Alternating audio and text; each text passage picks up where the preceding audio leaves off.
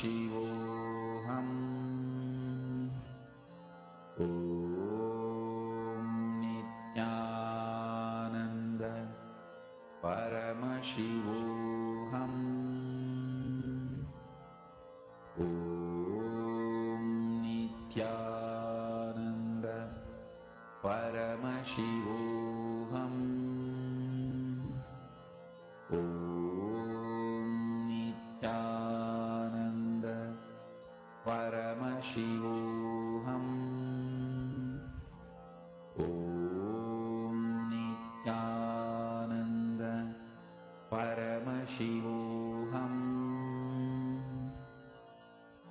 Om Nityananda Paramashivoham Om Nityananda Paramashivoham Om Nityananda Paramashivoham Om Nityananda Paramashivoham Om Nityananda Paramashivoham Om Nityananda Paramashivoham Om Nityananda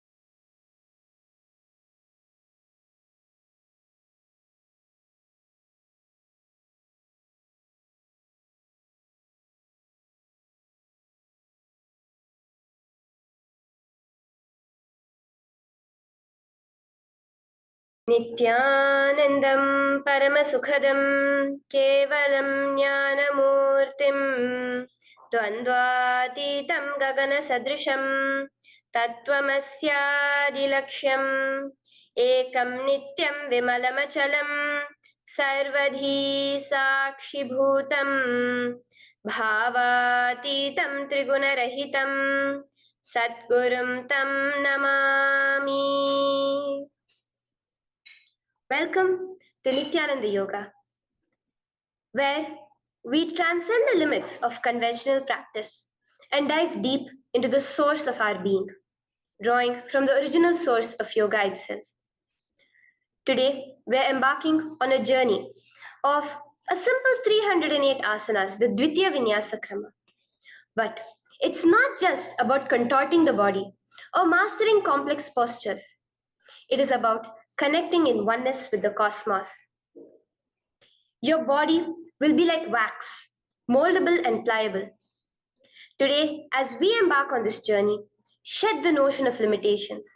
Forget the boundaries imposed by your bone and flesh. Instead, recognize yourself as the very source material of the cosmos, the consciousness from where we all come from.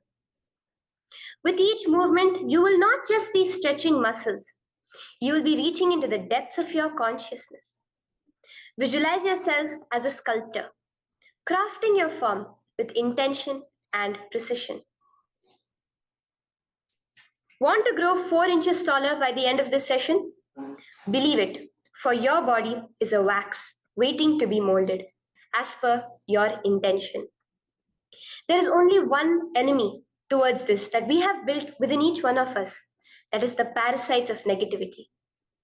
Every muscle you have built in the moment of anger, of anxiety, of pain, of incompletion becomes the boundary of your consciousness. Today, we embark on a journey to detoxify ourselves, make us experience our original nature as divine. So as we go through these 12 components, which is so unique to Nityananda Yoga, from the original source, the Vedas and Agamas, remember, you are not bound by limitations. You are the creator of your reality. Embrace your true nature.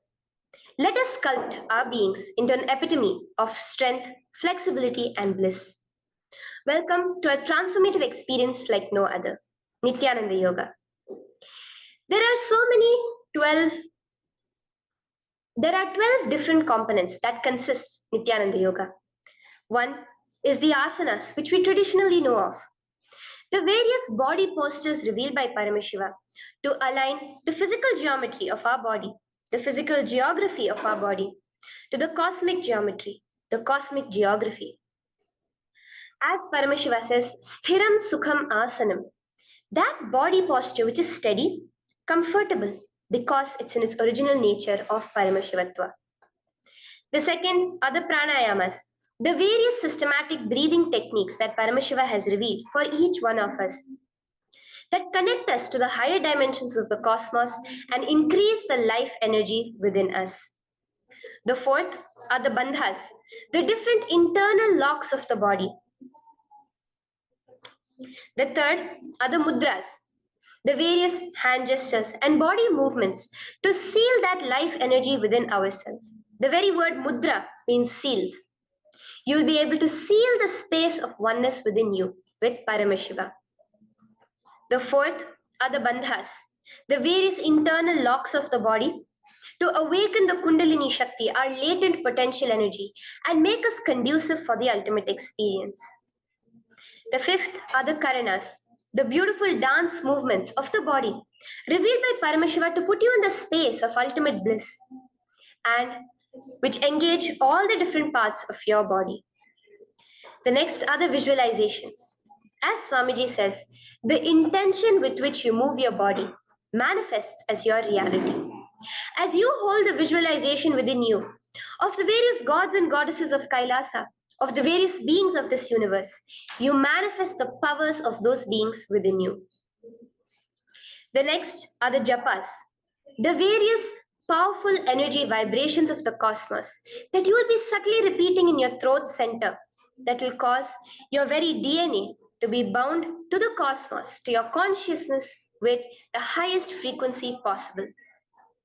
The next are the pramanas, the chanting of the sacred mantras, the original source scripture of Hinduism that reveal the science of Nityananda Yoga, of yoga, because as Swamiji says, yoga has a source and it is Hinduism. These original verses will manifest the vision Paramashiva had when he created yoga in each and every one of us. There are weights, which is an optional component, helps us to enhance our experience of Nityananda Yoga as revealed from the source scriptures of Hinduism. The next are the mandalas, the cosmic geometrical representation. The Shri Chakra, the Shri Yantra, which is the direct geometrical representation of the cosmos. When you keep that in front of you and gaze at it throughout your Nityananda Yoga, your body will fluidly just align itself to the cosmos.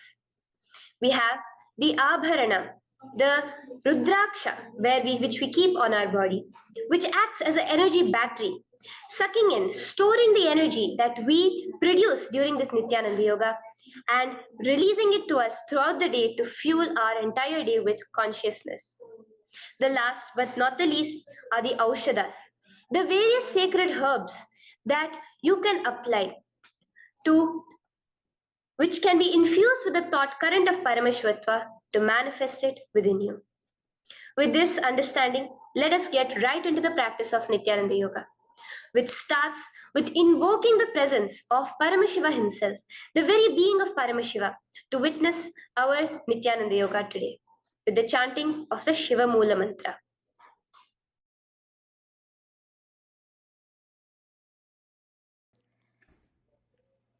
Let us now chant the Shiva Mula mantra 11 times internally. Om Ham Hom Shivaya Namaha.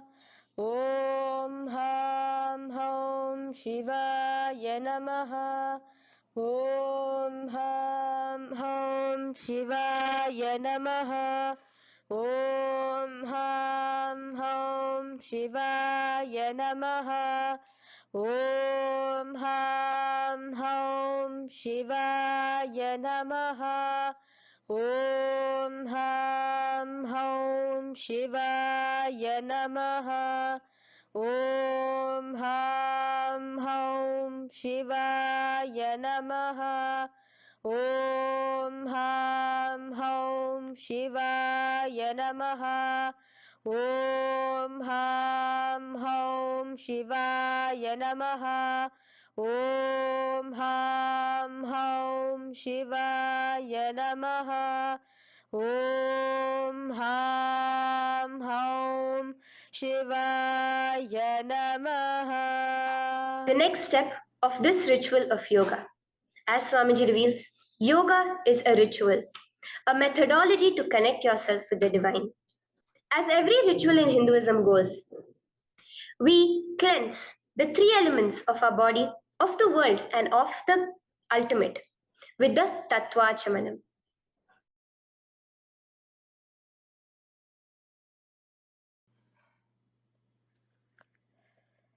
The next is the Tattvachamanam. So now I request all the participants to have the Panchapatram and the Uddharani, the traditional cup and the spoon filled with some fresh water. Now,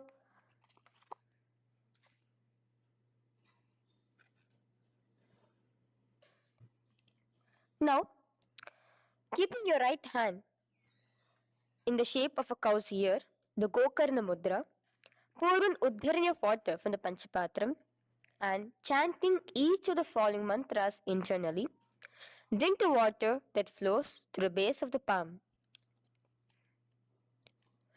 Om Atmatattvam Shodayami Svadha. Om Vidyatattvam Shodayami Svadha. Om Shivatattvam Shodayami Svadha. Wash your right hand with water from the Panchapatram. Now, chanting the following mantra internally, wipe the upper and lower lips twice using the base of the right hand thumb, moving the hand from right to the left of the lips. Om Ham Hridayaya Namaha. Wash your right hand with water from the Panchapatram. Now, with the tips of right hand index, middle and ring finger, touch above the upper lips and below the lower lips. Wash your right hand with water from the Panchapatram. Now, with the tips of right hand index finger and thumb joined together, touch your right nostril, left nostril. With the tips of right hand ring finger and thumb joined together, touch your right eye, right ear, left ear. Wash your right hand with water from the Panchapatram. Now, with the base of the right hand thumb and little finger, touch the navel, right chest, left chest. With the right hand, fingertips together, touch the top of the head, right shoulder, left shoulder, and your heart center. With that, we have the Sankalpa. The Sankalpa, the manifestation of our conscious intention. What is it today each one of us want to manifest through Nityananda Yoga? Hold that in your inner space. Through this conscious intention, which directly happens with the blessings, with the grace of the Supreme Pontiff of Hinduism, Bhagavan Sri Nityananda Paramashivoham, you will just see your intention manifesting as reality.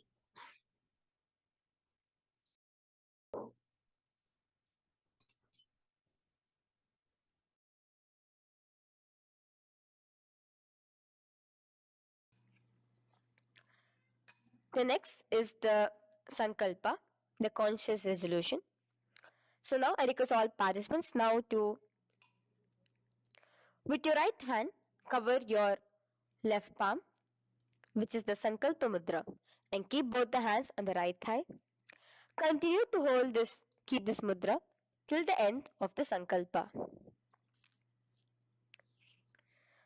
Om Mamopata Samasta Duritakshayaddvara Bhagavat Shri Nityananda Paramashiva Prityartham Shri Nityanandeshwari Paramashiva Shakti Sameta Shri Nityanandeshwara Paramashiva Prityartham Cha शुभे शोभने मुहूर्ते अद्य ब्रह्मणः द्वितीय परार्धे श्री श्वेतवराह कल्पे वैवस्वतमन्वन्तरे अष्टाविंशतितमे नित्ययुगे प्रथमे पादे जम्बूद्वीपे भारतवर्षे भरतखण्डे मेरोः दक्षिणे पार्श्वे शखाब्दे अस्मिन् वर्तमाने व्यवहारिके प्रभवादीनां षष्ट्याः संवत्सराणां मध्ये शुभनाम संवत्सरे शुभायने शुभऋतौ शुभमासे शुभपक्षे शुभतिथौ शुभवासरयुक्तायां शुभनक्षत्र शुभयोग शुभकरण एवं गुणविशेषण विशिष्टायाम् अस्यां शुभतिथौ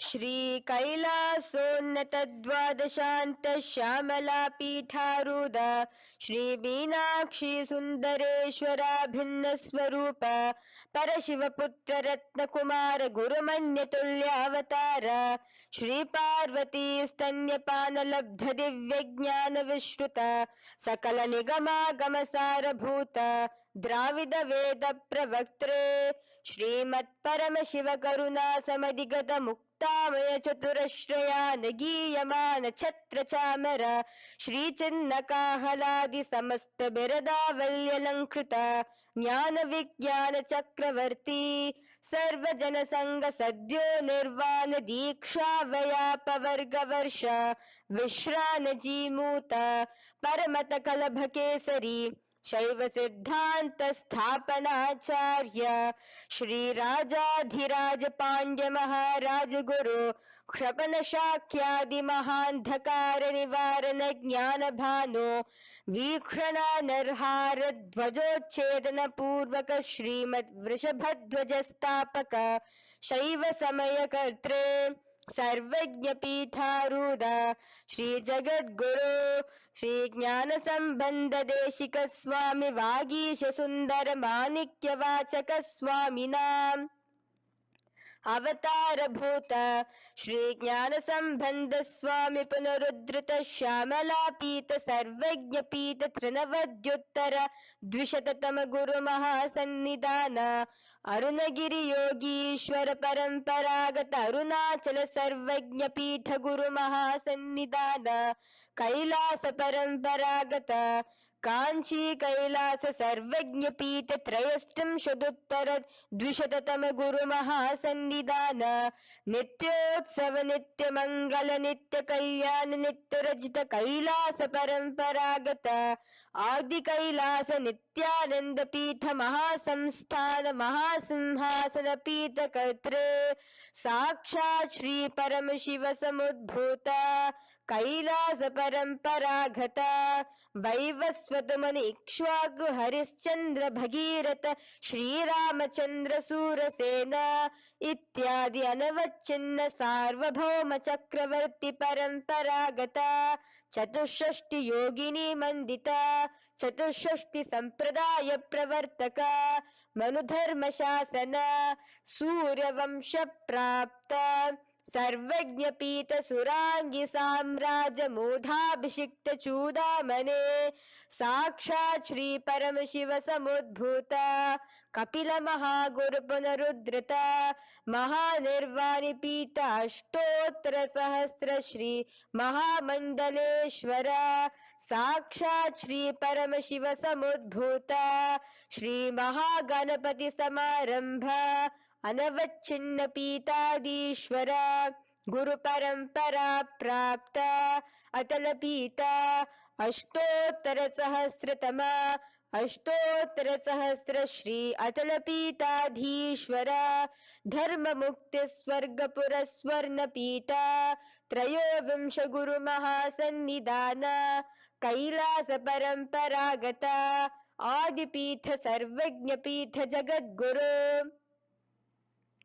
श्री कैलास पुनरुद्धारक श्री कैलास परमाचार्य श्रीमत् परमहंस परिव्राजकाचार्य वर्य सच्चिदानंद प्रणव स्वरूप श्रोत्रिय ब्रह्मनिष्ठ श्रीमद् जगद्गुरु श्रील श्री भगवत श्री नित्यानंद परम शिव श्री ज्ञान संबंध देशिक परमाचार्य स्वामिनां प्रीत्यर्थम तेषां पादारविन्दयोः भक्ति सिद्ध्यर्थम गुरु कृपा कटाक्ष सिद्ध्यर्थम क्षेम स्थैर्य वीर विजय आयुरारोग्य ऐश्वर्यानां अभिवृद्ध्यर्थम धर्मार्थ काम मोक्ष चतुर्विध फल पुरुषार्थ सिद्ध्यर्थम समस्त दुरितोपशांत्यर्थम समस्त मंगलावाप्यर्थम भगवत श्री नित्यानंद परम Shiv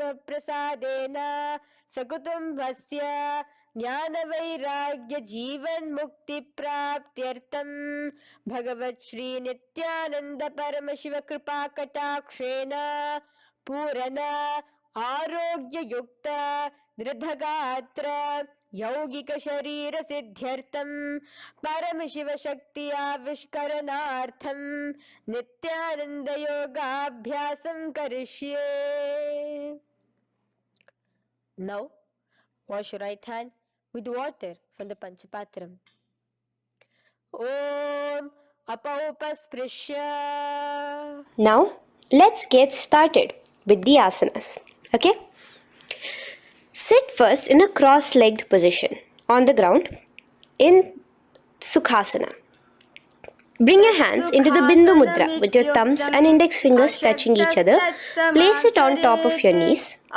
Here we have the Kumbhaka, the pranayama of Samana Kumbhaka. As you inhale and exhale, visualize flames licking up your spine. Do the bandhas, the locks, the Mahamudra Bandha, all three of the bandhas, where you are doing the Jalandhara Bandha, tucking in your chin to your chest, the Udyana Bandha, sucking in your stomach, and the Moola Bandha, clenching your perineum. For the first set of asanas, we have the japa Soham, which you'll be repeating in your throat center. As you do Sukhasana, visualize Lord Shiva in your inner space. The next asana is Parvatasana. Now, from the seated position, bring both your feet to the opposite thighs. Clasp your hands together in front of your heart center in the Anjali Mudra and raise it above your head. Keep your hands as straight as you can. Continue the Samana Kumbhaka and the japa of Soham. Remain with all the three bandhas, the chin to your chest in Jalandhara Bandha, the stomach tucked in Udyana Bandha, and the clenched perineum in Moola Bandha. Here, visualize yourself as Mount Kailash. The next asana is Hali Pavasana. Now slowly bring your feet together in front of your body as you stretch it out little further away. Now bring your hands behind your back and clasp the left hand by your right. Lean forward, placing your forehead on the ground as you continue to engage all the three bandhas. Here, gaze at your nose. Visualize Swamiji, the Supreme Pontiff of Hinduism, in your inner space. Now, in a similar position from Hali Pavasana, just release your hands Slightly get up and bring your hands in front of your body. Place them on the ground, cupping your hands, making a hollow in Nagi Pavasana. Visualize yourself as a snake gazing at your nose. Continue the japa, the pranayama, and all three bandhas engaged. Now, raise up. This is Kokilasana. Hold your big toes with your index and middle finger in the Prana Mudra. Stretch your legs straight out and upwards. Cross it into Padmasana. Bring it to your opposite thighs. Lean forward and down onto your elbows. Again, tuck your chin into your chest, suck in your stomach, and clench the perineum in the Mahamudra Bandha. Visualize yourself as a bird in Kokilasana. The next is Neti Asana. Now, raise up again. Bring one ankle to the top of the opposite knee. Hold the elbows with your hands. Hold the respective elbows with the opposite hands. Again, engage all the three bandhas and rotate your arms in a circular motion. Keep the spine completely straight and gaze towards your nose. Visualize Swamiji, the Supreme Pontiff of Hinduism, in your inner space. Next is Gajasana. Press your hands onto the ground. You can bring your feet a little back as you raise yourself up, your hips up high. Lower your head and then chest, scooping your body forward again and again. Here, engage the Udyana Bandha, where you suck in your stomach along with the Mula Bandha, clenching the perineum. Visualize yourself as an elephant. Gajasana. Now stop the movement slowly. In another dynamic asana, which is Rikshasana, you will start alternatively pressing the heel of one foot onto the ground while lifting the other heel up. Repeat this again and again. The next is Vaishyasana. Now slowly come to a standing position. Stand tall on the tips of just your big toes. Keep your head neck straight line. And bring the middle, index and ring fingers to your heart in the Hridaya Mudra. Continue engaging the Udyana Bandha. Visualize Swamiji in your inner space. Here we have a very interesting movement, which is the Karanas, the dance movements. So the first Karana is Urdhva Janu Karana, which literally means the raised knee. So now stand in the Aramandi position, which is your heels touching together, the toes facing outwards, almost at a 45-degree angle. Bend your knees low and keep both your hands at your chest, elbows parallel to the ground. Twist one knee towards the center of your body. Raise it up, back across the body back to the original position. Simultaneously with the leg movement, follow it with your respective hand, up and across the body. Repeat this alternatively on both sides. Now, in Balalingasana, come back to a standing position straight and interlace your fingers from outside in. This is the Sarvavashankari Mudra. Hold on to your knee, pulling it up towards your chest. Pull it tight. Continue to keep your spine straight. Engage all the three bandhas, the Jalandhara Bandha, the Udyana Bandha and the Mula Bandha. As you are holding your knee, visualize yourself holding, caressing a baby. Balalingasana. The next asana is Pada Pidanasana. Now the same foot which is raised, clasp it with your hands and pull it behind towards your body, holding it with both your hands. Again, engage all the three bandhas, standing tall. Visualize Swamiji, the Supreme Pontiff of Hinduism, in your inner space.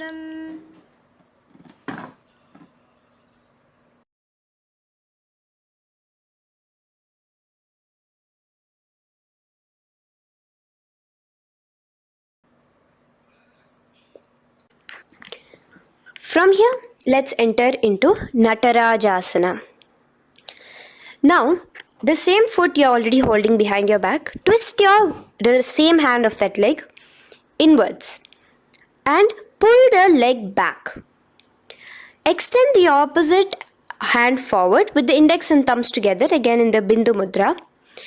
Now, pull the foot back and up while leaning forward in Natarajasana. Hold your balance here. Here you will be engaging only the Mula Bandha, visualizing yourself as Lord Nataraja, the Lord of Dance.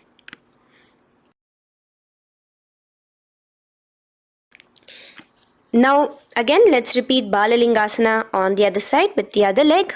Pull it up towards your chest with the hands in the Sarva Vashankari Mudra. Engage all the 3 bandhas as you visualize yourself holding and caressing a baby. Now pull your foot back into Padapidanasana on the other side. Remain with all the 3 bandhas engaged. Visualize Swamiji in your inner space. And lean forward. Now hands stretched in the Bindu Mudra into Natarajasana. Balance there as you visualize yourself as Lord Nataraja. Now come back to a standing position. Release your leg. Gain your balance as we enter into the Ardharechita Karana. Now again bring yourself to the Aramandi position. Heels together, toes pointed outwards and knees bent. Now from this position, bring your right foot onto the tips of the toes behind the left heel. The heel should be up. Bring your left hand towards your chest, parallel to the ground again, and extend the right arm out and wide like a pendulum. Bring it back towards your chest. Now while your arm is swinging, remember to move your fingers one by one inwards towards the palm and then outwards. Now place the right hand over the nose. Uncross your ankles. Let's do this on the other side also. Cross the left ankle behind and stretch the left hand out like a pendulum.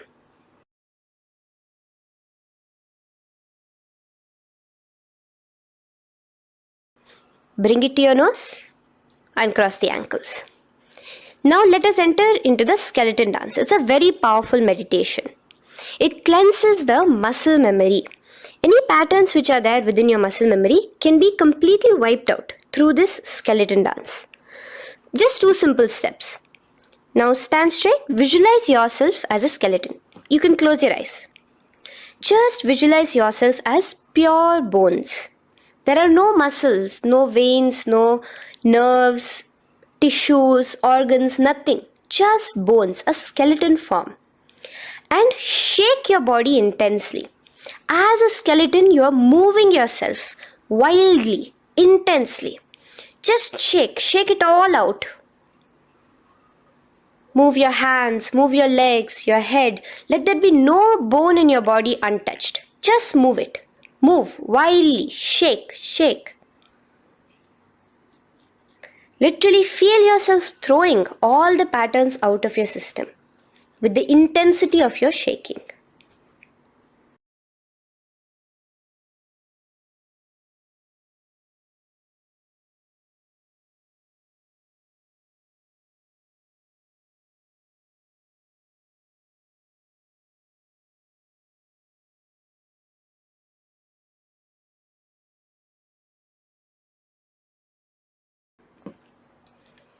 Now slowly calm down. Take a few steps, gain your breath back. That's a powerful meditation we did. Let us do the next Karana. Again, come back to a standing position. Do the Aramandi. Your toes outwards, knees bent with your feet together. Now here, raise your hands above your head. Keep your palms completely straight and cross the wrists with the palms facing forward and the back of the hands outward. Now from the crossed wrists, uncross the wrists, spreading your arms out wide while you turn your hip towards the side. Turn by the waist sideways. Bring your hands back over the head and turn on the other side. Repeat this on the other side. Do it again. Let's twist out. Come back to the middle and twist out again. This is the Kati China Karana. Now stand tall. Raise your hands above your head. Bring yourself to the top of the tip of your toes. Let your hands face each other parallel to the ears. You're tall. Pushing yourself, stretching yourself. Again, engage all the 3 bandhas. tucking in your chin to the chest, sucking in your stomach and clenching your perineum. Visualize yourself as a palm tree. We have the japa changing over here, where you will be repeating Shivoham in your throat center. Tadasana. Now, as we enter into Uttanasana, relax and lean forward, bringing your hands on by the ground next to your feet. Keep your palms flat on the ground. Try your best. Engage all the three bandhas. Remain with all the three bandhas engaged as you visualize Swamiji, the Supreme Pontiff of Hinduism himself, in your inner space. Now jump your feet back into Tarakshvasana, coming to a plank position. Keep your hands shoulder width apart. Be steady there. Chuck in your chin to your chest in the Jalandhara Bandha as well as engaging the Moola Bandha. Now rotate your head while in the Jalandhara Bandha from shoulder to shoulder, side to side. This is Tarakshvasana. Visualize Swamiji, the Supreme Pontiff of Hinduism, in your inner space. Yes. Now lay flat onto the ground in Bhujangasana. Lower your entire body down. Now point your toes backwards. Keep your hands by the side of your chest and push yourself off the ground. Remember to use the strength of your lower back to hold yourself up. Open your mouth wide. Inhale through the hollow of your throat and exhale through your nose. This is the Bhujangani Mudra. In Bhujangasana, you will visualize yourself as a cobra. Now come back into a plank position. So you can tuck in your toes and come back into a plank position. In Shashasana, alternate bringing one knee towards your chest, back and forth. So you'll bring one knee front, push it back and bring the other knee. Repeat this again and again. Do the Sahaja Kumbhaka. Simple breathing in, breathing out. Engage the Moola Bandha, clenching your perineum. Visualize Swamiji, the Supreme Pontiff of Hinduism. Okay. Now place your legs back into the plank position as we enter into Rathasana. Again, bring one foot between your hands and alternate jumping one foot back and bringing the other foot forward simultaneously. Again and again. Continue the Sahaja Kumbhaka and the Moola Bandha engaged as you visualize yourself as a chariot, a Ratha, in Rathasana. Now, into Veerabhadrasana. Remain one leg in between your hands. So as you jump, one leg comes between your hands. Stop in that position. One leg stretched back. And raise yourself up into a standing position. So the front foot will be pointing forwards and bent at a 90-degree angle. The knee will be bent at a 90-degree angle. The other leg, which is extended back, the foot will be pointed sideways at a 45-degree angle. Now raise your palms, hands up, parallel beside your ears. Do the Uddiyana Bandha along with the Moola Bandha, pulling in your stomach in. Gaze towards your third eye as you visualize yourself as Lord Veerabhadra. Now relax down, switch your legs around and let us do Veerabhadrasana on the other side. Stretch your hands up, gaze towards your third eye, suck in your stomach in the Uddiyana Bandha and visualize yourself as Lord Veerabhadra. Okay, bring your feet together now. Let us move into Vrikshasana. Now stand tall, gain your balance here slowly. Bring one foot towards the inner thigh. Bring your palms together, raise them up above your head in the Anjali Mudra. Keep your elbows as straight as you can. Again, continue the Uddiyana Bandha, sucking in your stomach. Gaze forward, hold your balance, visualize yourself as a tree, the stability of a tree in Vrikshasana. Now, slowly bring your hands down. Now the foot which is in your inner thigh, bring it towards the opposite, to the root of the opposite thigh. Bring your hands in the Namaskar Mudra in front of your heart center together and visualize yourself here as Lord Garuda, just engaging the Moola Bandha alone here. This is Garudasana. Now let us repeat Vrikshasana on the other side. Slowly put your foot down. Bring the other foot to the inner thigh. Raise your hands above your head. Suck in your stomach in the Uddiyana Bandha and visualize yourself as a tree. Let's repeat Garudasana on the other side. Slowly bring the foot to the opposite thigh and lower your hands to be in front of your heart center. Release the Uddiyana Bandha, just engaging the Moola Bandha, clenching your perineum. Visualize yourself as Lord Garuda, the eagle vehicle of Lord Mahavishnu. Okay, bring both your feet to the ground now and spread them far apart from each other. Now keep one leg toes pointing forward and the other set of toes pointing sideways. Straighten your arms out parallel towards the ground. Bring your front arm down towards the front foot, beside your foot, while the other arm extends towards the sky. Visualize yourself as a triangle in Trikonasana. Now raise up and let's repeat Trikonasana on the other side.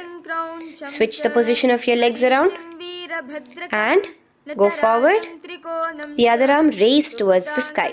Visualize yourself as a triangle. Now come back to a standing position.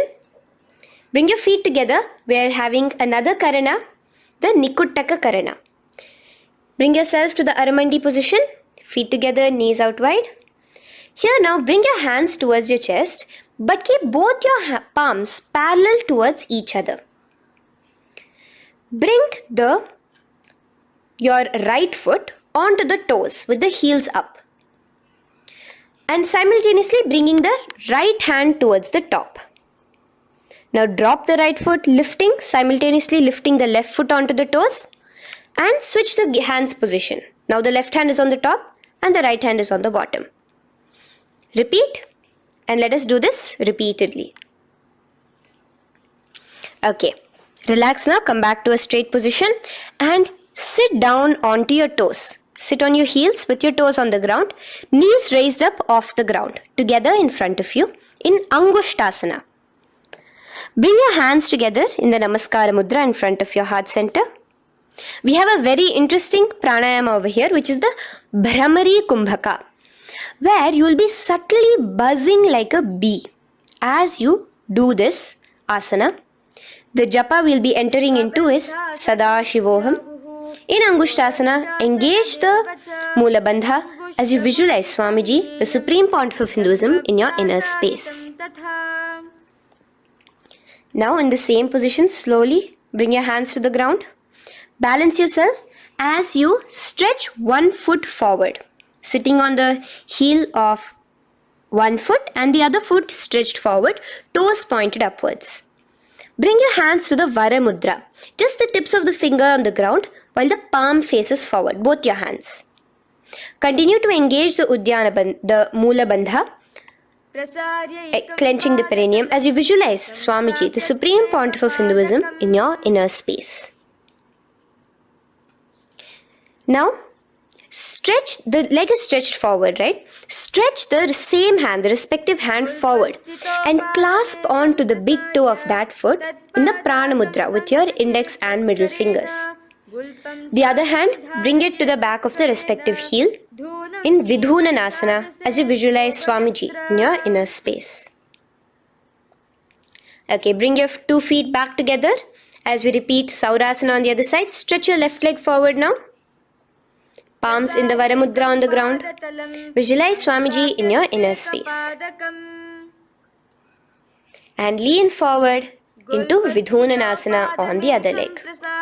Clasp your toes. Bring the other hand to the back heel. Continue to visualize Swamiji.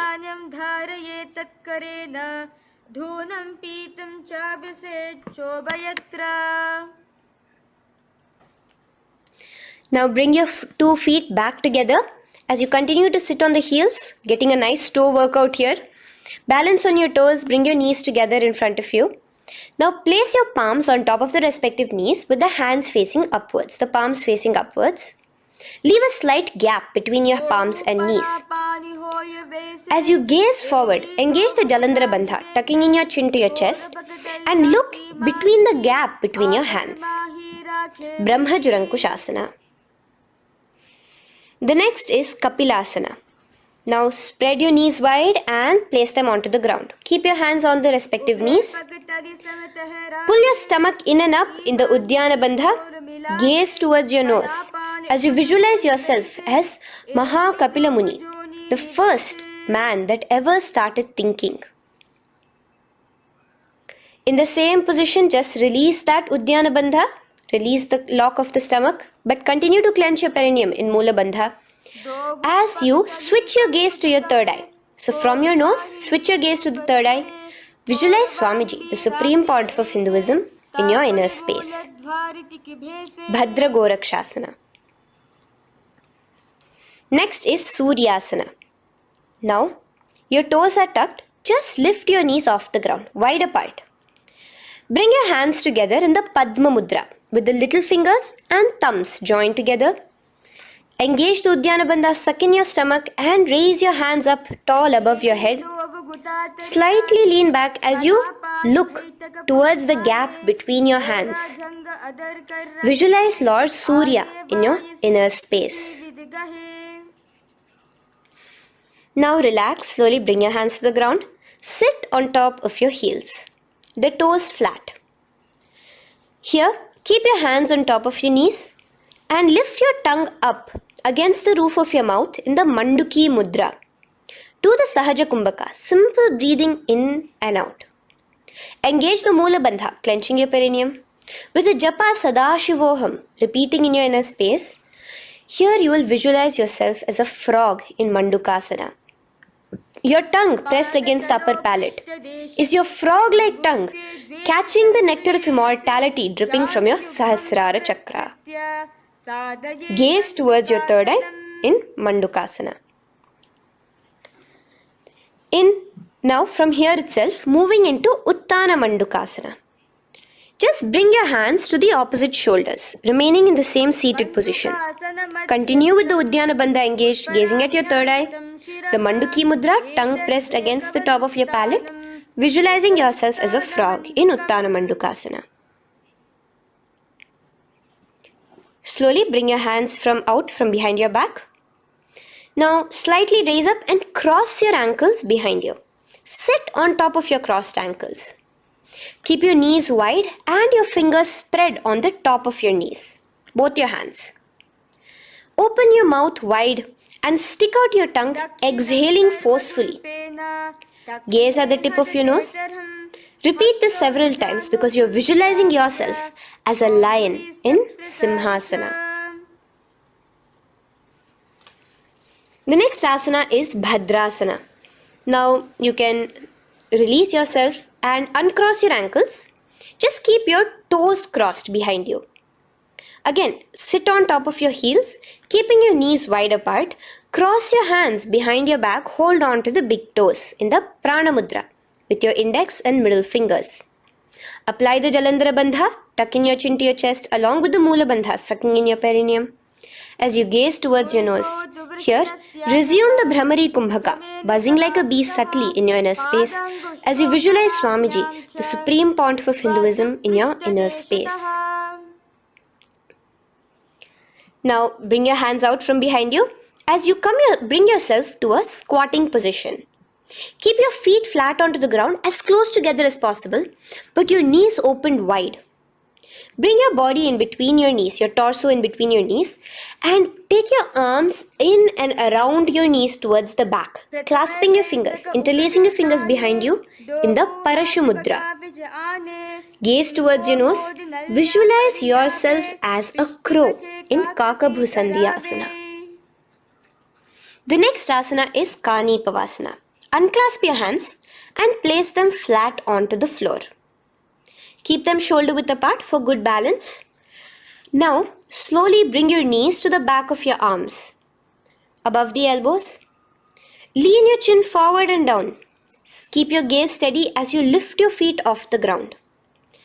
In Kani Pavasana, visualize Swamiji, the Supreme Pontiff of Hinduism, in your inner space. Now in the same position, slowly lower your head to the ground and stretch your legs up high, forming a tripod between your two hands and your head in Kapali Asana. Gaze at your nose, continue the Brahmari Kumbhaka, continue engaging the Mula Bandha and the Japa of Sadashivoham. Visualize Swamiji in your inner space. The next asana is Parshvamayurasana. Slowly bring your feet down. Yes, relax. And now squat on your toes with your knees together and twist your body. Place both the hands to one side of your knees. Now bring one of your elbows to the knee and the other of your elbows towards the hip. Lean onto your arms, balance, extending your legs out to the side. Gaze towards your third eye, visualizing yourself as a peacock. In Parshvamayurasana, as you do the pranayama, the Rechaka Kumbhaka, let your exhalations be prolonged and your inhalations be slightly shorter. Now relax, bring your feet to the ground and bring your body to the other side of your knees as you repeat Parshvamayurasana on the other side. Lean forward, stretch your legs, gaze at your third eye. Visualize yourself as a peacock. Now let's do Bhairaganathasana. Now come again to a plank position. Place your hands down, stretch your legs back and bring one foot around your shoulder to be placed in between both your palms. Gaze at your third eye. Just engage the Mula Bandha, clenching your perineum. Here, this is Bhairaganathasana. Visualize yourself as Lord Kala Bhairava. Slowly bring your foot out and bring the other foot in between your palms. Remaining in the plank position, continue to visualize yourself as Lord Kala Bhairava in Bhairaganathasana on the other side. The next asana is Unmukha Pithasana. Now from the same plank position, bring your forearms onto the ground. Be steady as you walk your feet closer towards yourself, forming like a slight mountain. In Unmukha Pithasana, gaze at your third eye. Continue the Rechaka Kumbhaka. Visualize Swamiji in your inner space. The next asana is Vashishthasana. Now, just raise yourself onto one of your hands. So, release your forearms off the ground and raise yourself onto your right arm. And keep your body completely parallel to the ground as you raise your left arm straight above your head. Visualize yourself as Rishi Vashishta as you do the Vashishthasana. Gaze towards the hand on the top. Now slowly bring that hand down. As you switch the hands, bringing your right hand up towards the sky. Balance there, completely straight on your toes. As you visualize yourself as Rishi Vashishta, the Guru of Bhagavan Sri Rama. Now, bring your feet forward into Anjani Asana. So here you will be sitting on your hips with your legs pointed forward and sit on top of your hands. So keep your palms facing upwards and sit on both your palms as you tuck your elbows into your body. Do the Rechaka Kumbhaka, continue the Rechaka Kumbhaka. Engage the Jalandhara Bandha, tucking in your chin to your chest, gaze at your nose, visualize yourself as Lord Hanuman in Anjani Asana. Now, slowly release your hands from under your body as you lean forward into Paschimottanasana. Clasp your respective toes with your index and middle finger. Lean forward and down, bring your elbows to the ground, your forehead towards your knees.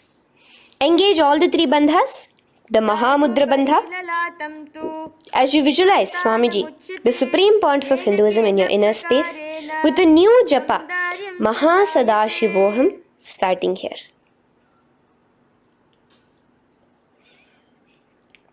The next is Ugrasana. Now, you can raise up and clasp your hands behind your neck in the Parashamudra. Interlace both your fingers. Lean forward and down, bringing your forehead to your knees and your elbows onto the ground. Again, engage all the three bandhas in the Mahamudra Bandha as you visualize Devi Kali in your inner space in Ugrasana. The next is Marichi Asana. So raise up and keep one leg pointed forward while you bring the other leg towards the groin, the knee pointed upwards. Place the foot flat on the ground. Now lean forward. Bring both your hands, wrap your arms around the raised knee, clasping your hands behind the back together. Bring your chest to the thigh with your head towards the knee. Here engage just the Moola Bandha, sucking in your perineum, as you visualize yourself as Rishi Marichi in Marichi Asana. The next asana is Mahamudrasana. Now slowly raise up and the raised knee, let it rest by your side with your leg towards the inner thigh of the opposite leg. Now again reach down, hold your foot, bring your elbows to the ground, your forehead to your knees. Engage all the three bandhas in the Mahamudra Bandha. Gaze at your nose, visualize Swamiji himself in your inner space. Raise up. Let's repeat Marichi Asana on the other side. Bring the other foot straight while the other foot comes into the groin. Knee up. Lean forward, clasping your hands behind your back. Visualize yourself as Sage Marichi. Now from here, raise up, engage all the three bandhas as you let your knee fall to the side. Lean forward, clasping the foot. Gaze at your nose. Visualize Swamiji in your inner space in Mahamudrasana on the other side. Now, bring yourself to a seated position. Sit and bring the soles of your feet together. Bend your knees and keep your heels as close towards you as possible. While try to touch your knees to the ground. Clasp your feet together with both your hands. Maintain a straight spine. Gaze towards your nose in Bhadrasana 2. Visualize Swamiji, the Supreme Pontiff of Hinduism, in your inner space. The next asana is Gwali Pavasana. Now, keeping your feet together, just bring your hands towards the respective knees. Just lightly place them there. Tuck your chin to your chest in the Jalandhara Bandha, continuing to engage the Moola Bandha, clenching your perineum. As you gaze at your nose, visualize Swamiji, the Supreme Pontiff of Hinduism, in your inner space. Now, push your soles slightly further away from you. The joined feet, push it further away from your body. And lean forward, keeping both your hands, the fingers inside of the feet. Hold the soles of your feet.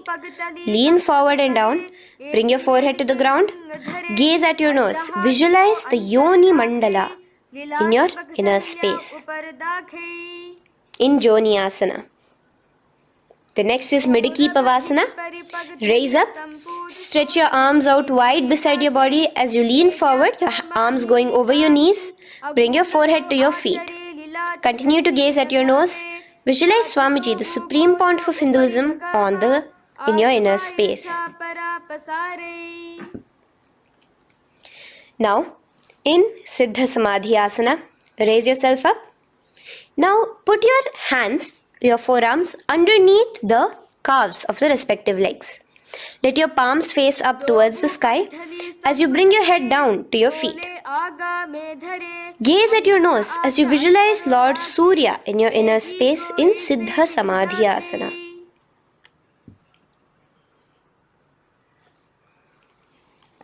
The next asana is Chiniki Pavasana. Raise up now. Bring both your feet together in front of you. Bring your feet back close to your body. Now place your hands underneath both the feet and pull your feet open like a book facing towards the sky. Both your feet. Press your elbows onto your thighs near the knees and gaze towards your nose, visualizing Swamiji in your inner space in Chiniki Pavasana. Giving yourself a nice stretch. Now release your feet and bring your hands to the respective knees. Gently push down on your knees, pushing it towards the ground. Suck in your stomach in the Uddiyana Bandha. Gaze at your third eye, visualizing Swamiji in your inner space. This is Charapata Chokasana. The next asana is Bhairavasana.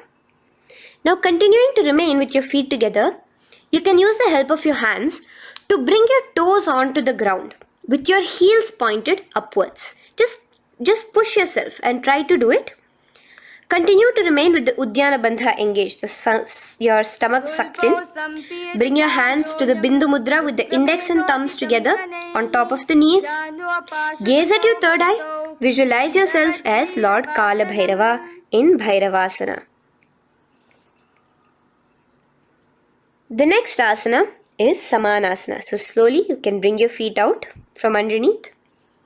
Take now one foot towards your chest, holding with both your hands as the other foot rests by the perineum. Pull the sole onto your chest.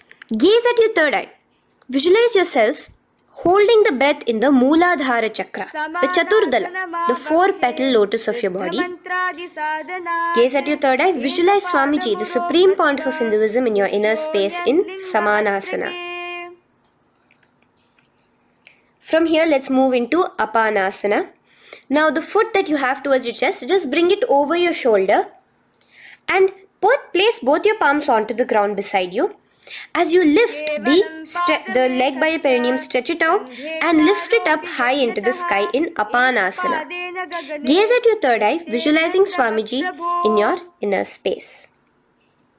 Let's repeat Samanasana on the other side. Bring your foot down. Clasp the other foot towards your chest. Gaze at your third eye, visualizing Swamiji in your inner space. And bring the foot onto your shoulder as we repeat Apanasana on the other side. Stretch your leg out straight in front of you, up high towards the sky, gazing at the third eye, visualizing Swamiji in your inner space. Okay, relax slowly. Let's move into Gomukhasana. Now, sitting in a seated position, cross one leg over the other, like over, and align the knees together at the center of your body and the feet by the opposite hips. Place both your hands on top of the stacked knees. Gaze at your nose.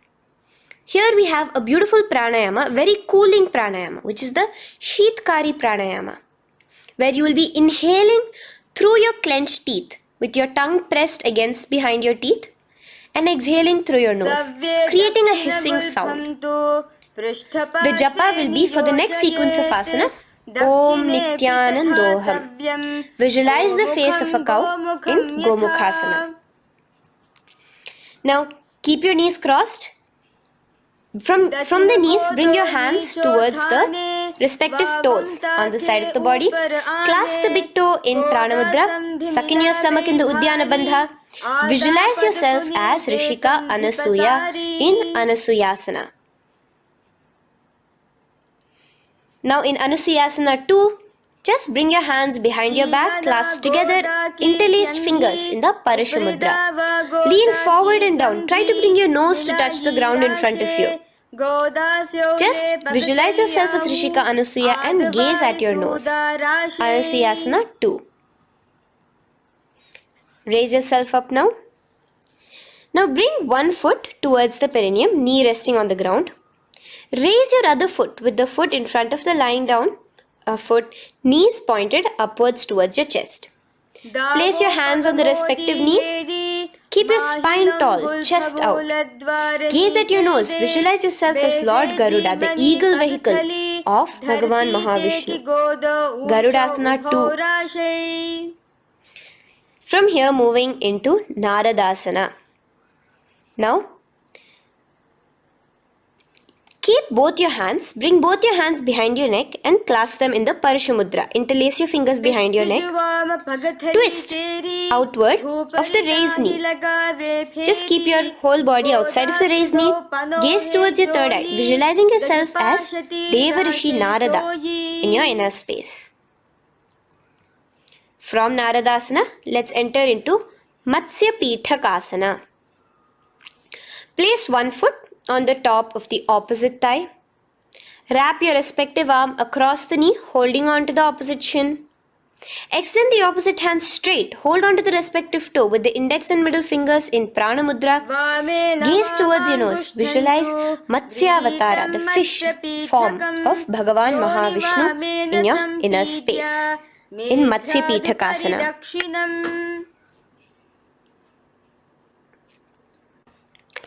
From there, let's repeat the Gomukhasana and the rest of the asanas on the other side too.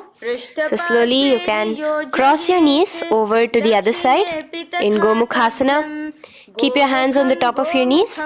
Gaze at your nose as you visualize the face of a cow in Gomukhasana. Continuing into Anusuyasana on the other side, bring your hands to your toes. Suck in your stomach in the Uddiyana Bandha. Gaze at your nose, visualize yourself as Rishika Anasuya. And lean forward, bringing your hands behind your back in Anusuyasana 2. Interlace your fingers in the Parashamudra. Continue to gaze at your nose, visualizing yourself as Rishika Anasuya. As you relax the Uddiyana Bandha, just clenching the Mula Bandha alone. Raise up, bring your feet together in front of you as we enter into Garudasana 2. Place your hands on the respective knees. Stay straight. Visualize yourself as Lord Garuda as you gaze towards your nose. And twist your body out of the raised knee, hands clasped in the Parashamudra behind your neck. Gaze at the third eye, visualizing yourself as Devarishi Narada. And bring the foot to the opposite thigh as we enter into Matsya Pithakasana on the other side. Clasp your toe in Prana Mudra. Gaze at your nose, visualizing Matsya Avatara, the fish avatar of Lord Vishnu in your inner space. Now let's enter into Matsyendrasana. Remaining in the same position with one foot on the opposite thigh, place the other foot on the ground on the far side of the other thigh. Twist. Bring your elbow outside the raised knee. Keep the raised arm by your neck. Turn backwards. Gaze towards your third eye, the other hand straight out. Visualize Matsyendranatha, the great Rishi and master of Hatha Yoga in your inner space. Just switch your hands around. Straighten the hand that was originally bent and bend the other hand towards your neck. As we enter into Kubhasana, visualize yourself as a camel. Continue to gaze at your third eye. Now, straighten out both your hands straight out in the same position. Continue to gaze at your third eye, visualizing Matsyendranatha, the master of Hatha Yoga in your inner space. Now slowly, take your foot off from the thigh. As we enter into Matsyendrasana on the other side, bring the other foot to the thigh. Place the other foot on the far side. Twist, bringing your elbows outside of the raised knee, hands on the head. The other hand stretched out back. Twist, gazing at your third eye. Visualize Matsyendranatha in your inner space. Switch the hands around as we enter into Kubhasana on the other side. Remember to visualize yourself as a camel. Now stretch both your hands out in Matsyendrasana 2 on the other side. Visualize Matsyendranatha in your inner space. Now, with one leg on the thigh, bring the other foot too to the opposite thigh in Padmasana. Place your palms on the respective knees. Engage all the three bandhas in the Mahamudra Bandha, tucking your chin to your chest, sucking in your stomach and clenching your perineum. We have a new pranayama here, which is the Shitali Kumbhaka, where you will continue to inhale through the teeth without creating the hissing sound and exhale through your nose. A new japa of Om Nityananda Mahasadashivoham starts here. Gaze at your nose in Padmasana, visualizing yourself as Bhagavan Paramashiva. Now, keeping your legs in the same position, just cross your hands over each other, clasping onto the toes with your index and middle fingers in the Prana Mudra. Gaze at your nose, visualize yourself as Devi Parvati, the consort of Lord Paramashiva in Padmasana 2. Now, uncross your hands. Take your hands and insert it into the gap between your thighs and your calves. Put both your hands within and pull it out on the other side. As you balance on your hands, lifting your whole body off the ground, visualize yourself as a rooster in Kukkutasana. Now relax. Take your hands out from inside your feet as we enter into Baddha Keki Asana. Place your hand onto the ground as you raise up on your knees. Place your palms on the ground, fingers pointing towards the legs. Now keep your elbows together, pressed against your navel. Slowly lean forward, balancing, and extend your knees off the ground, visualizing Swamiji in your inner space. In the same position, stretch your legs out behind you. In Mayurasana, visualize yourself as a peacock. Hold your balance. Relax now. Yes, relax flat onto the ground into Makarasana. Lay down completely flat. Keep your feet pointing outwards, far away from each other. Place your forehead on the mat. Interlace your fingers behind your neck in the Parashumudra. Just relax, visualizing yourself as a crocodile as we go back to the Sahaja Kumbhaka, the simple breathing in, breathing out. Just keep the Moola Bandha alone engaged.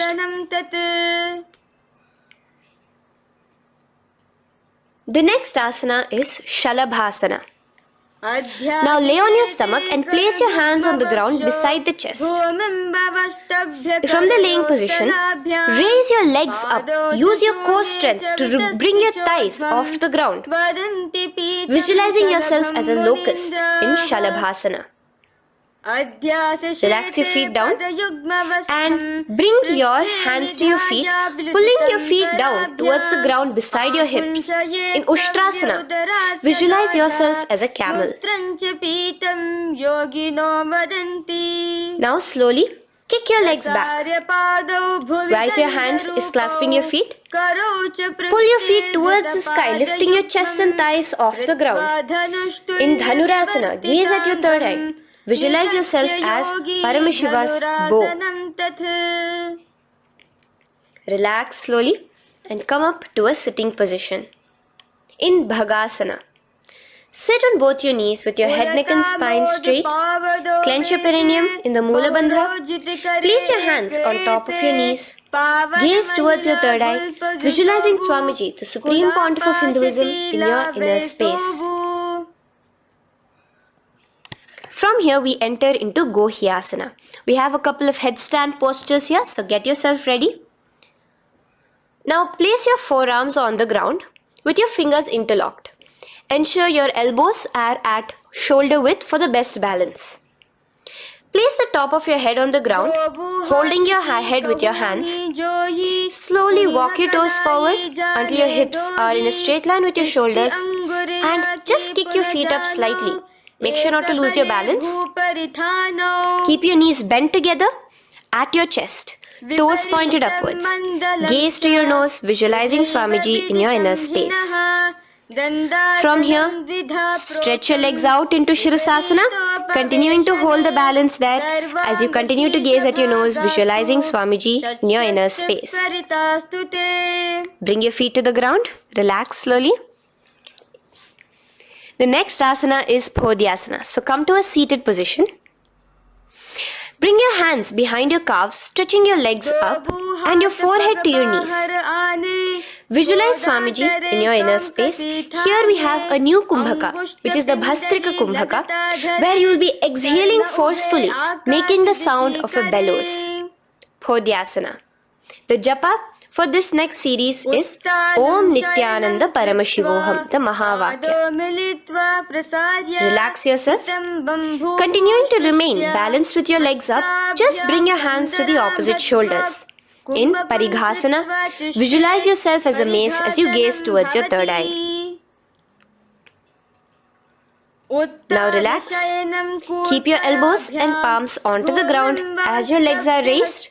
Visualize yourself as a boat in Naukasana. Continuing to gaze towards your third eye, remember to continue the Bhastrika Kumbhaka.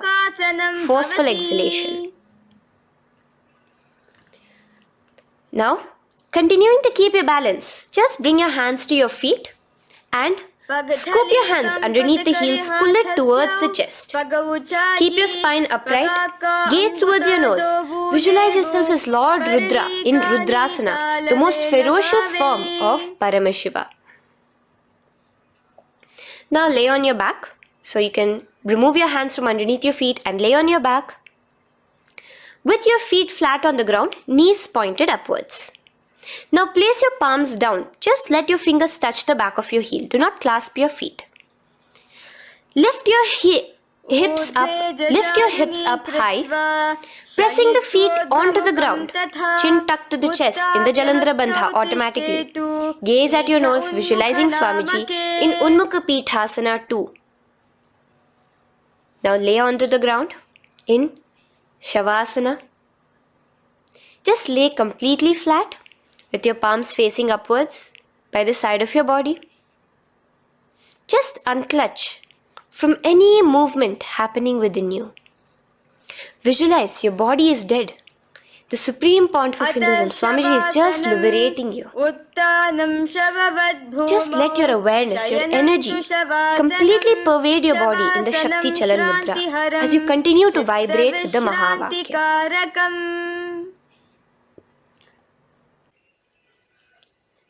Roll over to one side and come to a seated position. Feel the life entering your body back. In a seated position, let us get continued with the sequence. We have 200 asanas more to go, starting with Yatha Sanishtasana. In Yatha Sanishtasana, sit in any posture you are completely comfortable in, bringing your hands into the Bindu Mudra with the thumbs and index touching. Start off with the Samana Kumbhaka. As you're inhaling and exhaling, feel flames licking up your spine. Clench your perineum in the Moola Bandha with the japa Om Nityananda Paramashivoham for the remaining of the sequence. Visualize Swamiji in your inner space.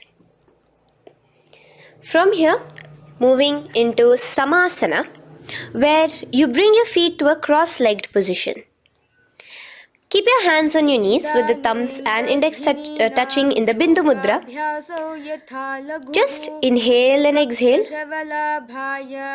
as you visualize Swamiji in your inner space. The next is Muktasana. Press your left foot against your genital region. Place the right foot on top of your left. Keep your hands facing downwards on top of your knees. Sit straight, gazing towards your nose. Visualize yourself as a sage liberated by Swamiji himself. Now, continue to remain in the same position as we go into Siddhasana, where your gaze will be switching from the nose to your third eye. Continuing to visualize Swamiji in your inner space, ensure the Moola Bandha, the perineum, is locked. In Siddhyasana now, continuing the same position. Engage all the three bandhas, sucking in your stomach, bringing your chin to your chest in the Mahamudra Bandha. Switch the gaze to the ground in front of you from your third eye. Visualize Swamiji in your inner space. Now, relax the Uddiyana Bandha and Jalandhara Bandha. Just keep the Moola Bandha, the perineum, alone clenched as we enter Rudrasana 2, where your legs will remain in the same position, just your hands alone from resting on your knees will turn around to the Bindu Mudra, the thumbs and index touching. Gaze towards the third eye, visualize yourself as Lord Rudra, the fierce dimension of Paramashiva. The next is Santadhunasana. Keep your hands in the Bindu Mudra, your legs crossed in the same position as you switch your gaze from your third eye to your nose, visualizing Swamiji, his tranquility, unshakable nature. Now, relax the Bindu Mudra, keep your legs in the same position, and bring your hands to your navel, cupping one palm over the other in the Samputa Mudra. It looks sort of like a lotus bud. Continue to visualize Swamiji in your inner space in Siddhasana 2. The next asana is Bandha Yoni Asana. Maintaining one heel over the other in the same position of the legs, bring your hands to your face in the Shanmukhi Mudra. So just listen carefully now. Bring your little fingers beneath the bottom lip of both hands. Your ring fingers above your upper lip. Your middle fingers closing your nose, your nostrils. Your index finger covering your eyes. And your thumbs pressed into your ears. This is Bandha Yoni Asana, visualizing Swamiji in your inner space.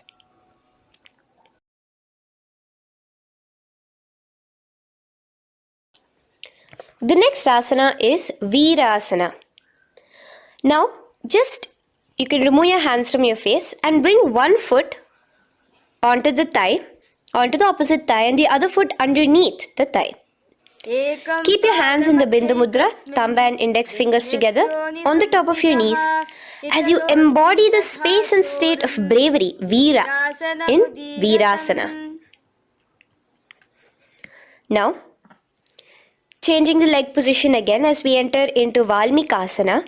Keep your left heel on the right side of the generative organ, toes under the thigh. Keep your right foot on top of the left leg, toes by the knee.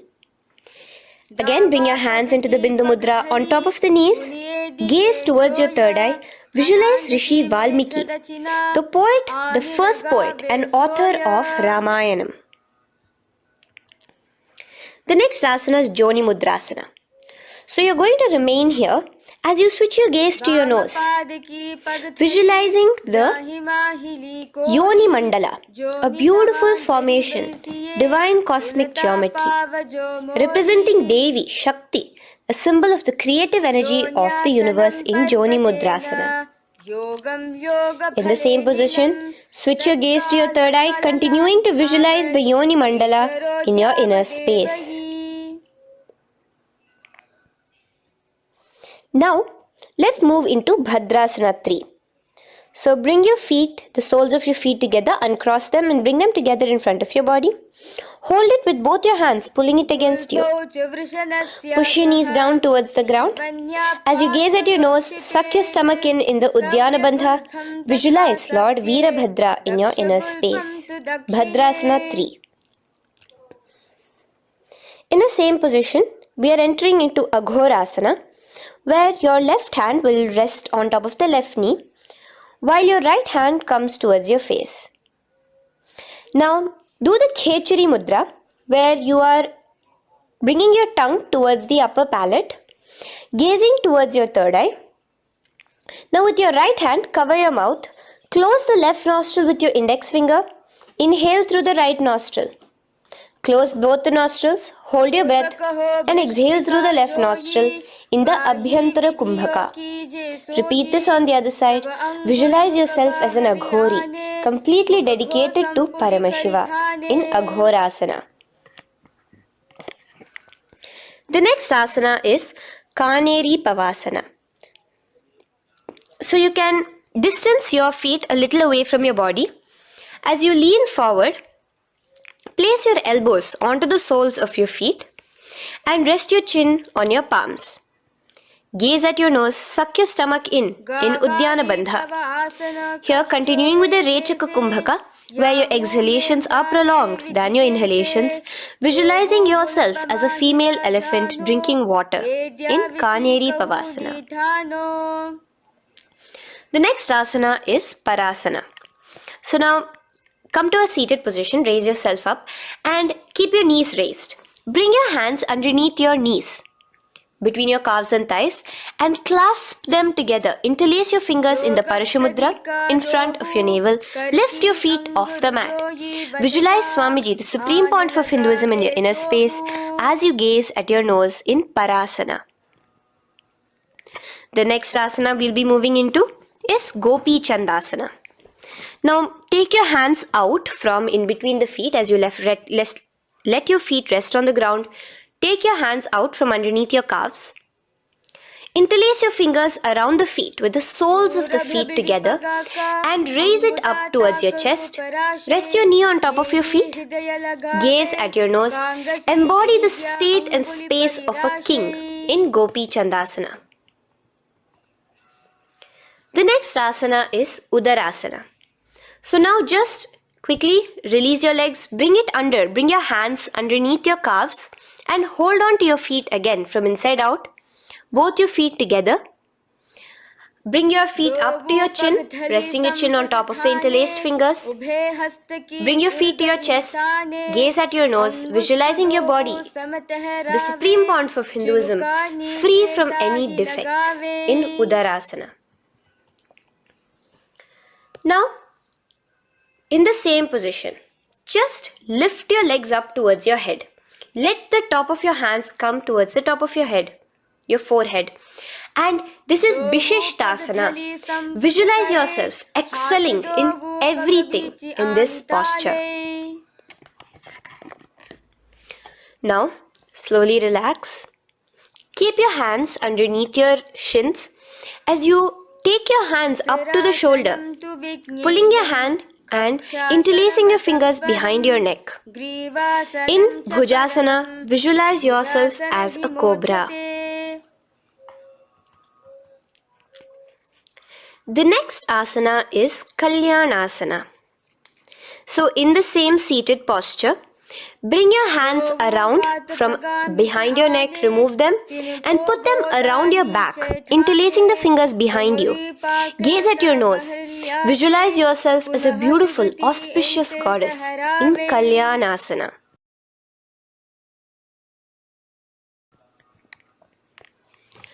The next posture is Sankatasana. So now, uncross your hands from behind you. Release yourself completely onto the ground. Place your left knee on the mat and the left foot flat.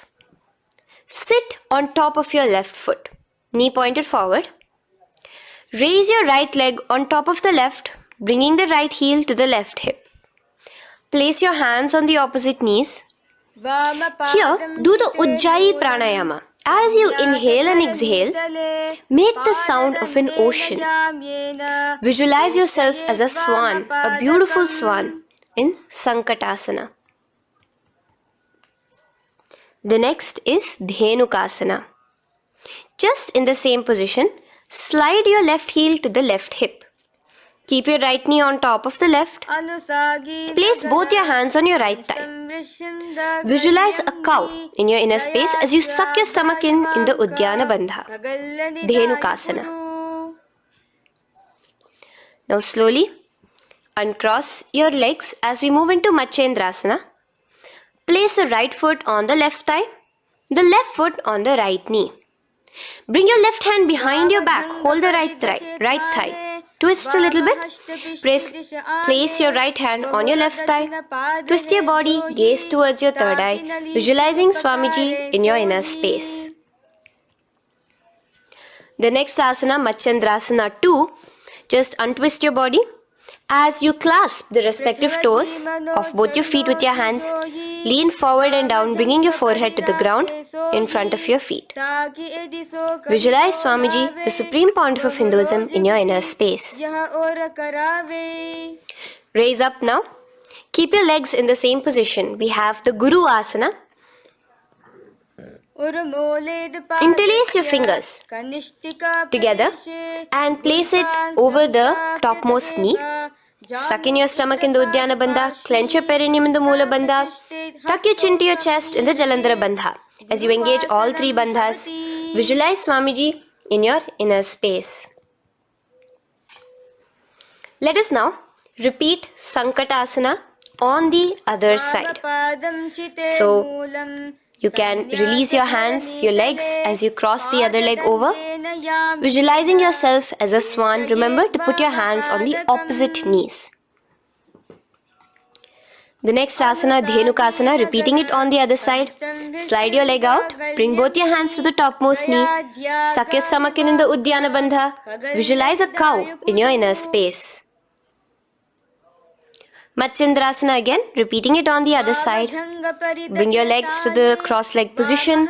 Twist your body around as you gaze at your third eye, visualizing Swamiji in your inner space.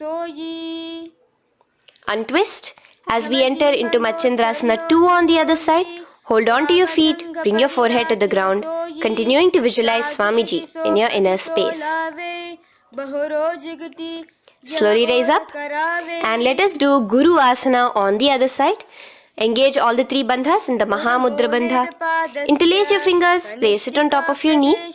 Continue to visualize Swamiji, the Supreme Pontiff of Hinduism, as we do Guru Asana.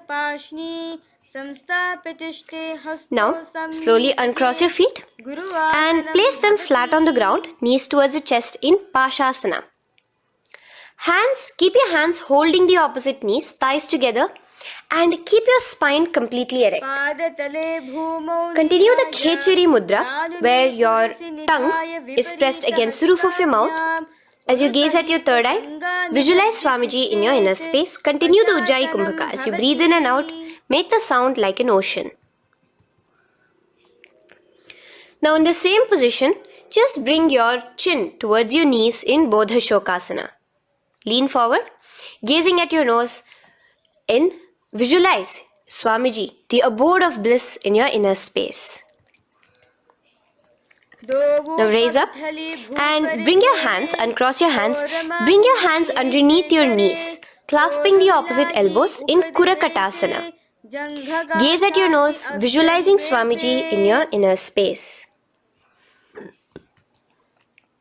Now, in the same position as Kurakatasana, just cross your ankles into Sumatiyasana. Toes pointed upwards.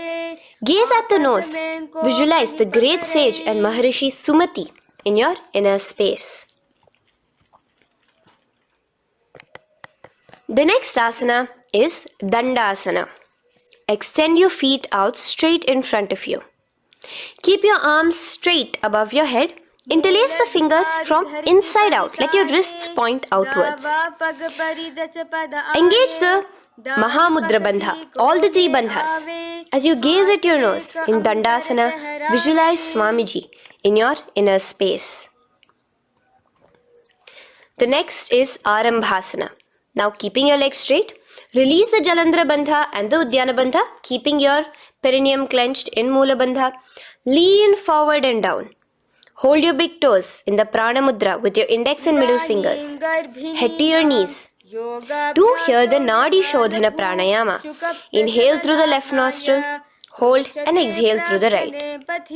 Visualize Swamiji in your inner space. The next is Bhidokasana. So slightly raise your body up and bring your hands underneath your knees, extending your knees slightly up. Keep your heels a bit apart from each other and clasp your feet. Bring your shoulders down, wrapping your hands around your legs. Gaze towards your third eye, visualizing Swamiji in your inner space. So from here, let's enter into Jalandhari Pavasana. So you can actually remain in the same position with your hands underneath your calves and just bring the soles of your feet together. You might want to bring your body closer. Place your head on top of your feet with the palms facing upwards on the ground. Gaze at your nose. Visualize Swamiji in your inner space. Now slowly bring your hands out from underneath and come to a seated position. Stretch your legs out as we enter into Urdhva Paschimottanasana. Here we have a new Kumbhaka, the Pratyahara Kumbhaka, where you will feel your breath coming from your Mooladhara Chakra up to the Brahmarandra above the Sahasrara. This is the Pratyahara Kumbhaka. In Urdhva Paschimottanasana, extend your legs out, lift one foot behind your neck and lean forward and down towards your foot, visualizing Swamiji in your inner space. Now, slowly, keeping your leg behind your neck, lay onto your back as we enter into Anantasana. Hold the foot from the top with the opposite hand. Visualize yourself as infinite, endless, eternal. Gaze at your nose in Anantasana.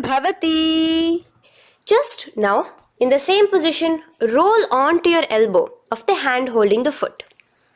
Gaze at your nose, feeling in complete control like Swamiji in Ankushasana.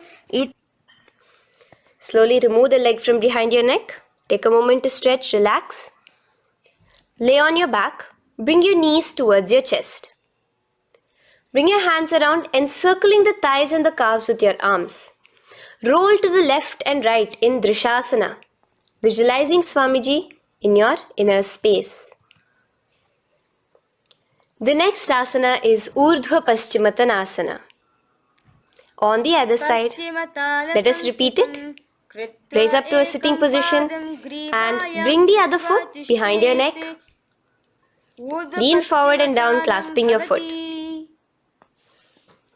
Repeating Anantasana on the other side, lay on your back, bring the opposite hand to the foot, gaze at your nose, and continuing to gaze at your nose, roll onto the elbow as we repeat Ankushasana on the other side.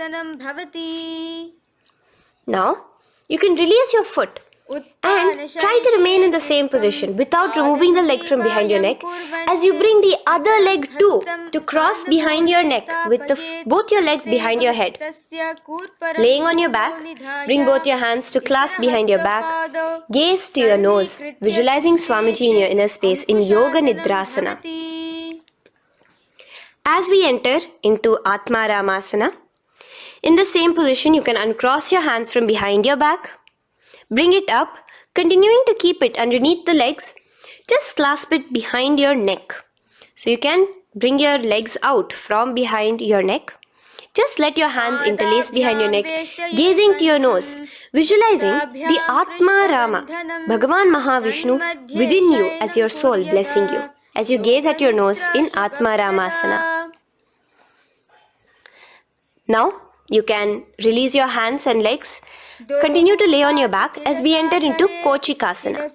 Bring your knees to your chest with the soles facing upwards. Extend your arms sideways as you gaze towards your third eye, visualizing Swamiji in your inner space. Now, from Kochikasana, keep your arms reached out to the sides at shoulder level. As we enter into Jatara Parivritti 1, keep one knee bent, twist it and bring it to the ground on the opposite side with the other leg extended straight. In Jatara Parivritti 2, keep both the knees bent to one side. And in Jatara Parivritti 3, keep both the legs straight to one side. Throughout this, keep your head looking in the opposite direction. And let us repeat this on the other side. You can bring your knees back to your chest. Let your legs out, go to the other side and do Jatara Parivritti 1, 2 and 3. The next asana is Dvipada Pitham. So now from Jatara Parivritti you can bring your feet down, lay on your back with your knees pointed upwards, feet flat on the ground. Extend your hands holding your ankles. And lift your hips up. Engage the Jalandhara Bandha automatically as you raise your hips up.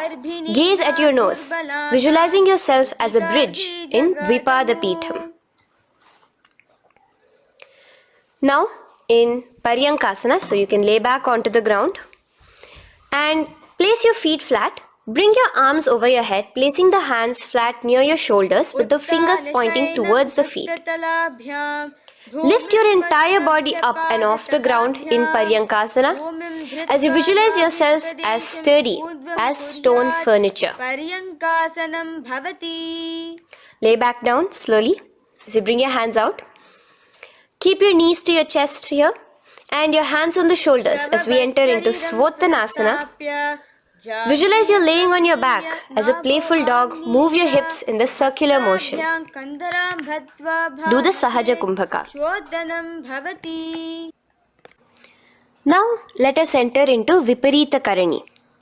First, bringing your arms out from behind your shoulders. Let your arms be extended by the side of your body.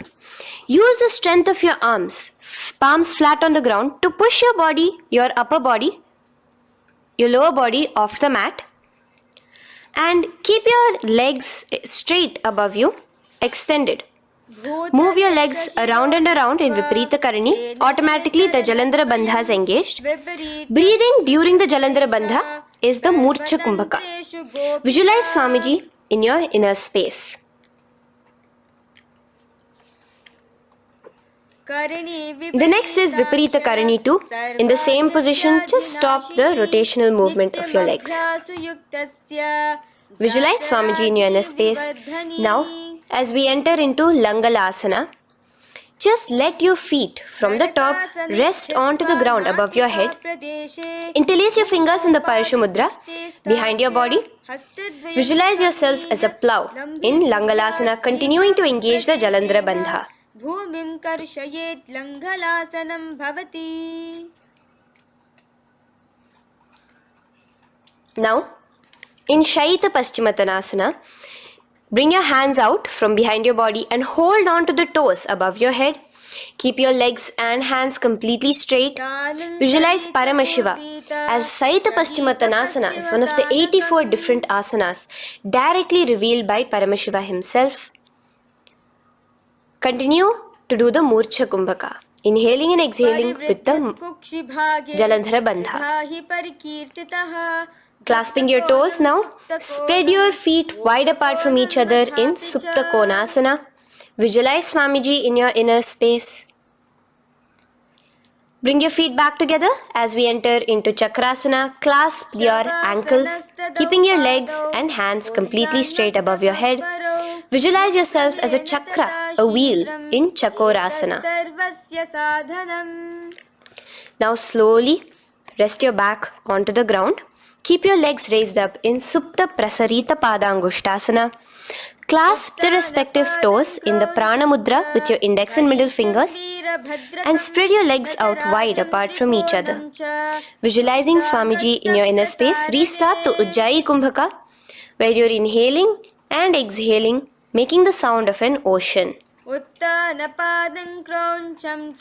Bring your feet together in Supta Padangushtasana in the same position, continuing to visualize Swamiji in your inner space.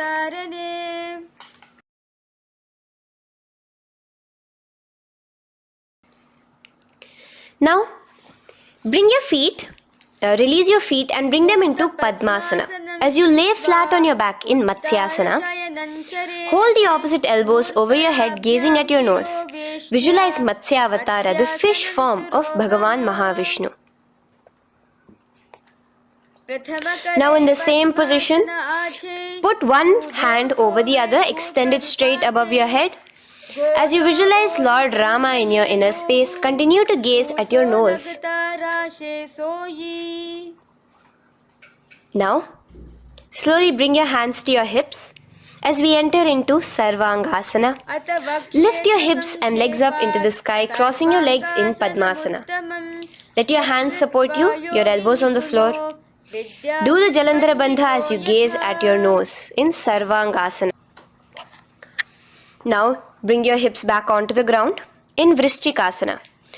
So, in the Padmasana, just remove one foot alone. Keep one foot on the opposite knee as you pull the knee towards your face. Let your hands stretch out above your head, hooking forward as you raise your upper back off the ground, visualizing yourself as a scorpion in Vrishchikasana, gazing at your third eye. Do the Jalandhara Bandha, tucking in your chin to the chest. Now just switch your legs around as we repeat Vrishchikasana on the other side. Continuing to visualize yourself as a scorpion, gaze at your third eye. The next asana is Vrishapada Kshepasana. So come now to a complete flat position on your mat. Come down to a complete lying down position and interlace your fingers around your neck. Now raise both your feet off the ground. Extend one leg straight and the other knee to the chest in a bicycle motion. Alternate between extending and raising the knee again and again, bringing your opposite elbows to the respective knees. Visualize Swamiji in your inner space. Breathe in and out in the Sahaja. From Vrishapada Kshepasana, now lay flat onto the ground with your hands by your side as we enter into Marottanasana, where you will be lifting your legs one by one, touching the ears with your knees. Visualize Swamiji in your inner space. The next asana is Vrikasana. Now what you'll be doing is laying on your back. Bring the soles of your feet flat onto the ground. Stand up completely and lay back down. Visualize yourself as a wolf in Vrikasana.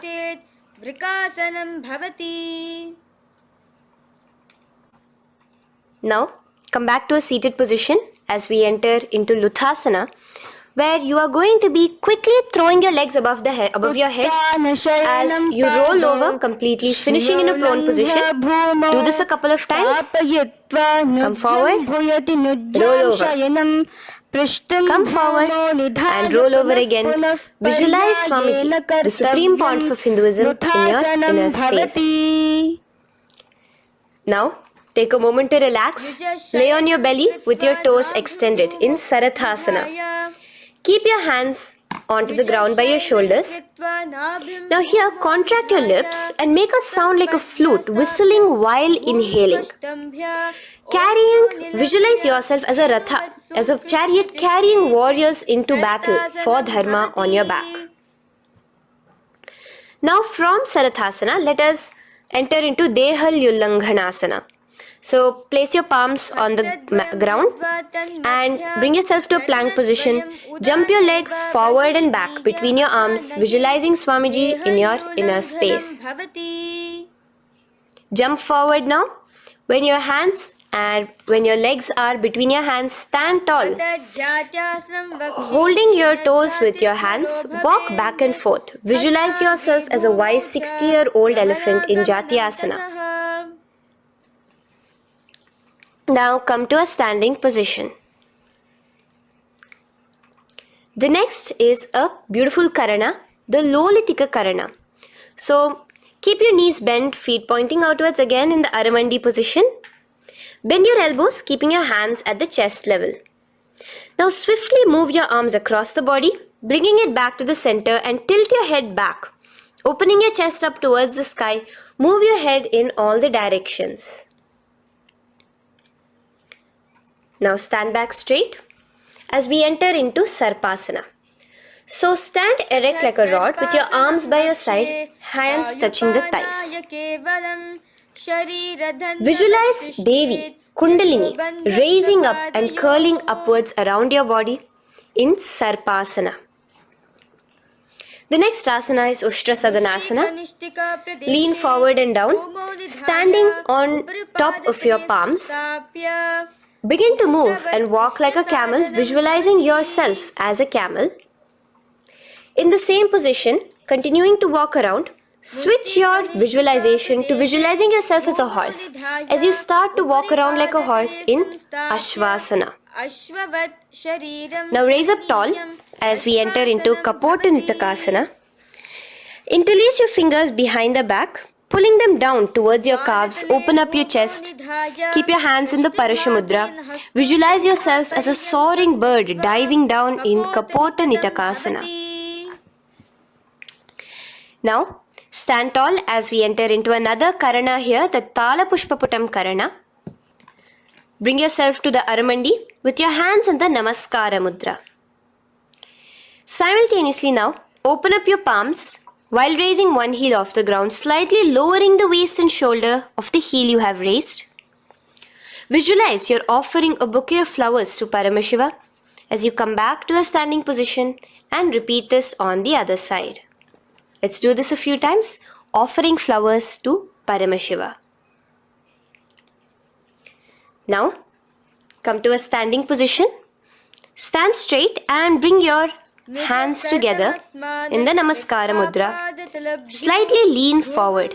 Visualize yourself as a rhinoceros. Your hand is the horn as you gaze at your nose in Khadgasana. The next asana is Uttanottanam. So come to a standing position and sit down all the way as low as you can to the ground and stand up. Do this again. Sit down, stand up, and again. Sit down, stand up.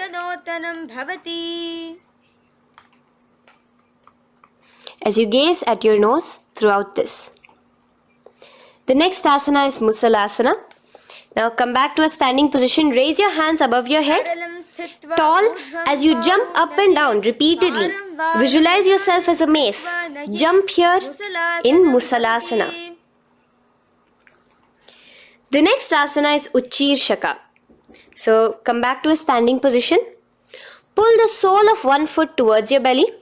Now with the other leg, sit down and stand up. Release the leg. Pick the other leg up, pull it towards your belly. Sit down and stand up in Uchirshaka as you visualize Swamiji in your inner space, gazing at your nose. The next is a Karana, which we will be entering into. The Pashvajanu Karana. So again, bringing yourself to the Aramandi position. Bend and lift one knee towards your chest, pointing the toes downwards. Keep your arm around the knee, holding it with the hand in a fist. Let the other hand hang down on the thigh, wrist twisted, fingers pointing inwards. This is the Parshvajanukarana. Now slowly release as we enter into Tandavasana. Stretch one leg out straight in front of you as you alternate between sitting and standing. Visualize yourself fiercely dancing as Paramashiva.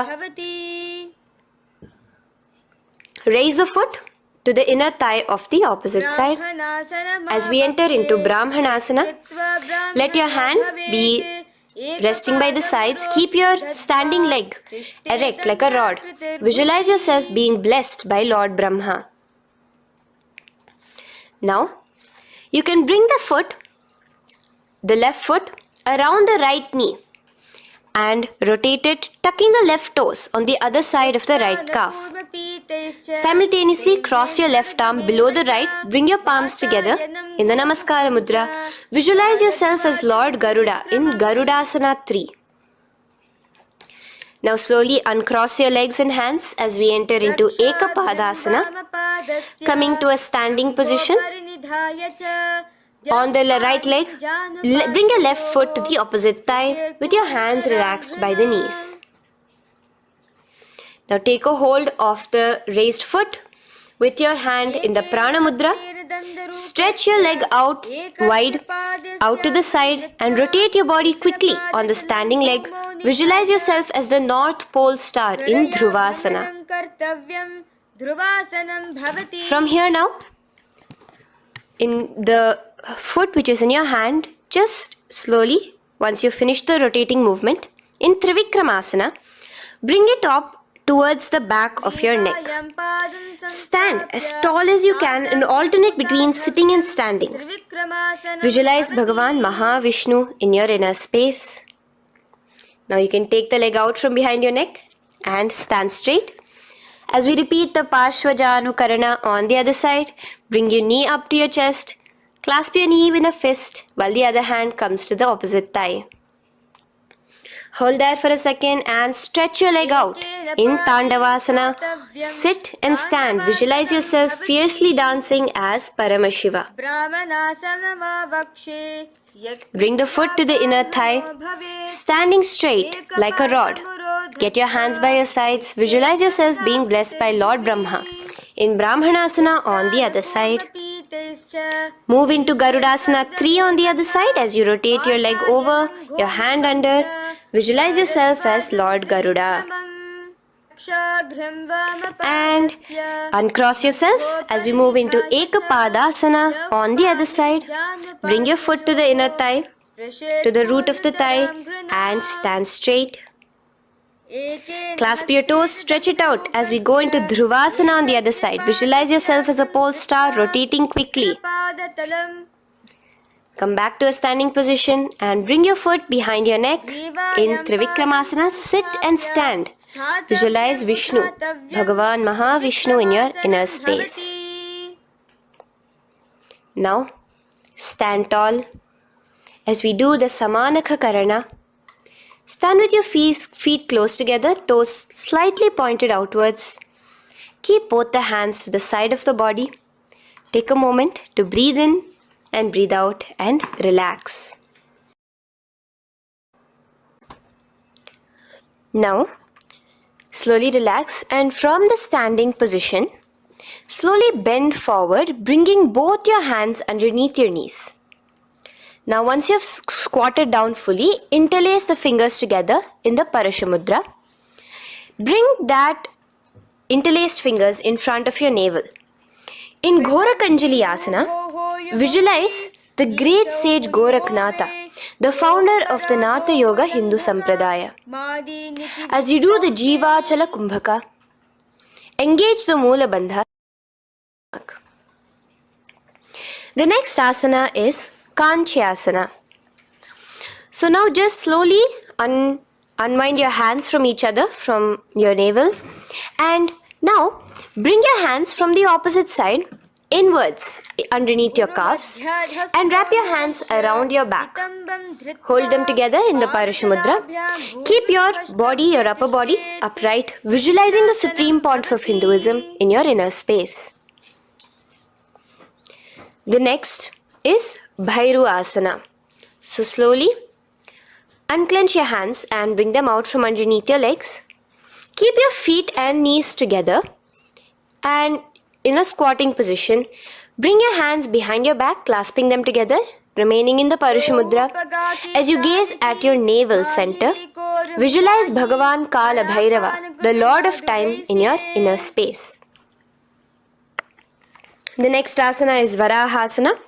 Now to gain your balance, you can lightly spread your legs apart and bring your hands to the back of your behind you in the Anjali Mudra, palms together. Visualize a boar, one of the 10 incarnations, the Varaha Avatara of Mahavishnu, gazing at your nose. Now slowly relax, bring your hands out from behind you as we move into Pripithasana.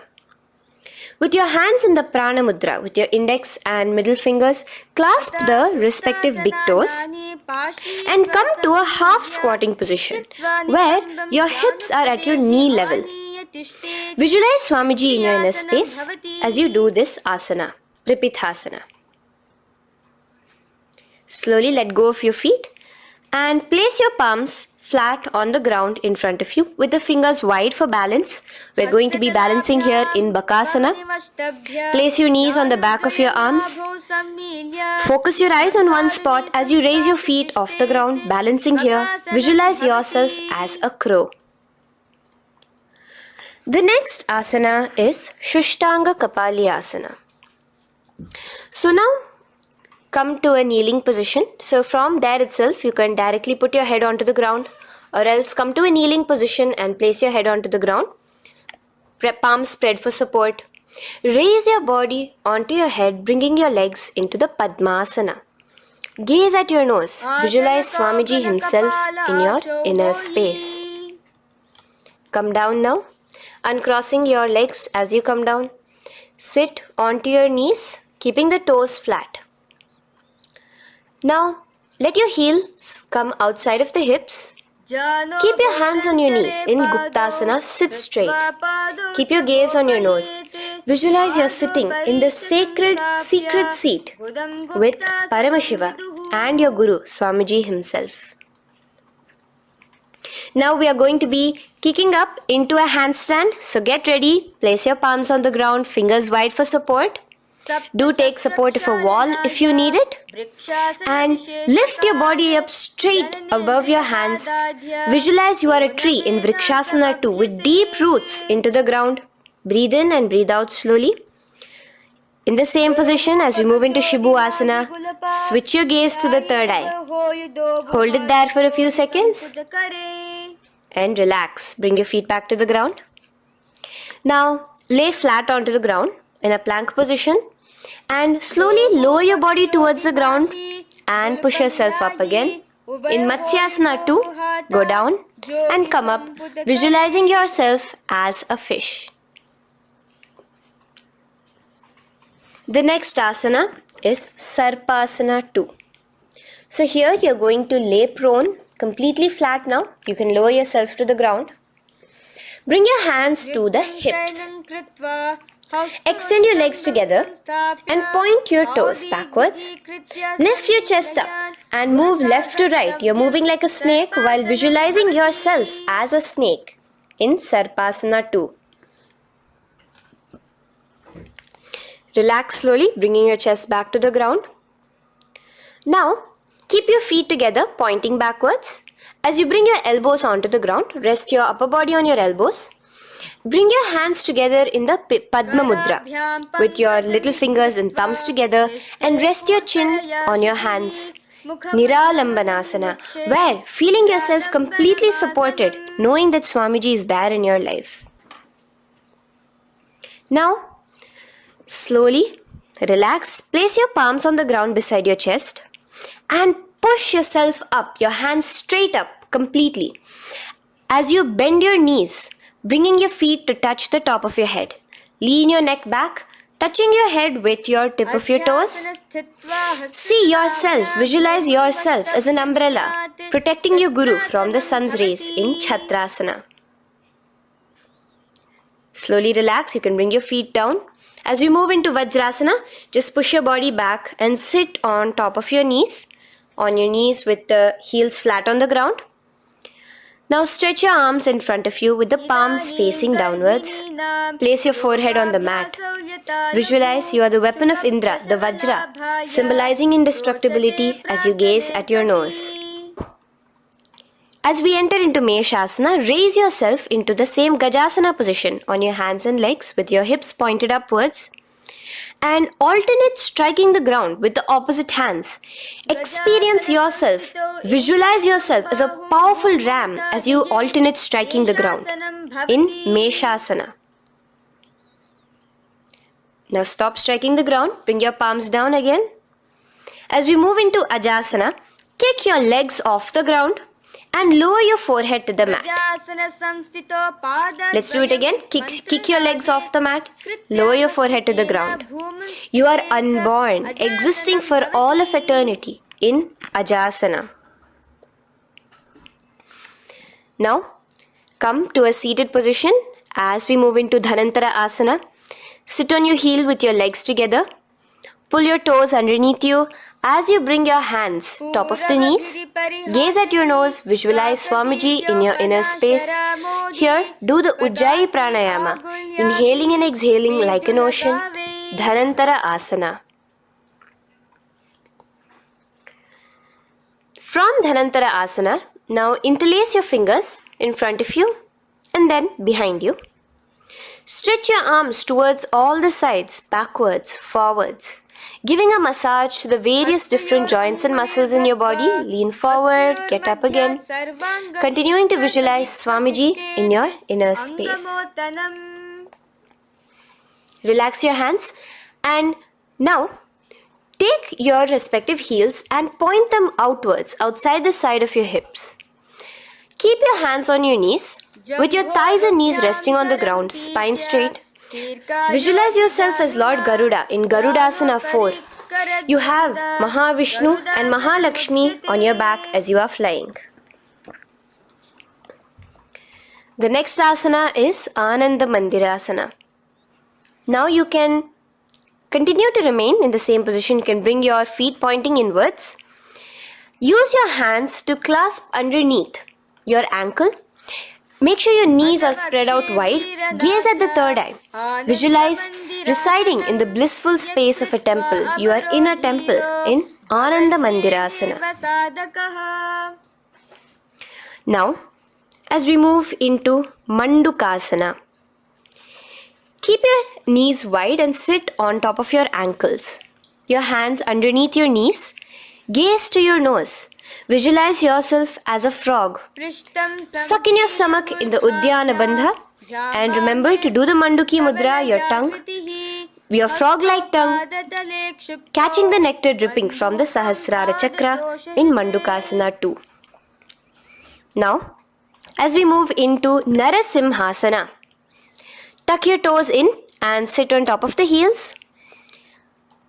Place your palms on the ground, spread your fingers wide and spread your knees apart onto the ground too. Gaze towards your nose, stick out your tongue and exhale forcefully, visualizing the Narasimha Avatara, the form of Mahavishnu as a half lion and half man. Now just raise up, bring your hands off the ground. Here we'll be doing a new pranayama, which is the Bhishraka pranayama, as we enter into Bhishrakasana. So continue to keep your knees and feet on the floor. As you bring your hand up to your face, make a hollow of your palms and place it over the mouth. Keep your thumbs under your teeth and close your lips. Gaze to your nose. Inhale through your left nostril, exhaling through the mouth. Gaze at your nose again. Visualize yourself as Devi, presiding over any and all minuscule fears you may have within you. Now moving back into the Ujjayi Pranayama, let us do Makadasana. So you can take your hands off your face and slowly remaining in the same position, bring it to your armpits. Bring your fingers to your armpits. Imitate as if a monkey is scratching. As you gaze to your third eye, visualize yourself as a playful monkey in Makadasana. From Makadasana, let's move into Vajra Sangharasana. So you can slowly lift your knees off the ground, just balancing on your toes, sitting on the heels. Bring your hands behind your back and clasp the opposite elbows. Gaze to your nose, embody a diamond. Visualize yourself as a diamond-like strength for yourself and your Sangha. The next asana is Khanjanasana. So now you can uncross your hands, rest on top of the heels with your knees on the ground. Keep the toes down, ankles crossed behind. Place your palms on the mat to your side. Suck your stomach in the Uddiyana Bandha as you gaze at your nose in Khanjanasana. Now, you can uncross your ankles and just sit with your toes flat. Keep your knees wide on the floor. Rest your hands on the knees. Just relax the Uddiyana Bandha, just sucking in your perineum in the Mula Bandha. Gaze at your nose, visualize yourself as a turtle with a stable body and mind to live for hundreds of years. And without changing anything in your physical posture, just visualize yourself uniting with Swamiji himself in Yogasana. Now, raise up onto your knees, cross your ankles behind your back until the feet are coming towards the opposite knees. Now, bring your hands behind you and hold on to the calves with the fingers inside, the thumbs outside. Gaze at the third eye as you visualize yourself in a space of oneness with Paramashiva himself as Swamiji. Now you can uncross your ankles, come back to us standing on your knees as we enter into Ushtrasana 2. So now, in a kneeling position, bend backward, hold your ankles with your hands. Keep your arms straight. As you push your hips forward and tilt your head backwards, visualize yourself as a camel in Ushtrasana 2.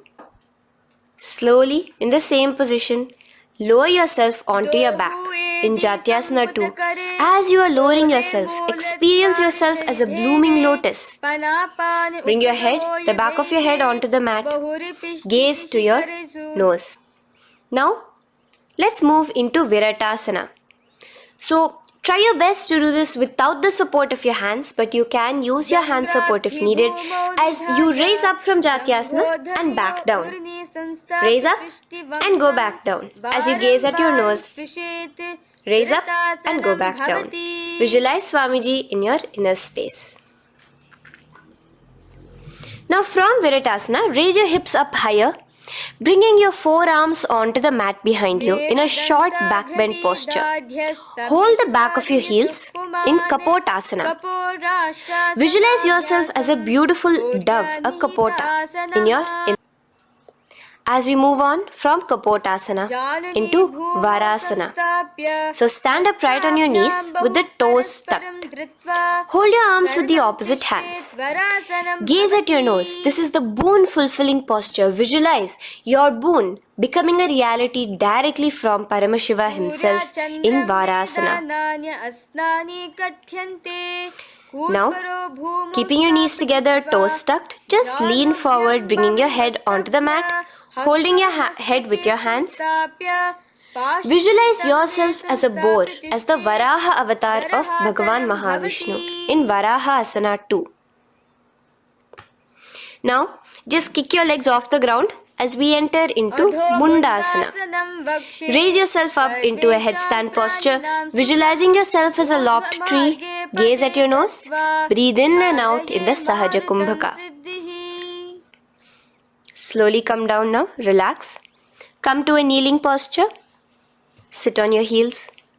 Bring your head down beside your knees, your elbows adjacent to the knees, your hands holding your head. Exhale through your mouth as you gaze at your nose, visualizing Swamiji in your inner space in Andhasana. Now from here, push yourself off the mat as you come lying prone on your belly. Let your arms be extended straight out, and together lift your thighs, arms and chest off the ground, stretching your body, balancing there. Visualize yourself as a locust in Viparita Shalabhasana. The next asana is Kapalasana. So slowly lower yourself back to the ground. Now, laying on your belly, bring your arms to your side, palms downwards. Keep your forehead on the ground and your chest on the mat. Only lift your legs up into the air. Only your legs are lifting up. Visualize yourself as a skull. You are a mind with purified thoughts, a strong will to attain enlightenment in Kapalasana. The next asana is Akasha Kapotasana. So now, in the same position as you are, let your arms be straight out behind you. As you kick your legs up and over your head, bring your feet slowly to the mat in front of you. Push yourself, balance there. Visualize yourself as a free and open flying dove in Akasha Kapotasana. Bring your legs back out as you lay flat on the mat. Now push yourself onto your knees. Place your forearms on the ground and your chest down such that your navel is touching your knees. Be sturdy, visualizing yourself as a sparrow in Chatakasana. The next asana is Vrishchikasana 2. So your forearms are on the ground. Now slowly raise to your toes and kick your legs off the mat. Slowly lowering your legs to your head. Visualize yourself as a scorpion as you balance in Vrishchikasana 2. Slowly release yourself, coming back to the ground as we enter into Vrishasana.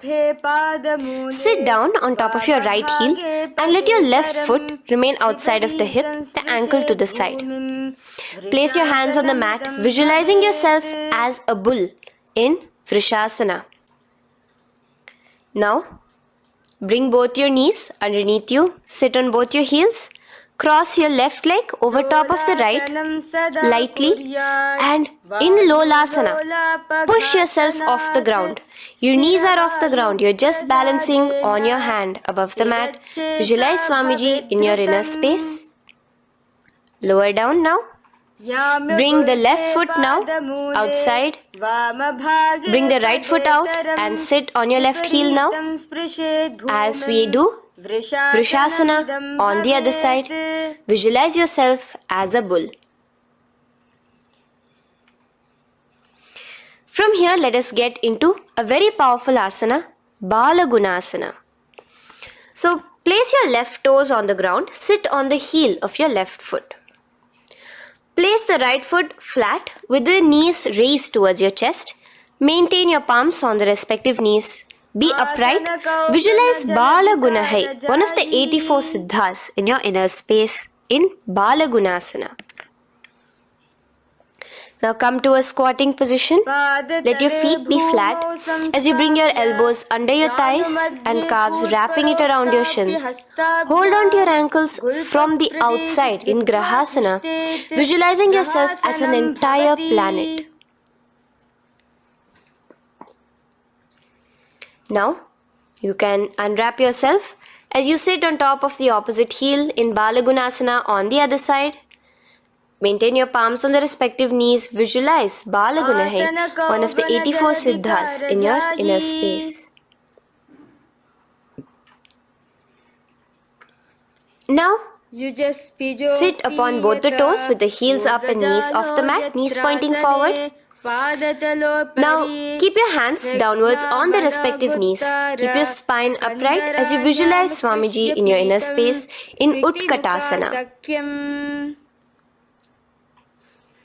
The next asana is Vajra Sangharasana. Just spread your knees out wide in Utkatasana. Spread your knees out wide. Clasp the elbows behind your back. Visualize Swamiji in your inner space in Vajra Sangharasana 2. The next asana is Anilasana. Now, sit with your feet hip width apart. Bring your hands under the soles of your feet from inside. your palms facing downwards. Step onto your hands. Keep your arms straight, elbows together at the navel. Gaze to your nose. Visualize yourself able to consume and live off of air alone in Anilasana. The next is Padukasana. So from Anilasana, you can release your hands. Place the back of your hands on the mat with your fingers facing upwards. With your fingers facing towards your body, palms upwards. Step your feet on top of your hands and wrap your hands around your feet like a shoe. Walk around. Visualize you're wearing padukas, walking across the length and breadth of the world in Padukasana. Now bring your palms onto the ground. Stop moving around as we move into Kukutodana. Kick your feet up into the air and let them fall back down. Let's go up again and come down. Kick up and go down. Visualize yourself as a rooster in Kukutodana. The next is Viparita Nrityasana. So as you're kicking yourself up, you can go up into a complete handstand posture, which is Viparita Nrityasana. Do take support if needed. And move around on your two hands as if you are dancing in Viparita Nrityasana. Slowly come back down to a standing position. Lean forward and let your feet be slightly apart from each other. Bring one palm down on the mat with the arms straight. Bring the opposite hand to your head and be stable in Kunjarasana. Now just put that hand down as you bring the other hand to your head, repeating Kunjarasana on the other side. Be stable here. Now you can squat back down onto the ground. Keep your feet flat. Hold your respective ankles and lift your feet off the ground in Kadambasana. Visualize yourself as a Kadamba tree, a pious tree that promotes a long life. The next asana is Pavana Muktasana. Now sit back down onto the ground. Bring your knees towards your chest. Let your hands wrap around your knees. Hold it close to your body. Visualize all the excess vata, air, just balancing and releasing in your system in Pavana Muktasana.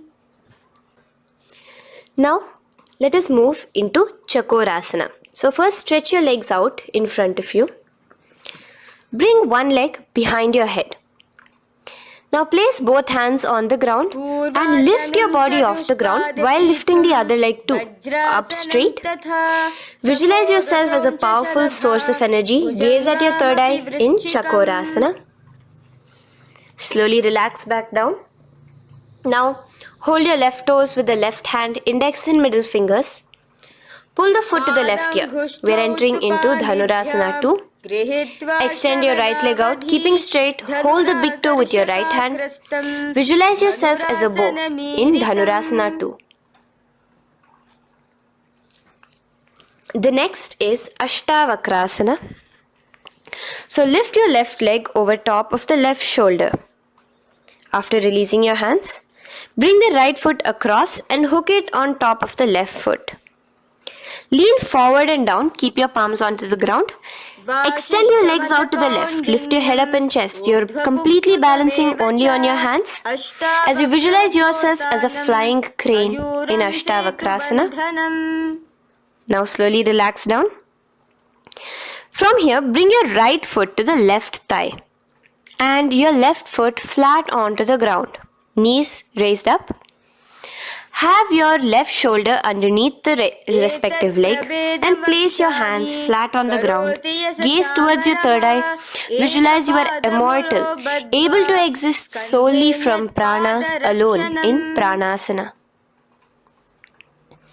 From here, moving into Parshva Matsyendrasana. Place your right foot at the root of the left thigh. Then the left leg by the side of the right knee. Hold the left leg by the right hand. Twist your body out. Remain steady here, gazing at the third eye. Visualize Matsyendranatha, the great Rishi, Yogi, master of Hatha Yoga, in your inner space. Now slowly Unwind yourself. As we repeat Chakorasana on the other side, lift the other leg behind your head. Place both your hands on the ground and keep your entire body off the ground straight up. Gaze at your third eye, visualizing yourself as a powerful source of energy. Now relax back onto the ground. Let's repeat Dhanurasana 2 on the other side. Clasp your respective hands with the feet. Pull one foot back, the other foot extended forward, visualizing yourself as a bow. Release your feet as you cross them over each other, over top the shoulder in Ashtavakrasana on the other side. Raise off the ground. Visualize yourself as a flying crane. The next asana, we'll be repeating Pranasana on the other side. Bring the right foot to the left thigh.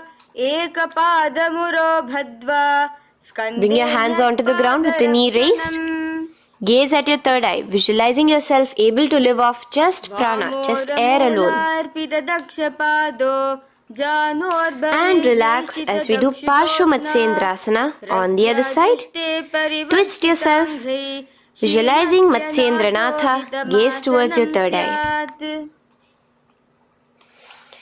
And from there, let us enter into Ardha Paschimottanasana. Keep one leg straight and press your perineum with the other heel.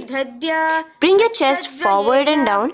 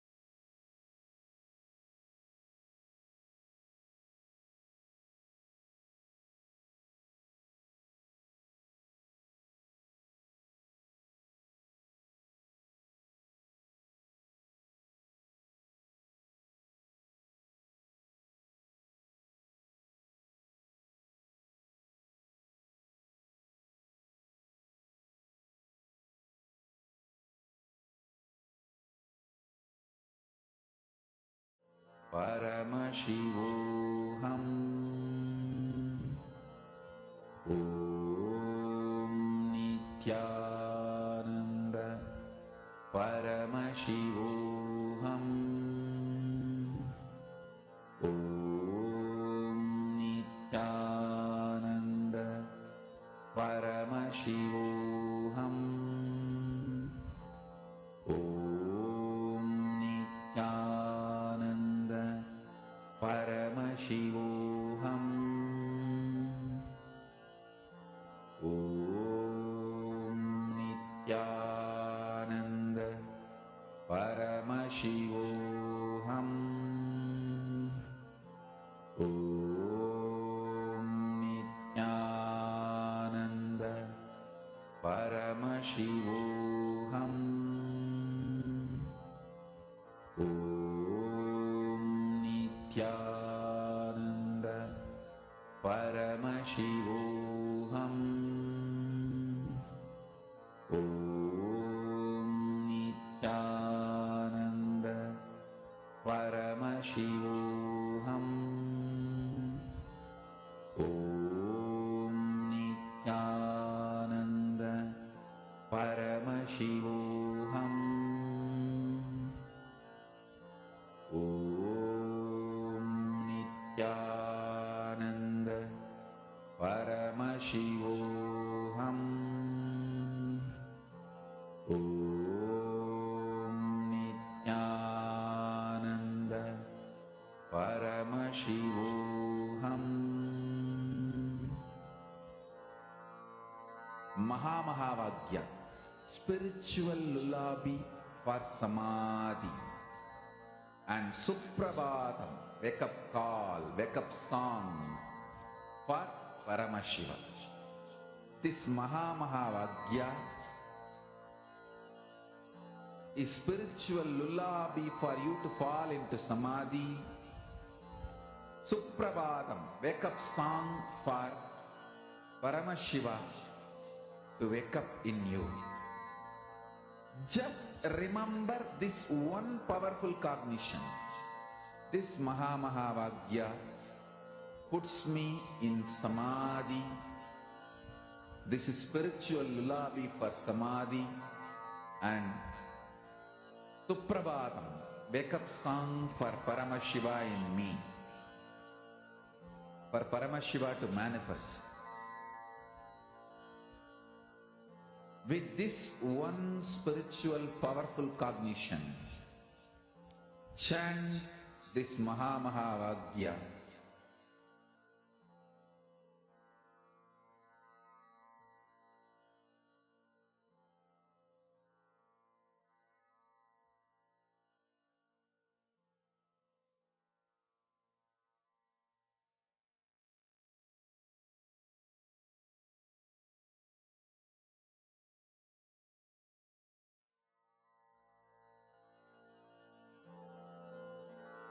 Mahamahavagya, spiritual lullaby for samadhi, and Suprabhatam, wake up call, wake up song for Paramashiva, for Paramashiva to manifest.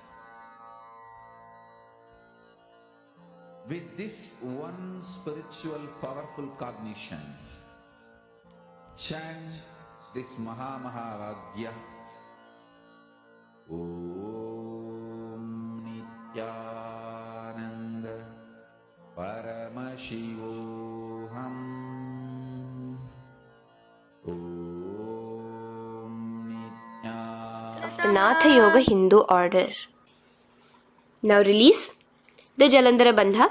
Continue to keep the Mula Bandha engaged throughout the whole sequence. As you raise one foot to the opposite thigh, bring your hands to your face in the Shanmukhi Mudra, closing your eyes with your index finger, nose with the middle finger, ears with the thumbs. Gaze at your third eye as you meditate on Swamiji himself, the Supreme Pontiff of Hinduism.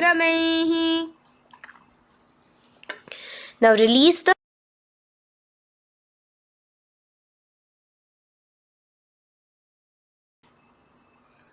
Shanmukhi Mudra And in Yogasana 2, bring your legs into the Padmasana position over the opposite thighs. Keep your hands flat onto the ground beside your knees with the palms facing upwards. Sit straight, gaze at your nose. Here we'll be starting the Kakachancha Kumbhaka, where your inhalation will be through your tongue wrapped like a pipe, and your exhalation will be through your nose. From Yogasana 2, now keeping your palms beside your body, just switch them around to be flat on the ground and push your entire body off the ground, balancing. Visualize yourself as a rooster in Urdhva Kukkutasana. Now relax down, come back to a seated position on the floor, keeping your legs in Padmasana. Insert your hands through your knees and place them on the mat. Remember, do not lift your body up, just stay seated down there. In Siddha Harituliyasana, gaze to your nose, visualize Swamiji himself in your inner space. From there, let's enter into Hamsasana, where you will actually be pushing yourself off the ground. Lift your thighs up high above your shoulder, above your elbows as much as possible. Gaze to your nose, visualizing yourself as an elegant swan in Hamsasana. Now release yourself. Now, do not take your hands out from between your thighs and calves. Just go onto your knees and reach your hands behind your body with your fingers interlaced in the Parashumudra. Bring your forehead to the floor as you gaze at your nose. Visualize yourself as Lord Paramashiva's bow in Karmukasana. Now, slowly come back to the seated position as we move into Kurmasana 2. Keeping your hands in between your thighs and calves, bend your elbows and hold your respective shoulders with your hands. Visualize yourself as a turtle, a stable body and mind to live for hundreds of years. Now in the same position, just engage the Jalandhara Bandha, tucking your chin to your chest as we move into Granthi Bhedasana, gazing at your nose. Rejoice, knowing you are in Paramashiva's secret knot posture. And from there, release the Jalandhara Bandha as you roll onto your back. Keep your hands on the shoulders, laying flat on your back. As you visualize yourself as a turtle on its back, playful, gaze at your nose in Uttana Kurmasana. Now rock yourself back to a seated position as we do Pangu Kukkutasana. Now it's the same as your hands between your thighs and the calves, except you will be placing one hand flat on the mat. Hold the wrist with the other hand. Lift your body up and holding only on one hand. Visualize yourself as a rooster in Pangu Kukkutasana. Now release back to the ground. Hold. Let's do Pangu Kukkutasana on the other side. Place the other palm flat and bring the other hand holding the wrist. Push yourself off the ground. Visualize yourself as a rooster. Continue the Kakachancha Kumbhaka, sucking in your breath through your curled tongue and exhaling through your nose. As you slowly extricate your hands from between your thighs and calves, let's do Girdharasana here. So now, interlace your fingers in the Parashumudra as you place your elbows on the feet, remaining your legs in Padmasana. Lean forward and down, resting your chin on your knuckles. Place your thumbs to your throat in Girdharasana. Visualize Swamiji in your inner space. From there now, sit straight into Padmasana 3. So with your legs in Padmasana, bring one hand over the other near your navel center. Engage all the three bandhas, suck in your stomach, clench your perineum, tuck your chin to your chest and gaze at your nose in Padmasana 3. Slowly now, as we move into Padmasana 4, bring your hands to the respective knees. Release the Jalandhara Bandha. and release the Uddiyana Bandha, just engaging the Mula Bandha alone. Visualize Paramashiva in your inner space as you gaze at your nose in Padmasana 4. Now we'll be entering into Karmukasana 2. So in the Padmasana position, hook your right hand index and middle finger in the Prana Mudra around the toe. Pull it back while your left hand rests on the knee. Now, as you visualize yourself as Paramashiva's bow, just release your right foot, bring your left hand to the left toe, right toe, and let your right hand be on the right knee. Now from here, let's do Karmukasana 3. So you can release your toes, cross your hands behind your back, continue to keep your legs in Padmasana, and with your respective hands, cross behind your back.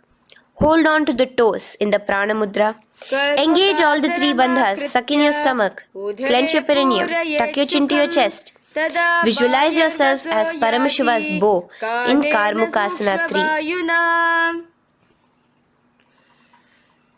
Slowly relax the bandhas. Just keeping the Mula Bandha. Continue to hold on to your toes. Release the Uddiyana Bandha and the Jalandhara Bandha. Switch your gaze to the third eye. Visualize you are Paramashiva's third eye itself. Anything you come across, you just rejuvenate it, destroy it in Dridhasana. Now, try to keep your hands at the toes. If not, just keep your hands crossed behind you as you lean onto your back in Padmasana, where you are entering into the Nagrasana position. Lay flat onto the back, visualizing yourself as a snake, gaze at your nose in Nagrasana. Do the Sahaja Kumbhaka, simple breathing, inhaling and exhaling.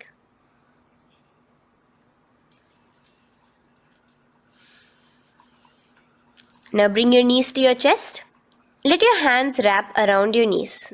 Slowly uncross your Padmasana and bring your knees to your chest. Bring your hands to the Parashamudra, the fingers interlocked on top of your knees. As you pull your chin up to your knees, visualize yourself as a ball in Kandukasana. Now relax. Bring your feet onto the ground, the knees pointed upwards in Urdhva Pavanasana. As you interlace your fingers, bring the interlaced fingers behind your head. Laying down, gaze at your nose in Urdhva Pavanasana. The next asana is Marakata Pithasana. Now, from behind your head, take your hands out and clasp onto your feet. Just step lightly onto your palms. As you push your hips up into the sky, automatically engaging the Jalandhara Bandha. Visualize yourself as a powerful alpha ape in Marakata Pithasana. In the same position now, bring your hands to your hips as we enter into Uttanashiki Pitakasana. Let your weight rest on your elbows as you stretch your legs out straight. Gaze at the nose. Visualize Swamiji in your inner space. From there, continuing to rest on your elbows, kick your feet up high into the sky in Narakasana. Stretch your palms out behind you, flat on the ground. Balance there. Visualize yourself blissfully traveling through hell unscathed in Narakasana.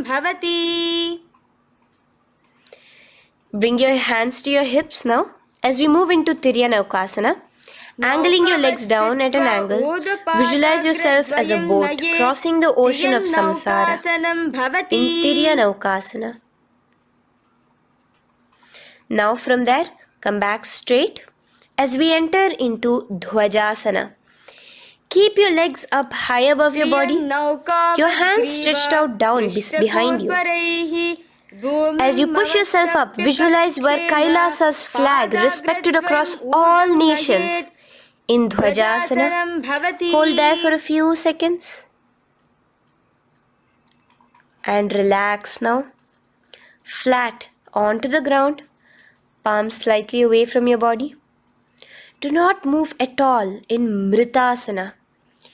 Your body is dead. Visualize that. Visualize the Supreme Pontiff of Hinduism liberating you.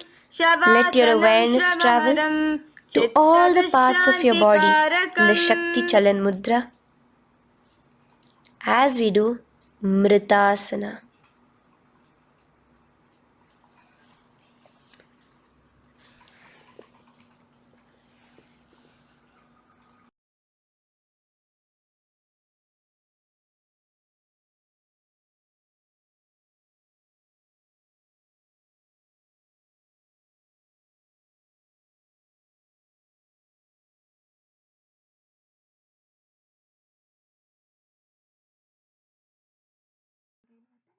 Om Purnamadah Purnamidam Purnat Purnamudachyate Purnasya Purnamadaya Purnamevavashishyate Om Shanti Shanti Shantihi Harihi Om Tat Sat Sarvam Bhagavat Shri Nityananda Paramashiva Padukarpanamastu Om Nityanandam.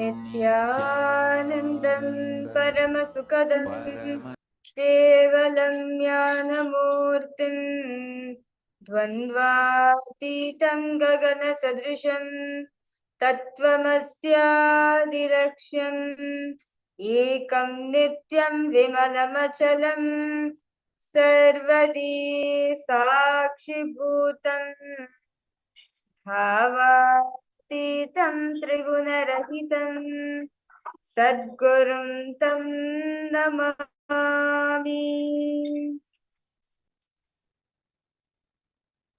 Nityanandam, we welcome all the participants and all the viewers for another new day of the Paramashivoham program. As we are now entering into the 16th day of the Paramashivoham program, I request all participants to post how is the program for all of you. So all of you entering into the 16th day of the program.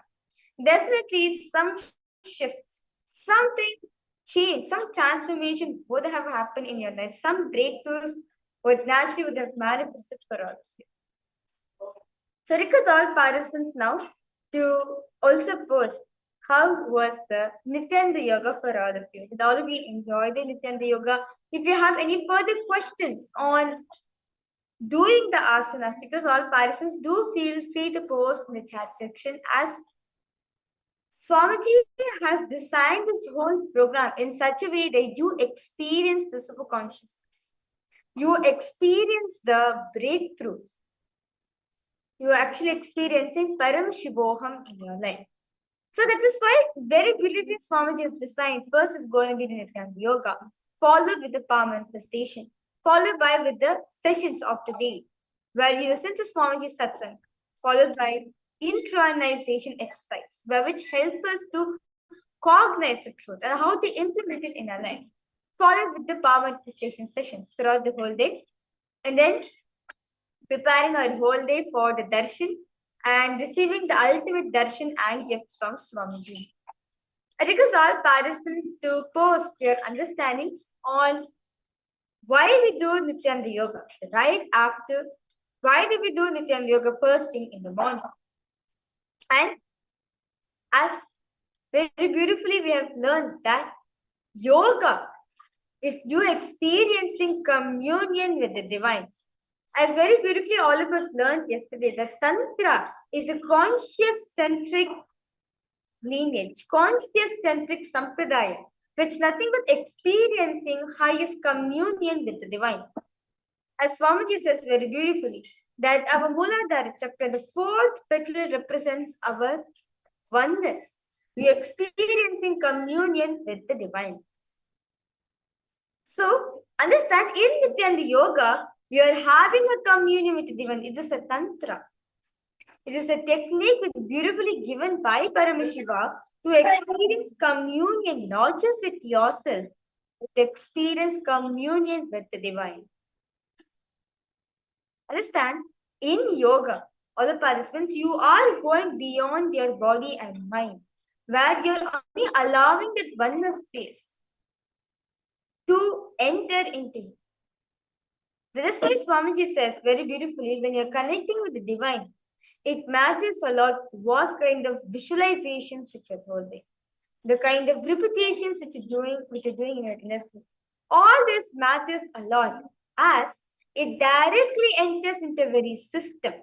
It directly enters into a very biomemory itself. So it is important for all of us to understand that the visualizations which we carry during Nityanda Yoga directly enters into our very system. It directly impacts our very biomemory itself. To give an example, take an example of a banana. Okay. Now, if I have a needle, now if I pierce the needle through the banana, it will how smoothly it will go through the other side. Same way, your body is like that. Your body is like a banana. It's like a clay which you can mold. If you insert the needle of the visualizations which you're having, such as the incompletions or whatever visualizations which you're carrying, if you insert that needle into your life, you'll see only those memories, biomemories will start hitting.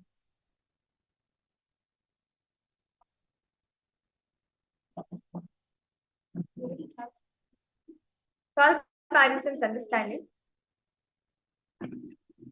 See, so your body is like a banana, which when you allow the needle of your incompletions, of all your patterns, all the visualizations that you carry, if you allow the needle to pierce through your system, you will see that you directly get that biomemory. As Swamiji says, the person who you're thinking about, even though you're not in physical contact with them, but you get their biomemory. You get their incompletions, and also you get their incompletions. You get their very biomemory itself within your system.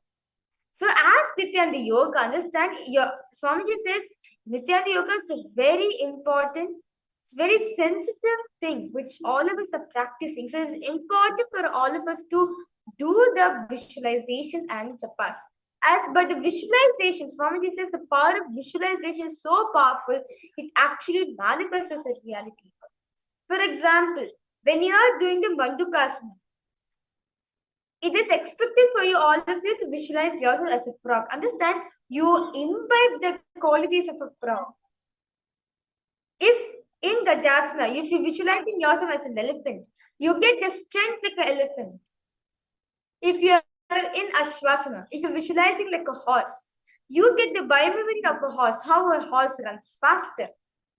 So understand, visualization plays a major role in Nityanda Yoga. It is important for all of us to understand why visualization is one of the components which Swamiji is given.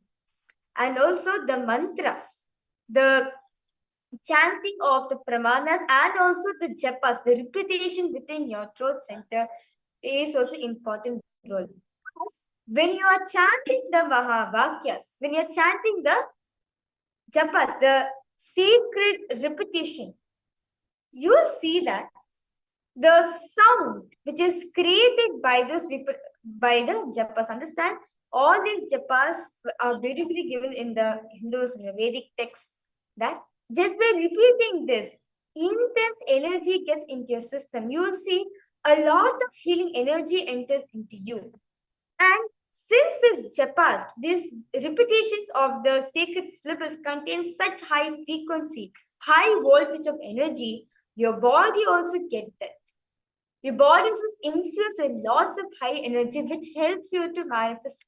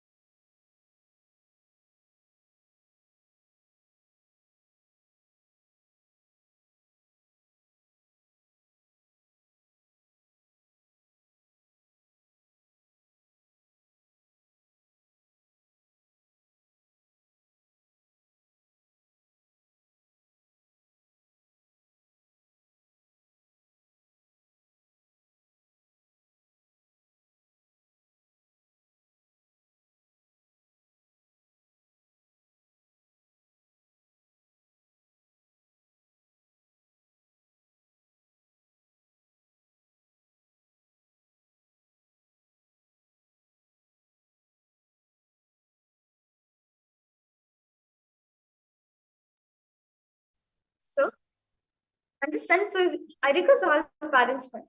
Now, as we are entering into the 16th day of the program, as you continue to do the Nitya Yoga, try to do all the 12 components, as these 12 components adds a direct impact into your very system. So with that beautiful understanding we get, let us now enter into the power manifestation. So for all the participants, we will be now manifesting the power of the everything. So let us now listen to the Shastra Pramana, what Paramashiva says on manifesting this beautiful power. Very beautifully, Paramashiva says in the Vijnana Bhairava Tantra, Sutra 34, Dharana 11, where Paramashiva says, Kapalantar manonyasa tishtan milita lochanaha kramena madasodhaidhyar lakshaye lakshamuttamam. Paramashiva was saying that when you're fixing the mind on the inner space within the crown center and sitting stably without any movement, having the eyes closed in succession, by that stability of the mind in inner space through the power of the third eye, one directly sees the ultimate goal, Lakshman, by having the vision beyond the sight that reveals any object or place attaining the space of oneness with the source Paramashiva. So basically, Paramashiva was saying that when you concentrate on the inner space, understand, your inner space is the place where Paramashiva is residing, where Swamiji is residing. So when you are concentrating on the inner space, your mind is in succession. Swamiji says very beautifully, and Patanjali also says in the Patanjali Yoga Sutras that Yoga Chitta Vriddhi Nirodha, cessation of the mind is yoga. So understand all the participants, whenever you are power manifesting, it is a yoga flow. It is a yoga for your very consciousness, as your mind is in cessation. Your mind is in succession. So when you keep your mind in succession, understand, you experience the ability to see through your third eye, where you're able to see everything around you, where you're able to see places, objects just through the third eye. And not just that alone. You will see, once you're experiencing the third eye powers, you are established in the space of oneness with Paramashiva. Sri Krishna also speaks about this power beautifully in the Bhagavad Gita, chapter 11, verse 8, where Bhagavan Sri Krishna says to Arjuna,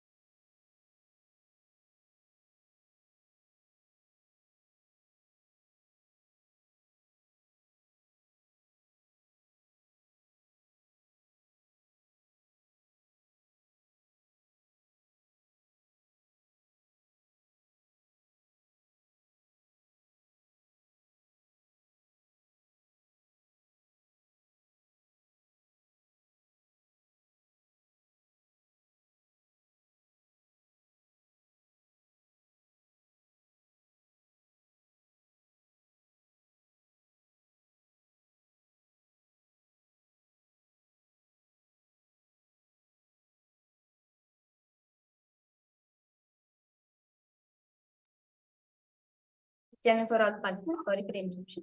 So, very beautifully, Sri Krishna also speaks about this in the Bhagavad Gita, chapter 11, verse 8, where Sri Krishna says very beautifully, Natumam shakyase drashtum anenaiva svachakshusha divyam dadanute chakshuhu pashyame yogameshwaram. Sri Krishna saying, the meaning goes, But you cannot see my cosmic form with these physical eyes of yours. Therefore, I grant you the divine third eye vision. Behold my cosmic opulence. So basically, Krishna is saying to Arjuna that the two physical eyes which you're carrying does not have the ability to see, to perceive my cosmic form as it is limited.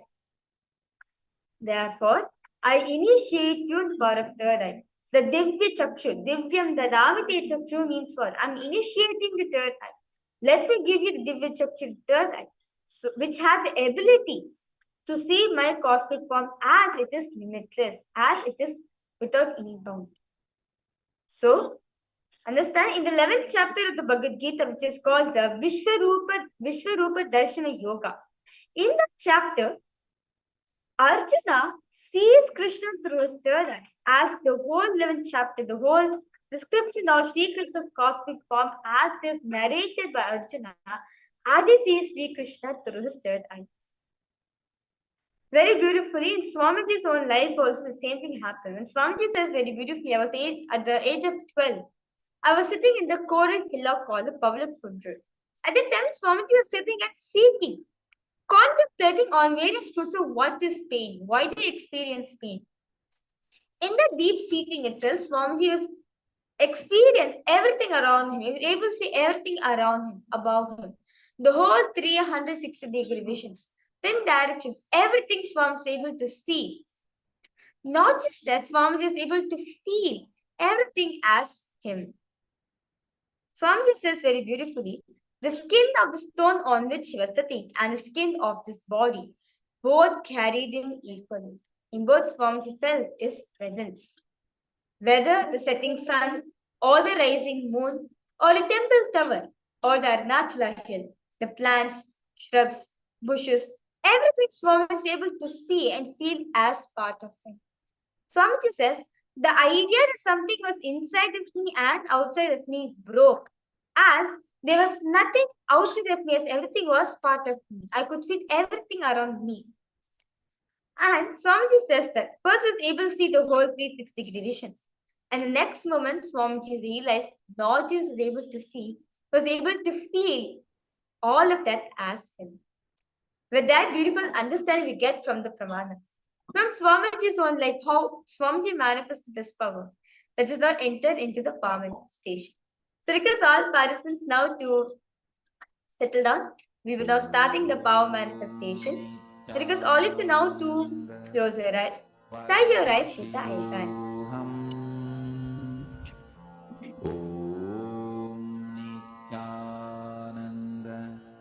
Paramashivoham Om Nityananda Paramashivoham Om Nityananda Paramashivoham Om Nityananda Paramashivoham Om Nityananda Paramashivoham Om Nityananda Paramashivoham. All participants now to close your eyes, tie your eyes with the eye. Now, just enjoy the beautiful space with Swamiji. Understand? Darkness, yes, it is unknown. It creates fear in all of us. But you are with Swamiji. It is no more a darkness. It is the personal space with Swamiji. Because all participants now, visualize Swamiji in your inner space. That beautiful form of Swamiji which you enjoy the most, which you connect to. Connect to Swamiji.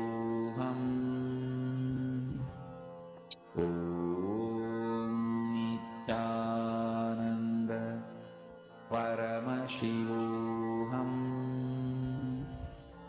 Om Nityananda Paramashivoham Om Nityananda Now, slowly, intensely, start chanting the Mahavakya. Om Nityananda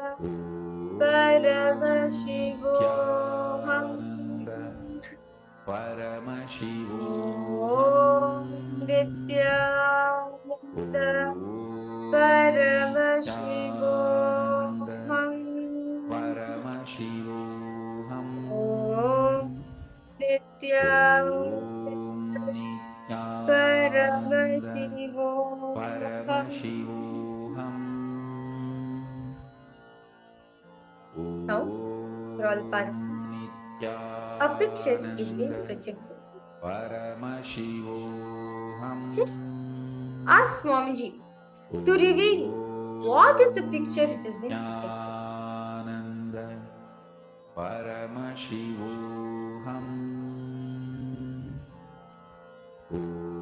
As soon as Arika's all participants now, as soon as Swamiji is starting to show, draw it in your notebooks. Is Swamiji showing something like what is Swamiji showing? Exactly this. Start drawing in your notebooks. I request all participants now to have the book and pencil with you or the pen. What is Swamiji showing? Exactly like it. Draw it on your notebooks. And intensely chant the Mahavakya. Paramashivoham. Om Nityananda Paramashivoham.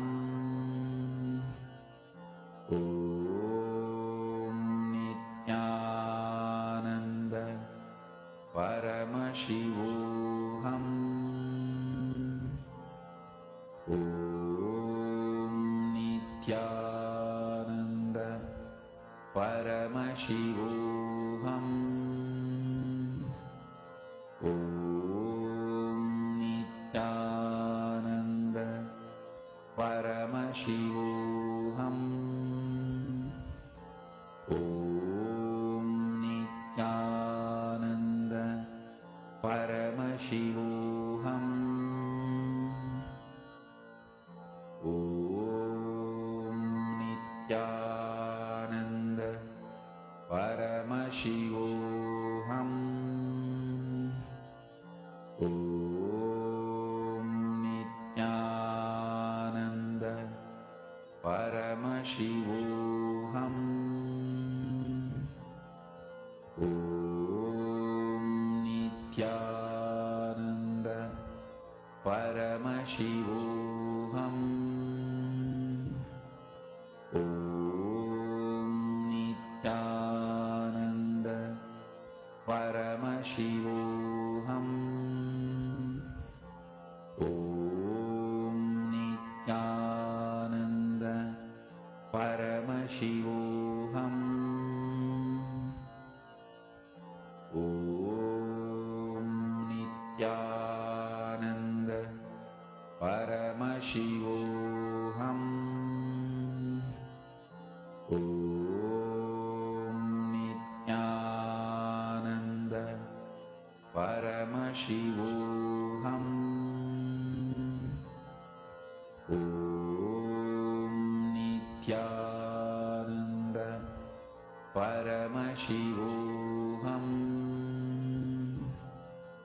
Om Nityananda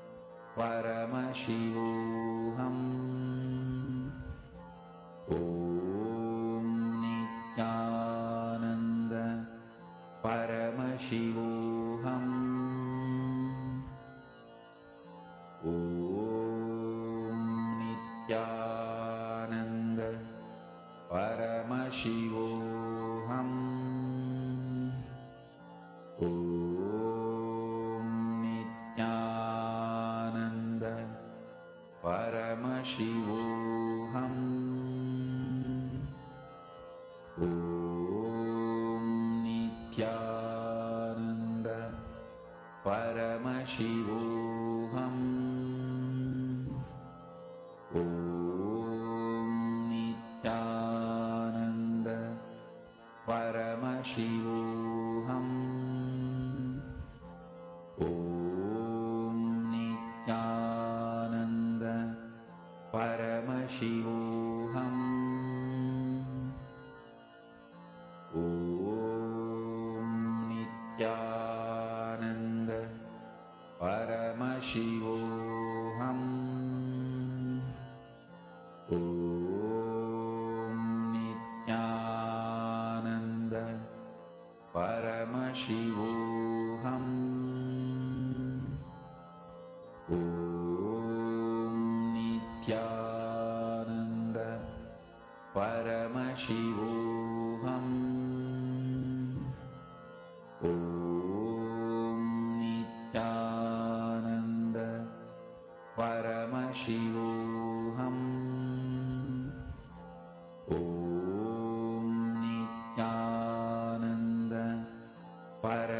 Paramashivoham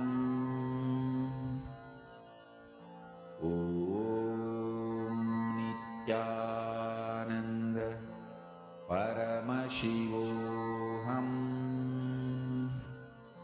Om Nityananda Paramashivoham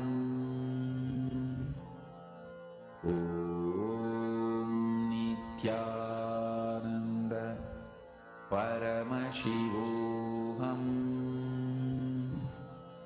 Om Nityananda Paramashivoham As Swamiji is showing you. Om Nityananda Paramashivoham Om Nityananda As you're enjoying this beautiful space at Swamiji, because all participants now, whatever Swamiji is showing you, immediately start drawing in your paper. So because all participants now, hold the pencil now and just close your eyes, connect to Swamiji. Understand, it is Swamiji who's now holding the pencil, not you. You are just a support. Just ask Swamiji to flow through. You will see Swamiji will beautifully guide you on how to draw the image. Because all participants, just understand, you're just holding the pencil for Swamiji to draw. That's it. Just connect to Swamiji. However, Swamiji is leading your hand to draw, exactly to go in that direction. Continuously chant the Mahavakya. Om Nityananda Paramashivoham Om Nityananda Paramashivoham Om Nityananda Paramashivoham Om Nityananda Paramashivoham Om Nityananda Paramashivoham Om Nityananda Paramashivoham Om Nityananda Paramashivoham Om Nityananda Paramashivoham Om Nityananda Paramashivoham Om Nityananda Paramashivoham Om Nityananda Paramashivoham Om Nityananda Paramashivoham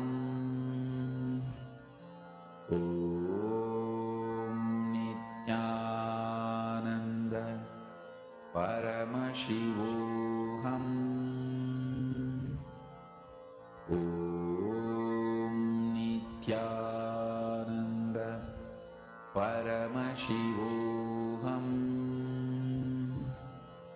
Om Nityananda Paramashivoham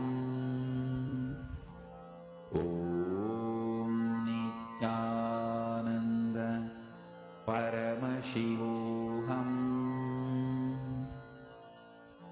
Om Nityananda Paramashivoham Om Nityananda Paramashivoham Om Nityananda Paramashivoham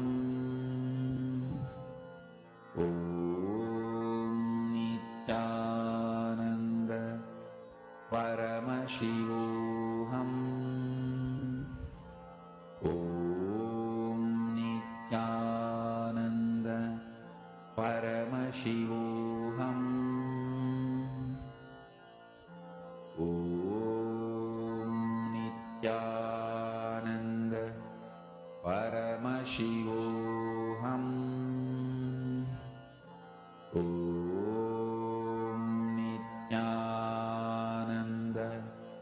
Paramashivoham Om Nityananda Paramashivoham Om Nityananda Paramashivoham Om Nityananda Paramashivoham Om Nityananda Paramashivoham Om Nityananda Paramashivoham Om Nityananda Paramashivoham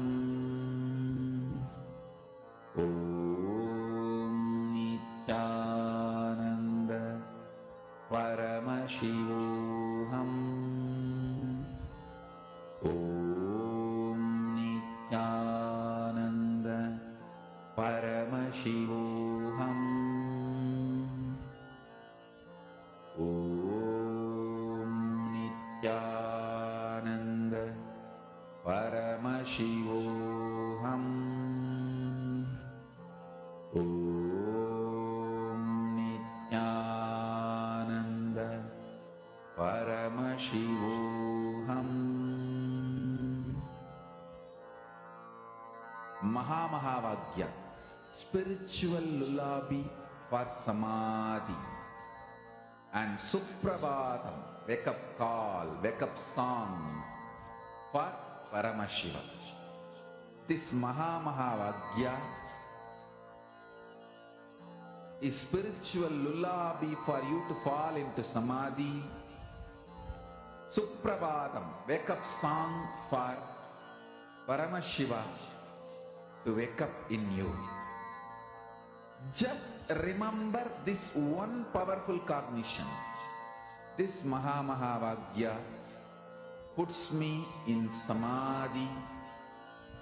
This is spiritual lullaby for samadhi, and Suprabhatam, wake up song for Paramashiva in me, for Paramashiva to manifest. With this one spiritual powerful cognition, chant this Mahamahavagya.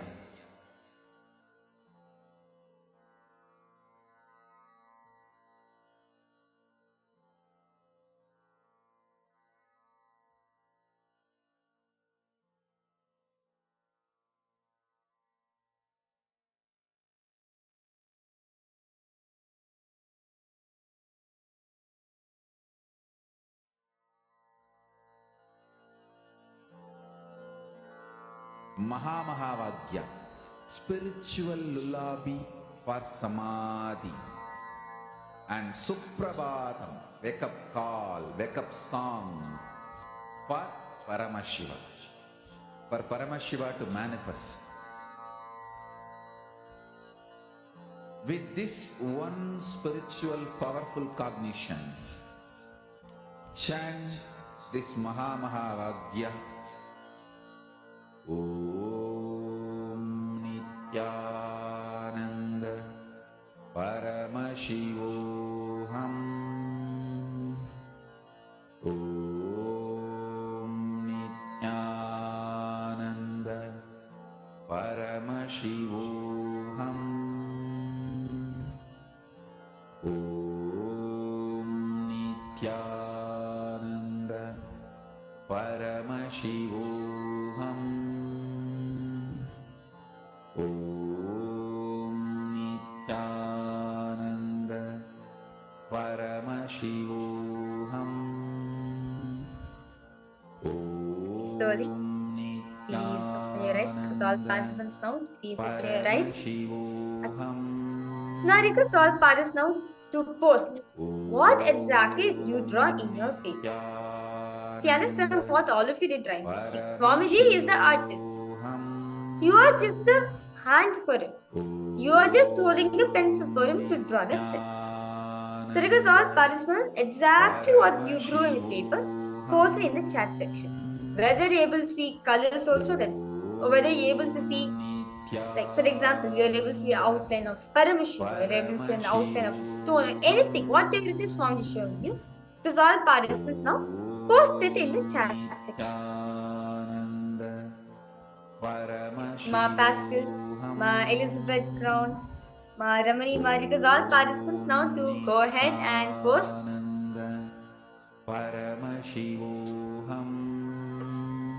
Kailasa Toronto. Nityanandam Vesalaya, welcome you for a Paramashivoham program. Nityanandam. Nice to see you joining for a program. Okay. Ma Shulni Durga, Ma Chunyonshi. Yes, Ma Ramani Ma, request you to post Ma, what did Swamiji show you?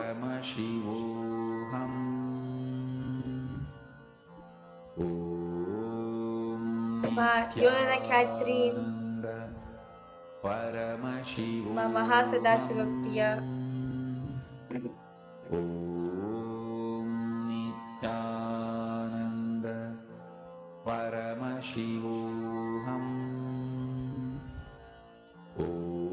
Ma Elizabeth Crown, because all participants go ahead and post whatever Swamiji is showing to you.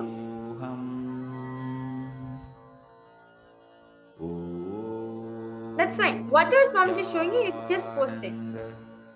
See, only when you post what is Swamiji is showing you, you will see that you are actually manifesting. So, for all the participants, let's now verify the answers. So, the exact image which was projecting for all the participants, for all of you to scan and draw, through your third eye is the image of a flower. So, this was the exact flower which was projecting for all the participants, and this is what? This is the flower which is projecting, and for all of you to scan and draw. So request all participants to verify how many of you got at least a flower. You're able to see a flower, you drew something like this. Something like a flower you drew. Paramashivoham. Om Nityananda. Paramashivoham.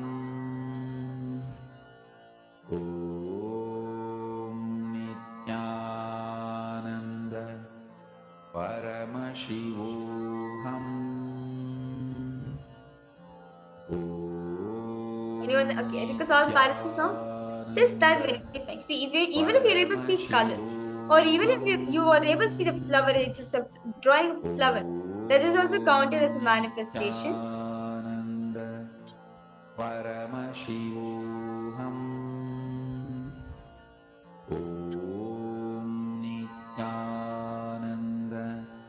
Paramashivoham.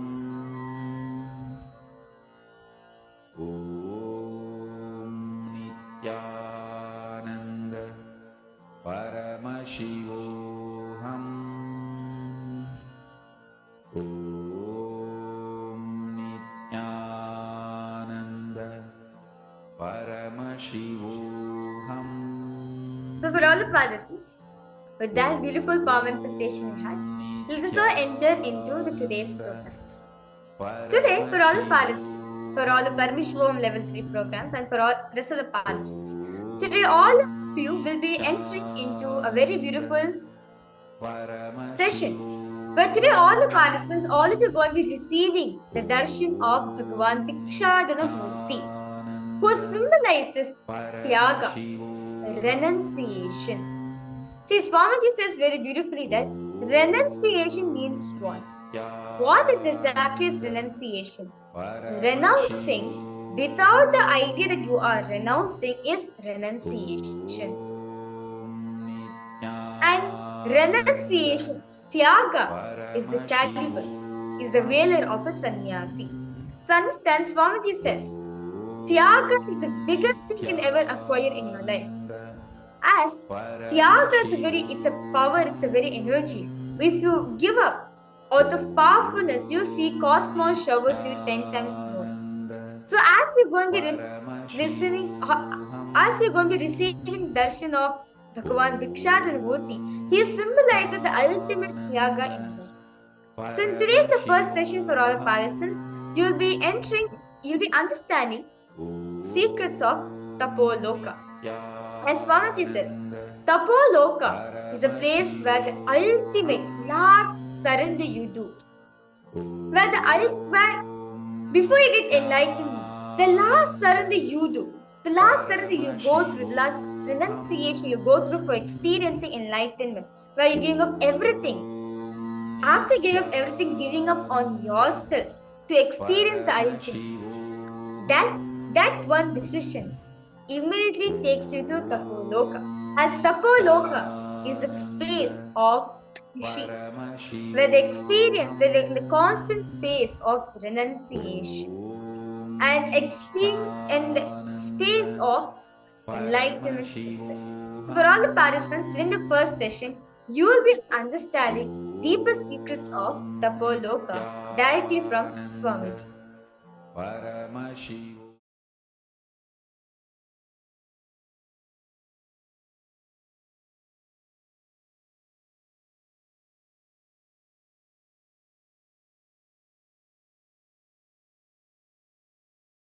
Sanatana Hindu Dharma reveals about this cosmos. It has vertical time zones, higher worlds, Bhuva, Suva, Tapa, Maha, Jana, Brahma, Vaikunta, Kailasa. The higher worlds and the lower worlds, Atala, Vitala, Sutala, Talatala, Mahatala, Bhatala. I'll project a simple description diagram of these lokas. Understand?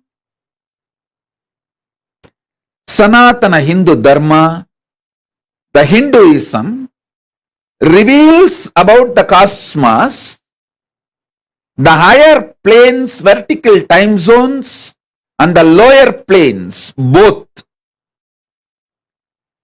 Just physical mutation and mental mutation happens in the lower planes of the universe. But conscious mutation, superconscious mutation happens in the higher planes of the universe, vertical time zones of the universe. Here I am projecting a simple description diagram of the vertical time zone.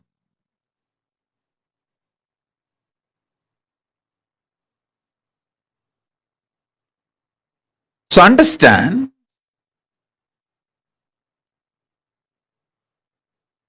this is the rough description of cosmos revealed by Hinduism. The vertical time zones, Suvarloka, Maharloka, Janaloka, Tapaloka, Brahmaloka, is where conscious and superconscious mutations happen.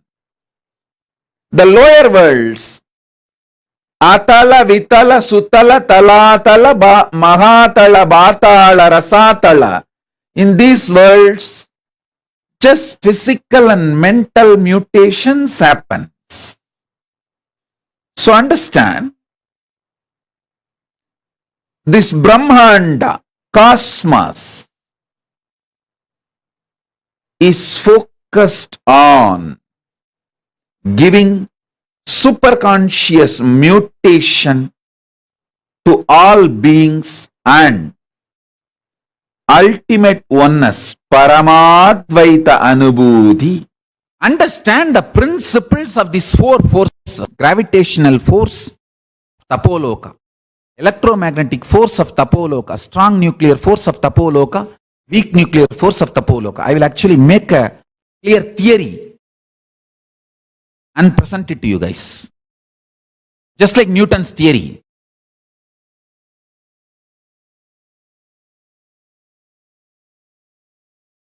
I'm not saying Newton's theory is right. I'm only saying, like how Newton tried to make theories for gravitational force,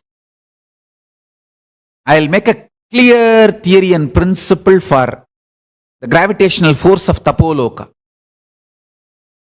So for all these seven zones, Bhur, Bhuva, Suva, Tapa, Satya, for all these zones, I'll give the principles of all these four theories, that gravitational force principles,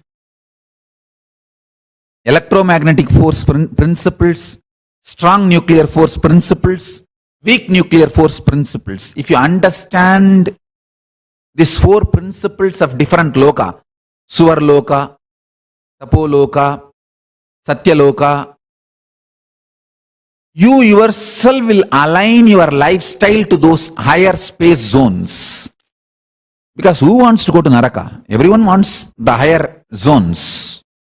So if you want that higher zones, apply these principles and prepare yourself, that's all. It is as simple as that.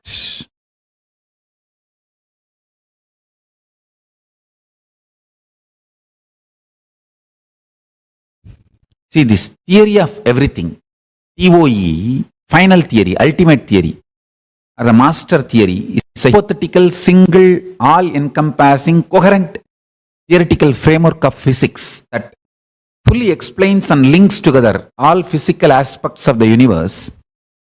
Finding a TOE is one of the major unsolved problems in physics. I tell you, just if you add C, consciousness, this whole TOE mystery will be solved. Consciousness means what you decide to cognize as you. That is the source TOE of everything, the whole ontology of physics. Metaphysics of physics. Understand, physics by itself cannot be understood absolutely by mind. Only the metaphysics of the physics can be understood by the mind. The metaphysics of the physics is consciousness, the decision to cognize your source is TOE of physics.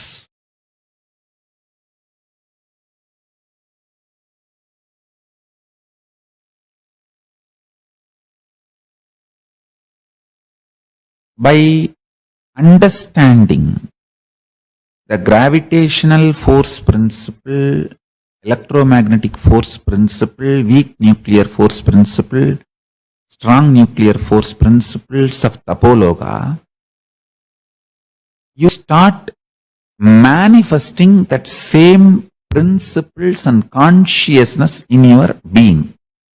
It becomes your realization, I tell you. Knowing the reality becomes realization. Brahmavit Brahmaiva Bhavati. Because in the higher space zones, there is no gap between the reality and realization. The whole principle itself, reality is realization. There is no delusion. The delusion component is missing in the higher planes. In Tapoloka, there is no delusion. So, if there is a God, everyone realizes that God. If there is Paramashiva, everyone realizes that Paramashiva. And that if doesn't have a meaning there. When you understand these principles,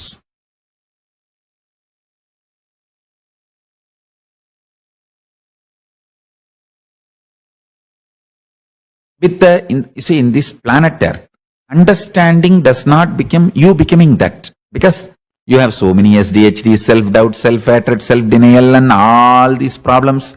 Even if 2-3 times Paramashiva proves he exists, you will say all the 2-3 times is coincidence. I think I need more convincing proof. All that is planet Earth binary logic. But in the higher space zones, reality is realization. When you understand those principles, your heart also starts becoming like that.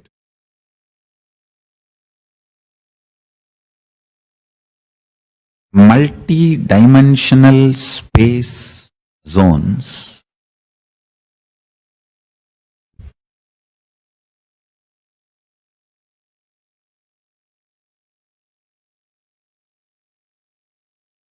by understanding its existence,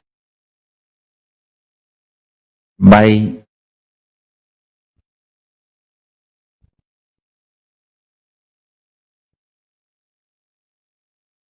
the ability to grasp, visualize, imagine, when you understand its existence, that existence just gets replicated, reproduced, mirrored in your system. That makes you manifest the extraordinary powers. Listen, for example, if you understand about Tapoloka, where all the great tapasvis exist and how the laws, rules, nature, ontology of Tapoloka, in Tapoloka there is no gravity. And in Tapoloka, anything you imagine becomes reality immediately. There are simple principles, actually too simple. It is like just like a class. With 2 PowerPoint presentation, I can finish the whole basic laws you need to understand about Tapoloka. Just what is the gravity law in Tapoloka? What is the electromagnetic laws of Tapoloka? And what is the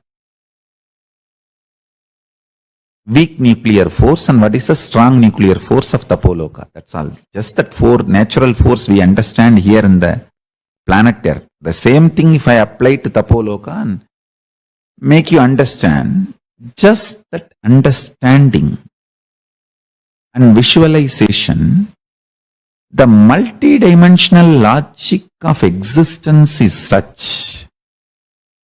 Brahmavit Brahmaiva Bhavati. Just by knowing, you become that. Understand? Knowledge and becoming is separate only in binary logic, this world. Knowledge and becoming is one and the same in higher dimension zones. For example, if you have a thorough knowledge about Indraloka, they will be happy to have you there because they are all waiting. You see, everywhere they want immigrants. Only in India we are suffering with population. India and China only doesn't want immigrants. All other countries want immigrants. Because the future, any country who gets more immigrants are only going to be successful. No, really. Only India and China is suffering with population. All the other countries, they want immigrants.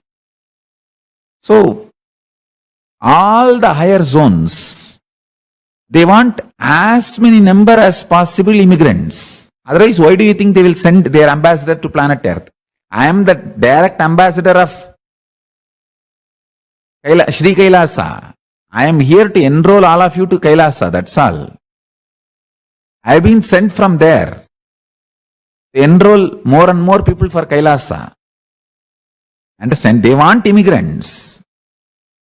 Kailasa wants more people to be part of the Kailasa, not to exploit you, just to celebrate you. Understand? So you can give any title you want, consul general or ambassador or big titles you want. This time directly I came to enroll everyone about Kailasa. Understand? You see, all those higher space,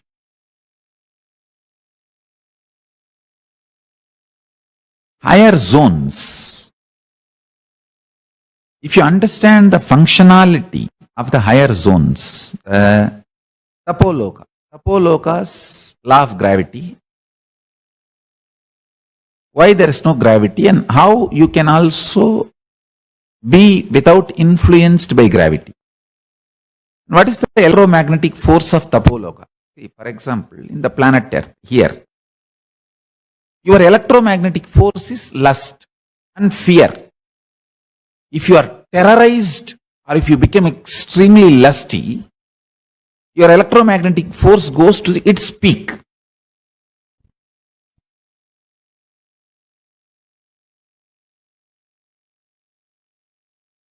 If you become very deeply devoted in your puja, you can cross the electromagnetic force which can be generated by lust or fear.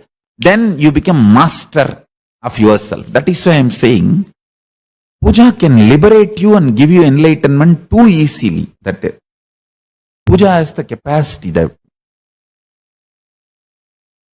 Atmalinga puja has a capacity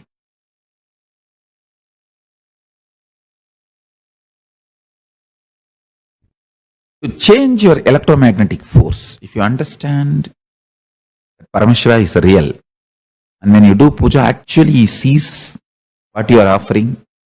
How when you do Pada Puja to me, how I look, what you are offering. Like that, he sees. And he responds. He's real.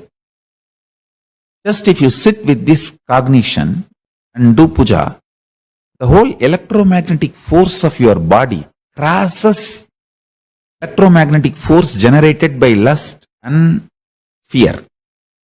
Then no lust, no fear can manipulate you. You will have lust and fear under your control. They cannot control you. Like that, there are simple understandings about gravitation of Tapoloka and electromagnetic force of Tapoloka and the weak nuclear force of Tapoloka and strong nuclear force of Tapoloka. There are some more forces I can explain that in Tapoloka. Another one thing is that all of them are very sweet and highly intimate because there is no jealousy and nobody can own anything or nobody can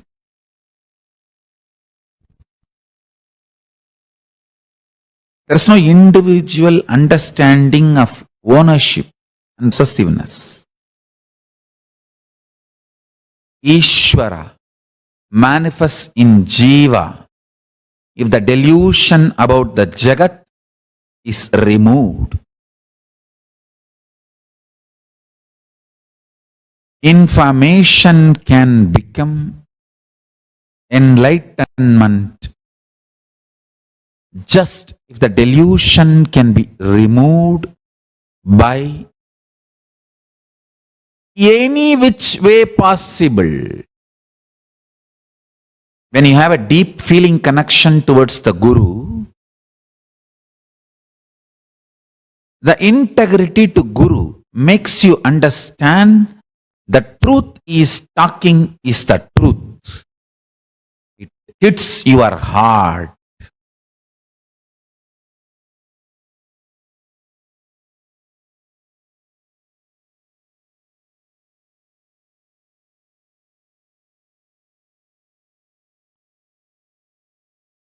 Some of you may be thinking that what I spoke in Tamil so long, it's a little difficult to translate.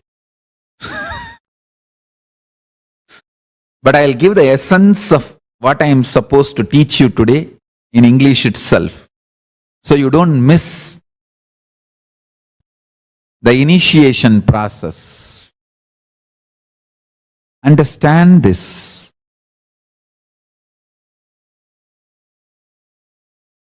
The delusion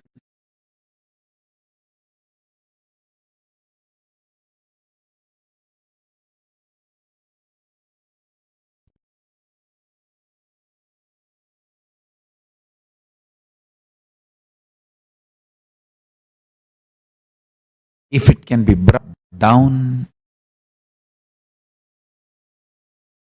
information can become enlightenment in you.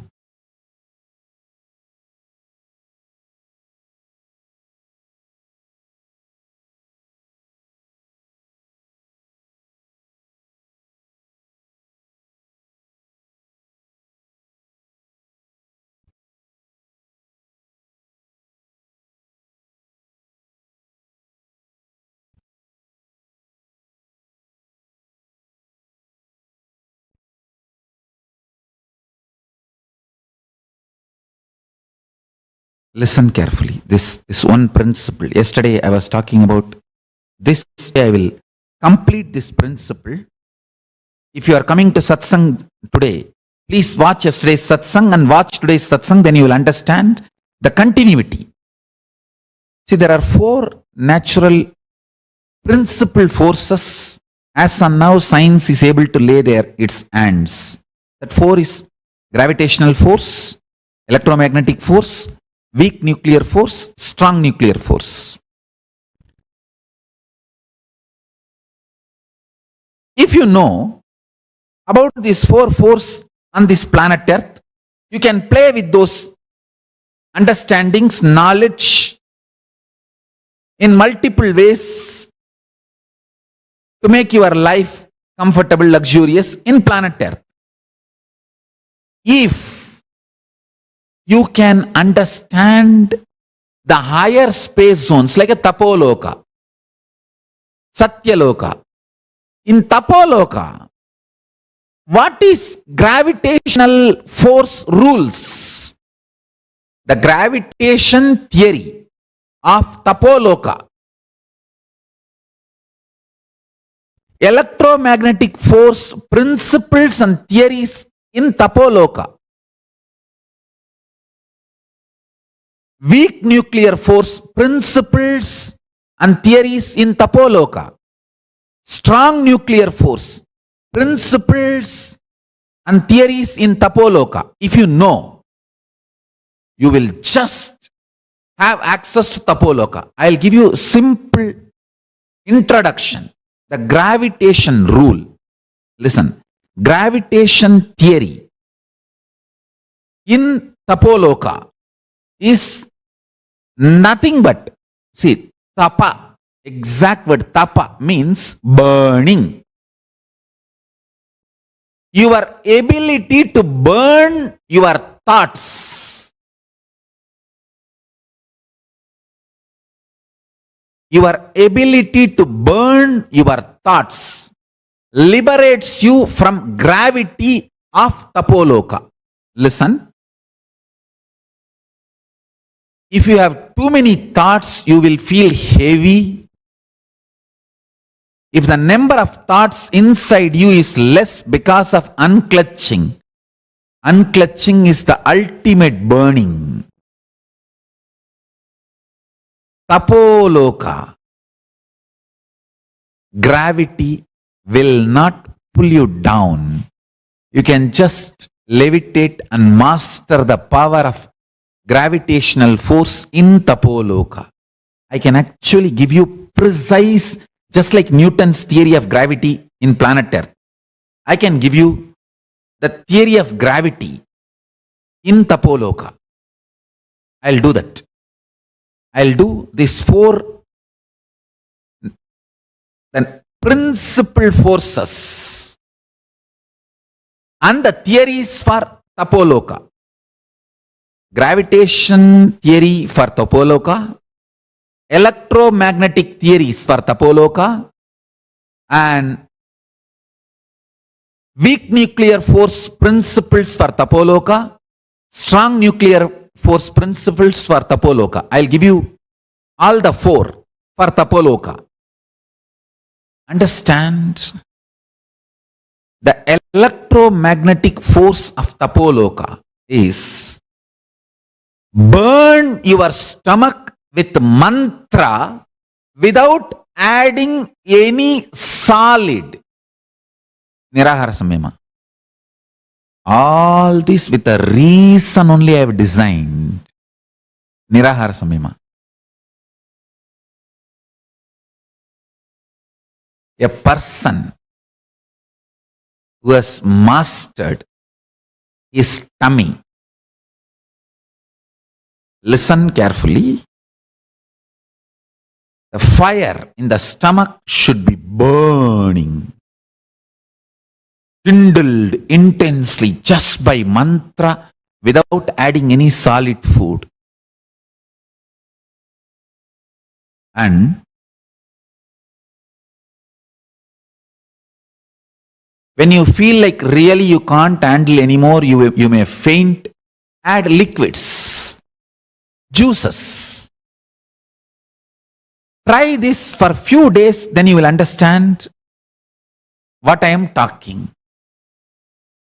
The whole electromagnetic force of the body will just shift to the next level. I am telling you. To all my disciples, I am telling you, I will never torture you. I am not sadist. I will never torture you with false propaganda or false ideas. I myself have lived this Nirahara. See, from 100 I came to 70. 30 kg I pulled out of my body. And 20 hours a day I am able to work without even having the idea of tiredness. Just because I pulled this 30 kg out, I am going to live 50 more years longer on the planet Earth.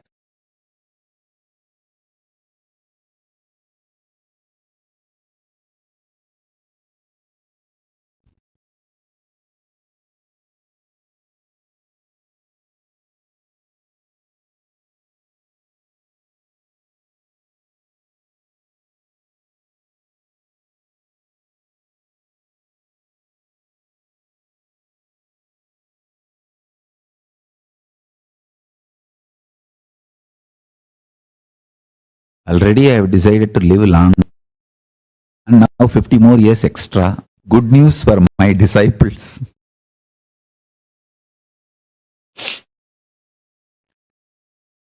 Listen. The electromagnetic force in Tapoloka is kindled in you by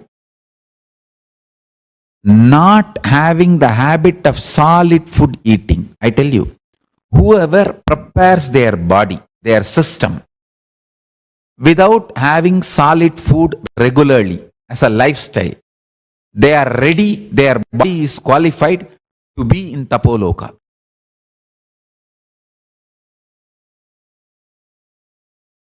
If you can just live by liquid, you can reach Tapoloka. If you can live just by smelling the food, havis, that's all, nothing else, you can reach Kailasa itself, because in Kailasa only smell is the food. Only smell is the food. No other food.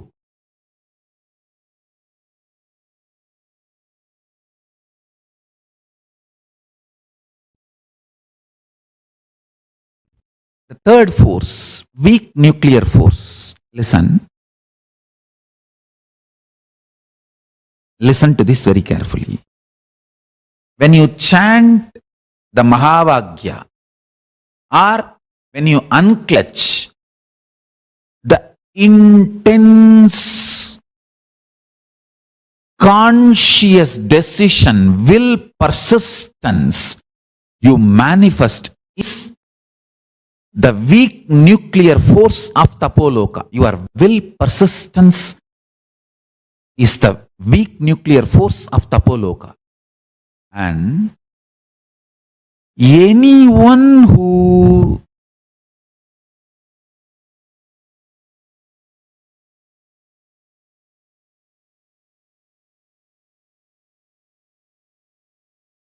manifests the will persistence, unclutches, or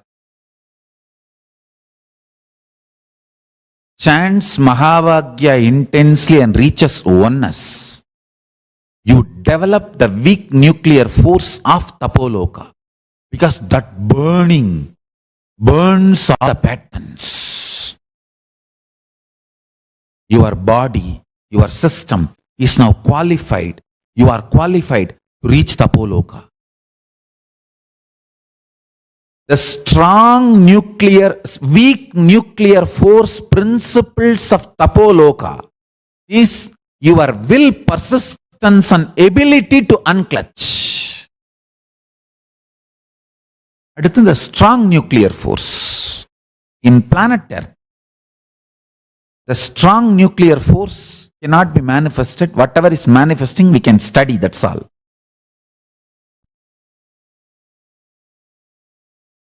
The strong nuclear force principles of Tapoloka. In Tapoloka, what is strong nuclear force and what is the principle? The absolute eternal bliss. Nityananda. Your ability to generate Nityananda in you is the principle of strong nuclear force in Tapoloka.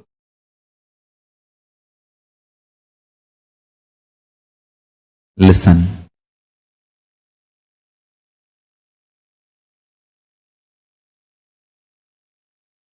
Tapoloka's principal forces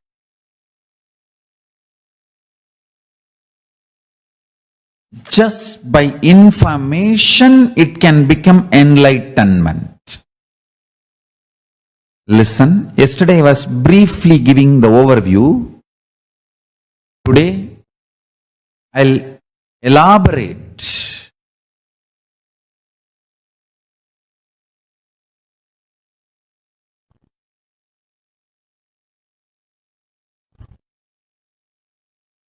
Listen.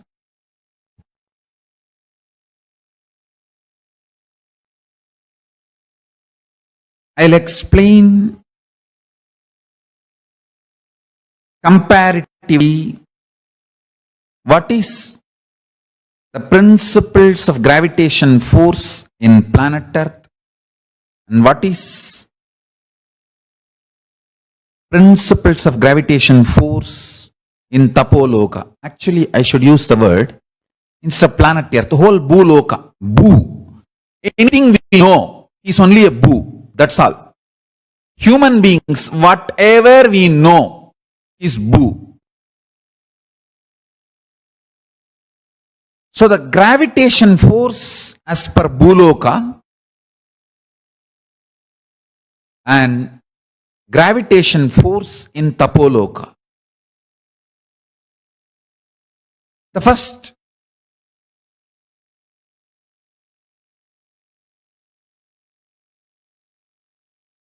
the equation of gravitation in Bhuloka, F equal to G into,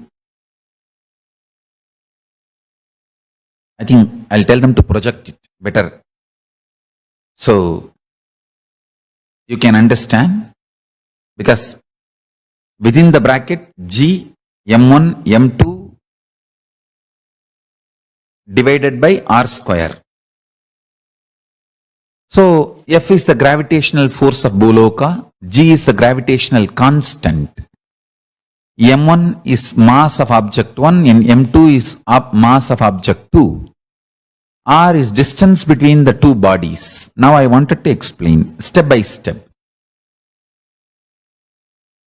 The constant in Bhuloka is Nitya in Tapoloka. There is a big difference between constant and Nitya. Listen.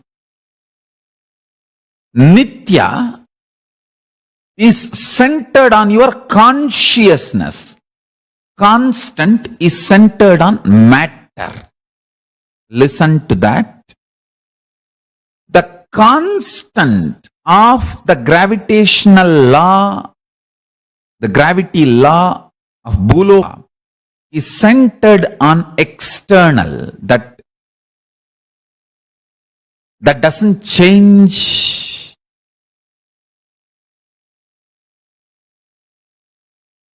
That has nothing to do with your cognition, nothing.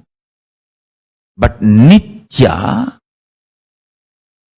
is more permanent, eternal than constant, but rooted on your conscious existence. Understand? Listen carefully. This whole constant of gravity theory can change in few billion years, because the whole Bhuloka will be wiped out and created newly. The life will start happening newly, all that. But the Nitya, which is centered on your consciousness, is million times more powerful than the constant, but not centered on matter. It is centered on you. I tell you, listen. Listen to this one example, then you will understand. Anything you decide as real inside consciousness, that becomes your Nitya. For example, you decide Paramashiva is real. I will align everything to that.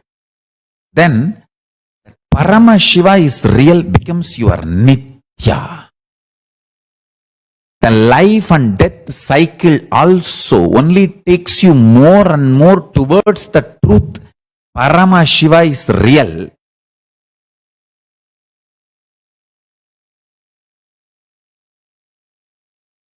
That Nitya becomes center of your existence. Understand? Here, the constant of Bhuloka, gravitational constant of Bhuloka, is dependent on the matter. But the Nitya, the gravitational constant of Tapoloka, Nitya, is dependent on what you decide as real. The good news is you have the conscious freedom to decide what you want as real. The moment you decide Paramashiva is real and I declare my integrity to that, to him, then he becomes Nitya in you. He realigns your life beautifully. Understand? What you decide as real becomes your gravitational constant in Tapoloka. I feel even in planet Earth, if you decide Paramashiva is real, he becomes your gravitational constant, then world around you becomes Tapoloka. I tell you, you are not surrounded by the world, you are the world. You are not surrounded by the world, you are the world. Even in Bhuloka, you can be in Tapoloka. You can, the place you are living, your surrounding, your existence can become Tapoloka. The place where you are living, your life can become Bhukailasa. I tell you. It is individual consciousness, Pratyagatma Chaitanya, that decides which loka he wants to manifest. Let me enter into explaining these principles. Listen.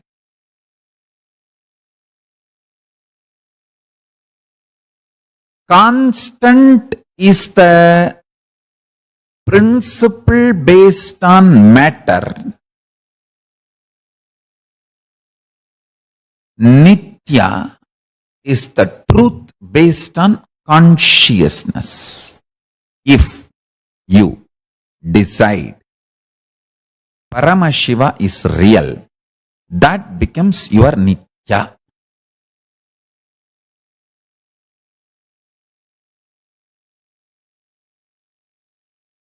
Ultimate, embodied as a Paramashiva, is my real, ultimate real. I declare my integrity to that ultimate reality. Let my life evolve through every way to that ultimate reality, to experience oneness with that reality.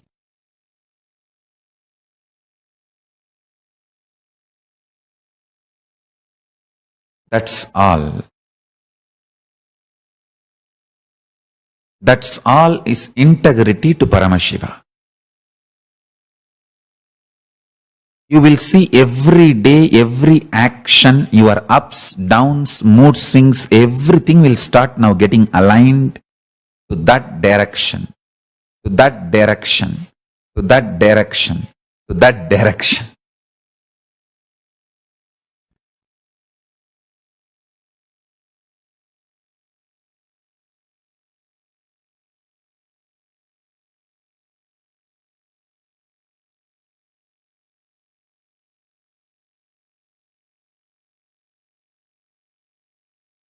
Everything will start getting aligned to that. I'm telling you.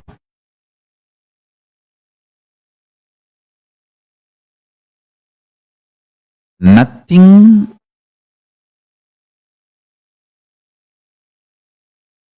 can take you away from what you decide as Nitya. Everything will only align you more and more towards what you decide as Nitya. I am very clear. My life's Nitya is Paramashiva, the ultimate existence, being, identity, truth. The ultimate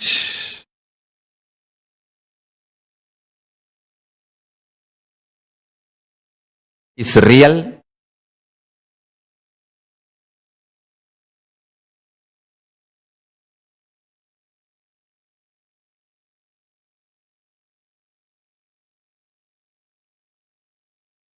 He is my Nitya.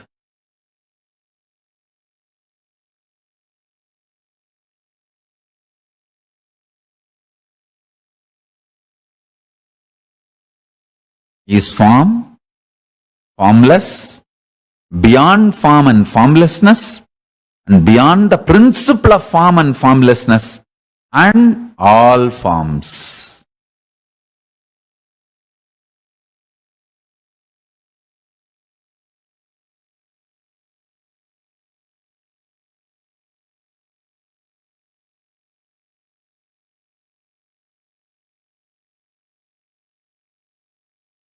I'll give you a comparison slide. Please see this slide. Here, the Bhuloka, the principle F equal to, within the bracket, G into M into M1 into M2, bracket close, and by R square. You can all download this and study it. What I am trying to explain.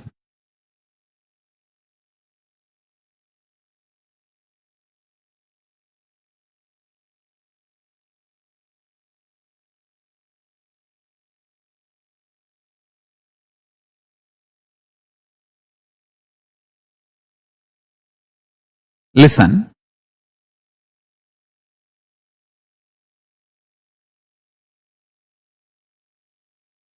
I'll explain. G, constant in Tapoloka, is Nitya. Next, M1 is the pattern. The pattern means what we call root pattern. The pattern. Maybe we can call it as a root pattern, the root pattern, with which your identity starts functioning. And M2 is the number of times, or I should say the intensity with which the pattern is repeated consciously.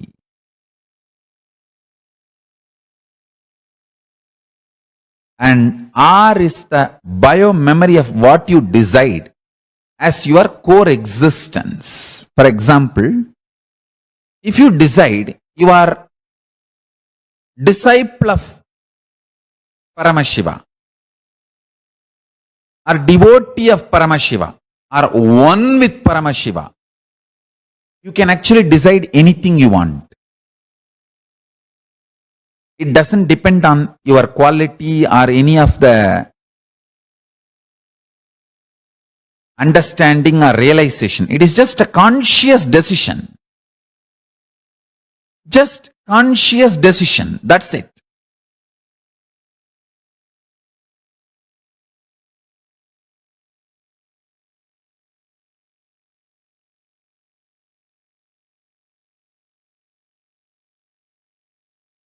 If you decide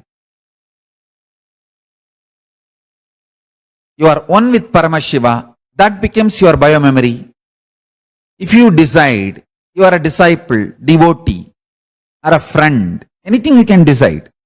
Your relationship to the Nitya, eternal. If you decide your core existence is just ordinary human, then you will be naturally in Bhuloka. If you decide a strong relationship, connection with Nitya, the Paramashiva, what you call as Nitya, then naturally you are levitated, pulled towards Tapoloka.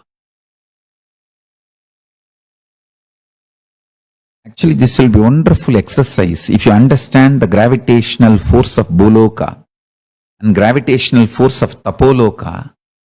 Information itself will become enlightenment. Information becomes enlightenment.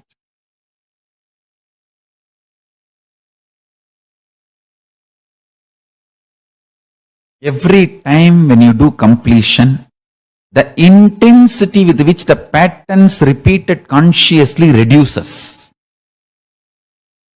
And the intensity with which the root pattern, with which your identity functions, reduces. So more completion, more levitation, mastering the gravitation of Tapoloka. More and more completion.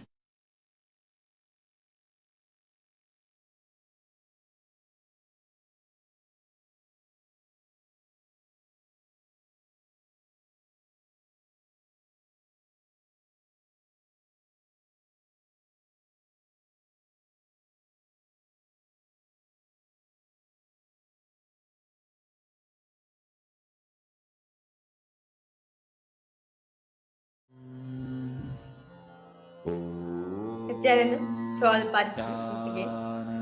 That was a very beautiful session Swamiji revealed on Tapoloka. And very beautifully Swamiji shared the 4 fundamental forces.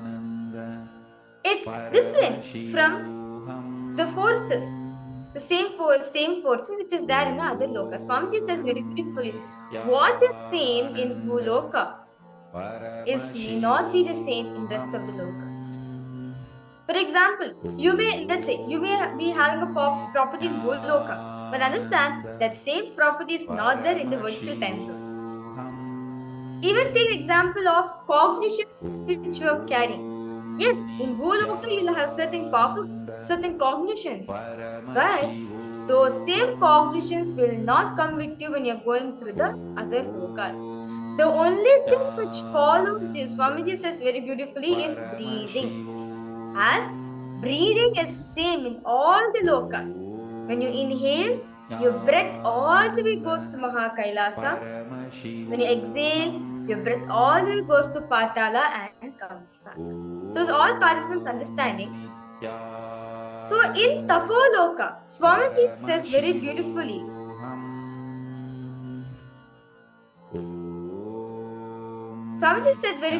that it's the space of surrender, deep surrender, last struggle you go through, the last surrender which you go through, the ultimate tyaga which you do is Tapoloka. As Swamiji says very beautifully, Tapoloka is the place where all the Vedic rishis, such as the Sanakada rishis, Sananda, Sanat Kumara, all those people, the 4 putras, the 4 Mans putras, the 4 sons of Brahmas are living there. And also it's the abode of all the great rishis, celestial rishis. But understand, you have an identity in Tapoloka. Swamiji says very beautifully that when you are doing intense yoga, understand when you're experiencing Nityanda yoga, you are actually entering to Tapoloka. How many of you have realized this one truth what Swamiji said? How many of you have realized this? Swamiji says very beautifully, if your breathing is systematic, if you have a systematic breathing pattern, then you enter in Tapoloka. How many of you realize this one truth which Swamiji said? Well, all of you are doing the Nityanda yoga every day. So all of you are in Tapoloka, where you do systematic breathing patterns. Swamiji says anything which is systematic breathing, meaning a structured way of breathing, it awakens a crack. It awakens a track in your brain which lets you access Tapoloka. So understand, every day all participants, all of you doing the Nityanda yoga. That takes you to Tapoloka. Of course, directly it takes to Mahakailasa. Swamiji says yoga takes us to Tapoloka. Understand, all of you are accessing your identity in Tapoloka every single day. Swamiji says that every day you are connecting to the vertical time zones. You're not separate from them, you are a part of it. So request all participants now to post your understanding on what Swamiji spoke on Tapoloka. As so many deeper revelations, Swamiji said that the 4 fundamental forces such as the gravitational force, electromagnetic force, weak nuclear force and strong nuclear force, all the same forces are not same in all the lokas. For example, what we know as gravity in Bhuloka is not the same in Satyaloka. It's not the same in Svargaloka, or it's not the same in Tapoloka. The electromagnetic force which is there in Bhuloka is not the same in Tapoloka and rest of the vertical time zones. How many of you are understanding? I request all participants to post your understandings. And if you have any further questions, any doubts you have, do feel free to post in the chat section. As understand, today all the participants, you are going to be experiencing Tapoloka along with Swamiji. So it is important for all of us to understand and cognize the truth which Swamiji has spoken about Tapoloka, as whenever you are doing surrender, whenever you're surrendering to the cosmos, understand you're accessing your identity in Tapoloka. Understand, Tapoloka is not just about the ascetics alone, no. Tapoloka is a place of rishis. Understand, ascetics are different, rishis are different. Rishis are enlightened beings. Merely using English, you can translate them as ascetics, but they're much more than this. They're much more than that. So request all participants now to post their understandings on Tapoloka. Paramashivoham Om Nityananda Paramashivoham Om Nityananda Paramashivoham Om Nityananda Paramashivoham Om Nityananda Paramashivoham Om Nityananda Paramashivoham Om Nityananda Paramashivoham Om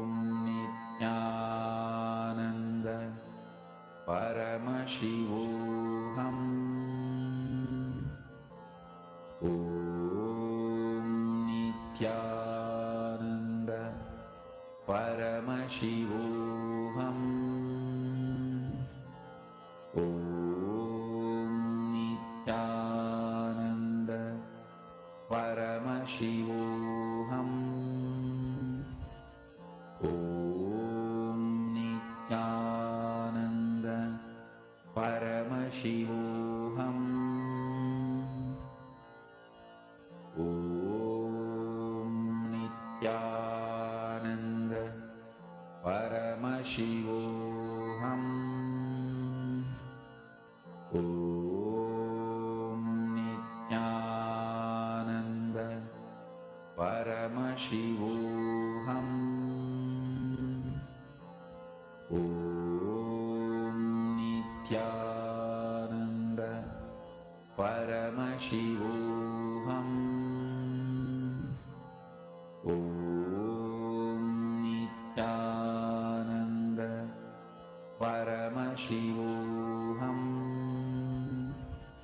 Om Nityananda Paramashivoham Om Nityananda Paramashivoham Om Nityananda Paramashivoham Om Nityananda Paramashivoham Om Nityananda Paramashivoham Om Nityananda So now for all the participants, as Swamiji says very beautifully, in the smell of Tapoloka is Tyaga, renunciation. See, understand Tapa. Tapas means what? We can say is penance, which you're doing. But Swamiji says that tapas is a very powerful method. It's a very powerful methodology given by Paramashiva for us to rejuvenate our whole system. As very beautifully all of us learn, renunciation means what? Renouncing without having the idea that you're renouncing is renunciation. Let me repeat myself what Swamiji says. Renouncing without having the idea that you are renouncing is renunciation. So understand, Swamiji says, the biggest and greatest quality one can have, humanity can have in themselves is the quality of Tyaga. See, Tyaga is what? Swamiji says very beautifully. Ability to let go. Just letting go. As you understand that when you let go, cosmos shovels you 10 times, 10,000 times. Swamiji says very beautifully. If you take one step to Swamiji, he will take thousands of steps to make what your reality want as a reality. You just take one step to life. Life takes thousands of steps to manifest your reality. So when you take one step by renouncing what you have, cosmos shovels you 10,000 times to manifest your reality. Who knows? For example, you may give your house. I'm just taking examples of a house. You may give a house. You give up a house for charity purposes. Or you want to give your house to Kailasa.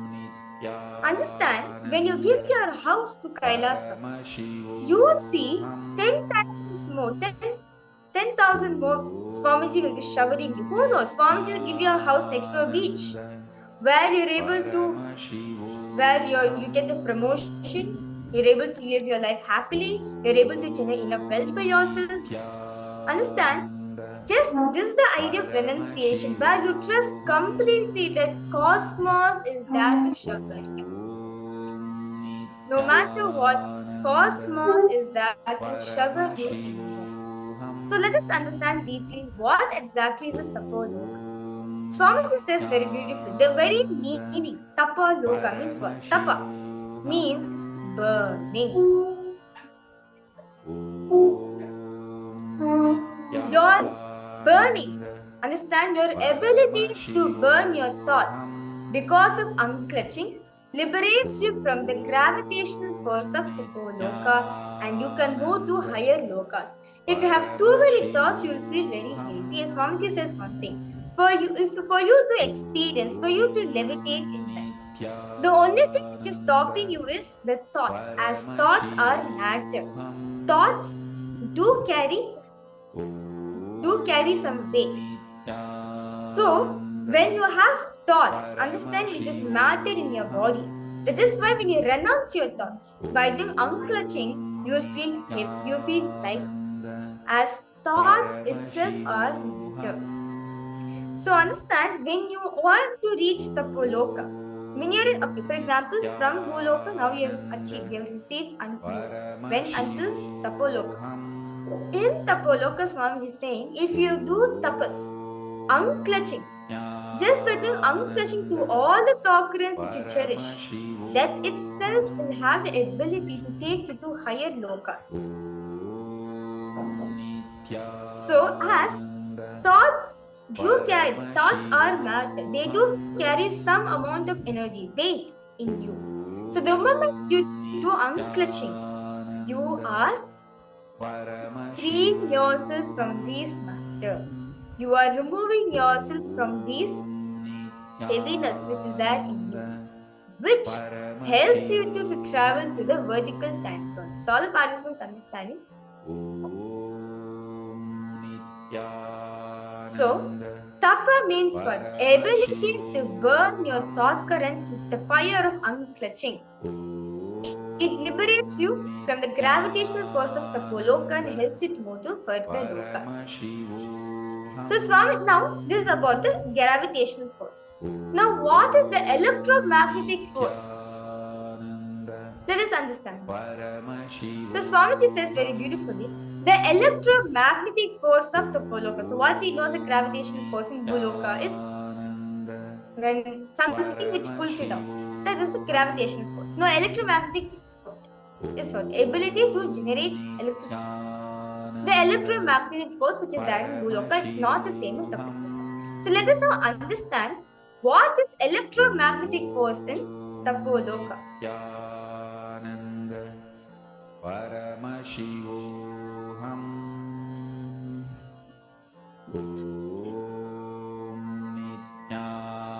Nityananda Paramashivoham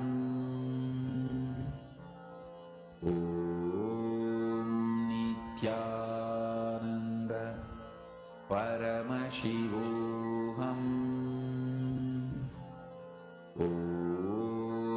Nityananda Swamiji says, the electromagnetic force of Tapoloka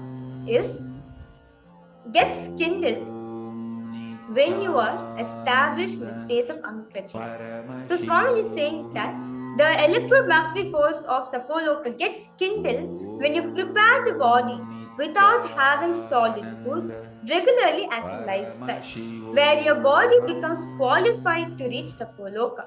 Understand your will persistence and ability to unclutch is the principle of weak nuclear force in Tapoloka.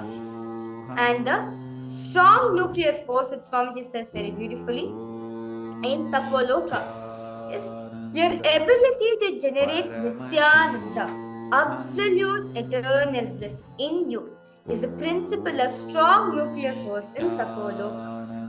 So now all the participants very beautifully understood the four forces of Tapoloka.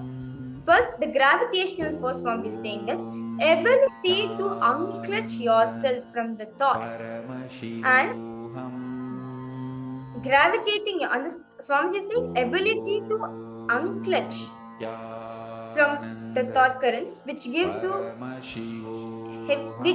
you weight within your system and letting you to unclutch and going through the higher locus is the gravitational force of Tapoloka. Now the electromagnetic force of Tapoloka is what? Ability to stay without food, not making food as a compulsory lifestyle, basically doing a nirahara samyama. That is the electromagnetic force of Tapoloka.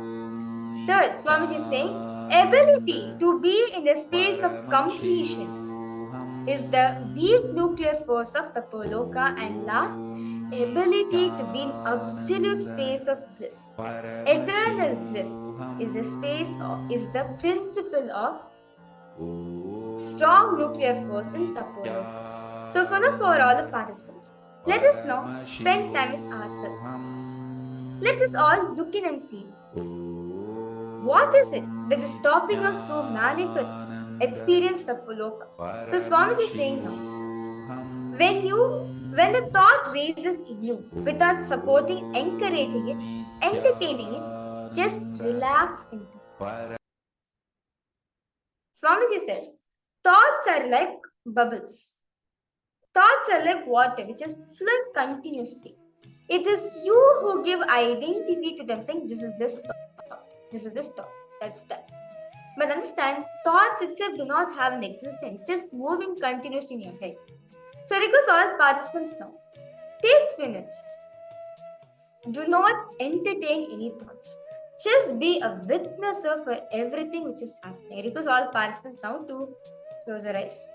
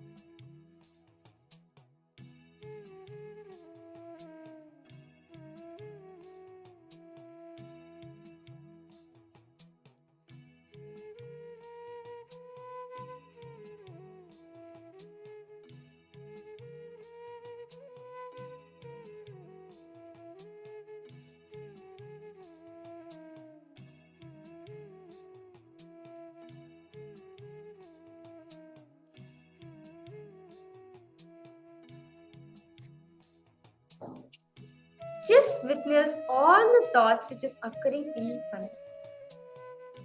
So request all participants now. Become a witness. When you sit, naturally thoughts do come.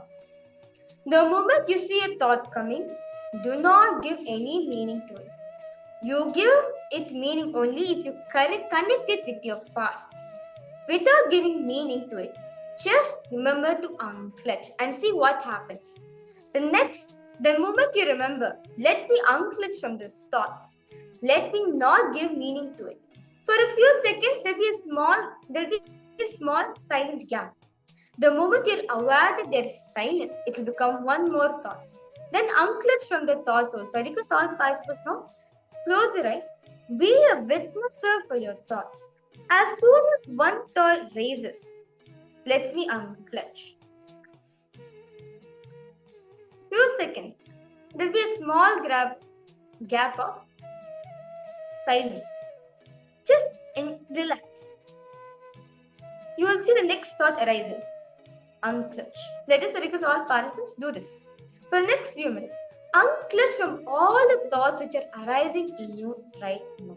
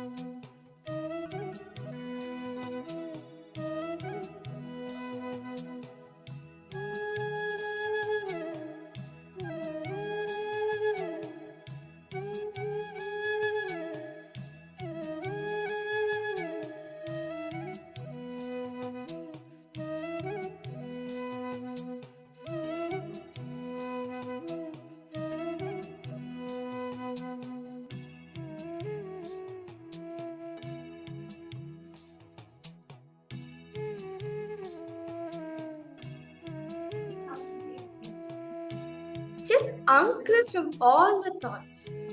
Just the gap or the silence should become longer and longer. And because all participants, as you're doing this beautiful process, just enhance the silence. The gap when nothing is, enhance it.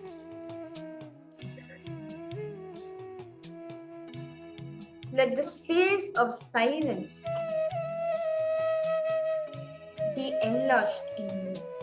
Let the space of unclutching, pure silence become more in you.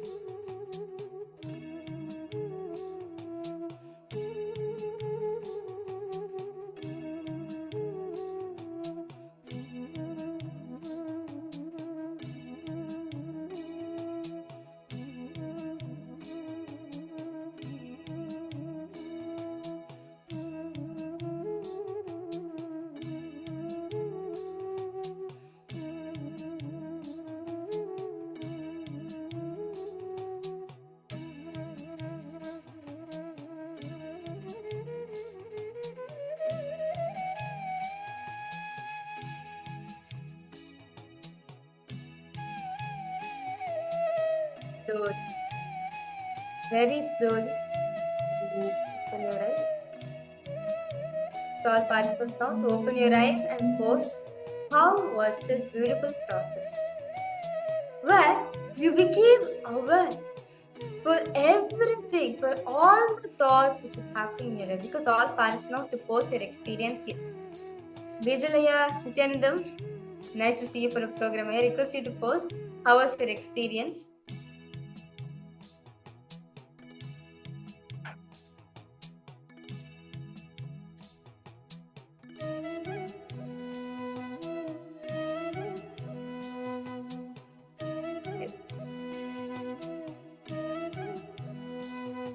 I request you to post there how was this beautiful process. See, this is for very powerful process where Swamiji is given, where just the unclutching from the thought. Actually, Swamiji once actually told once Swamiji says the Akanda Nirvikalpa Samadhi means what? Just unclutching continuously. You yourself feel better. You will see the thoughts which is there continuously. You literally will be a point of time where you will not be able to see any thought. You will not be able to have peace of mind because so much of thoughts are there within your system. So, when you take time to unclutch from all this, you will see the space of silence, the space of pure bliss enters into your system. So I know for all the participants, all of you had a very beautiful, very powerful process. So let us now enter into a very small exercise which Swamiji is given for us to clear out for us to keep this, for us to retain this beautiful space within our being. So Swamiji says that you are the owner for your life. Anything which you are manifesting, you are the owner for your life. So let us understand this a bit deeper.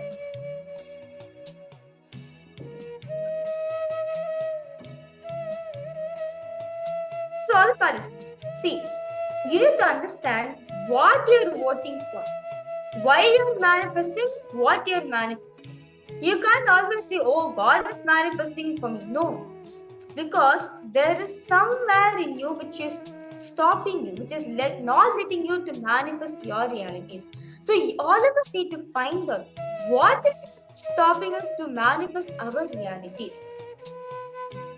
So it's a very beautiful process Swamiji is given to find out the path, the blind spot of which is stopping us to manifest our realities.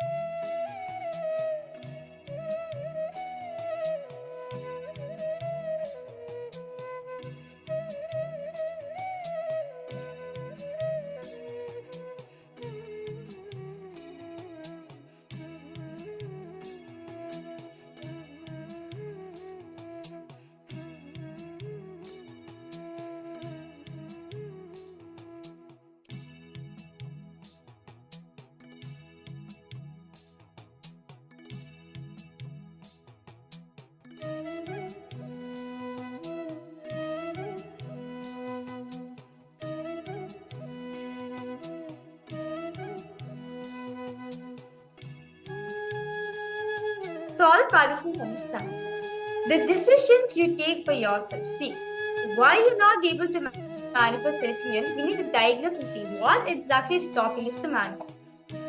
Swamiji says very beautifully, what you're manifesting. Very beautiful question Swamiji says, why you are manifesting what you're manifesting. We always question life. Why is it you're manifesting like this? But we need to find out what is it that is stopping us to manifest our reality. So Swamiji says very beautifully, the decisions you take in life accumulate certain blind spots, and when you are not able to handle the blind spots, it is called delusion.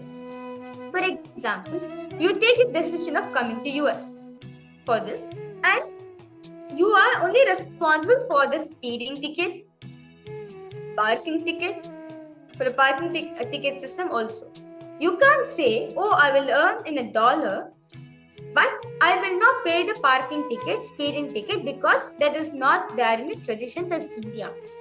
So understand, in India, we always have this thing. Why do we need India, for all the taxi drivers there in India, whenever they want to park something, they just go ahead and park. They will not simply pay for it. But whereas in US, it's systematic. If you need to park, you need to only park in the parking area.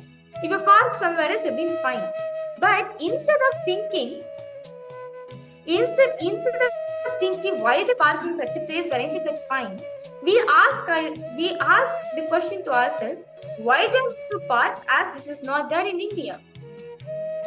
So understand, so all the participants, now list down 10 blind spots in your areas of your life, in the field of health, wealth, in your relationship and others. List the 10 blind spots. What is it that is stopping you to manifest your reality? There is somewhere, some gap will be there which is stopping you to manifest your reality, because all the participants now look in and see in the field of health, wealth, relationship, anything you take, look at and see what exactly is stopping you to manifest your realities.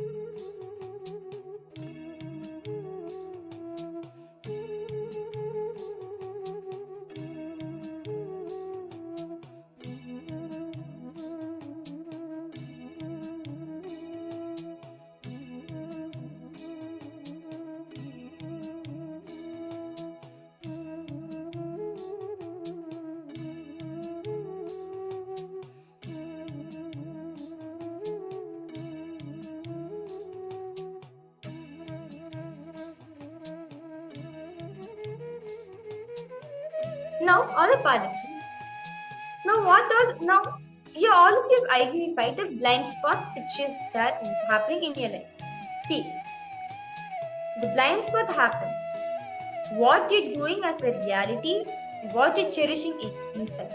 Somewhere these two does not bridge.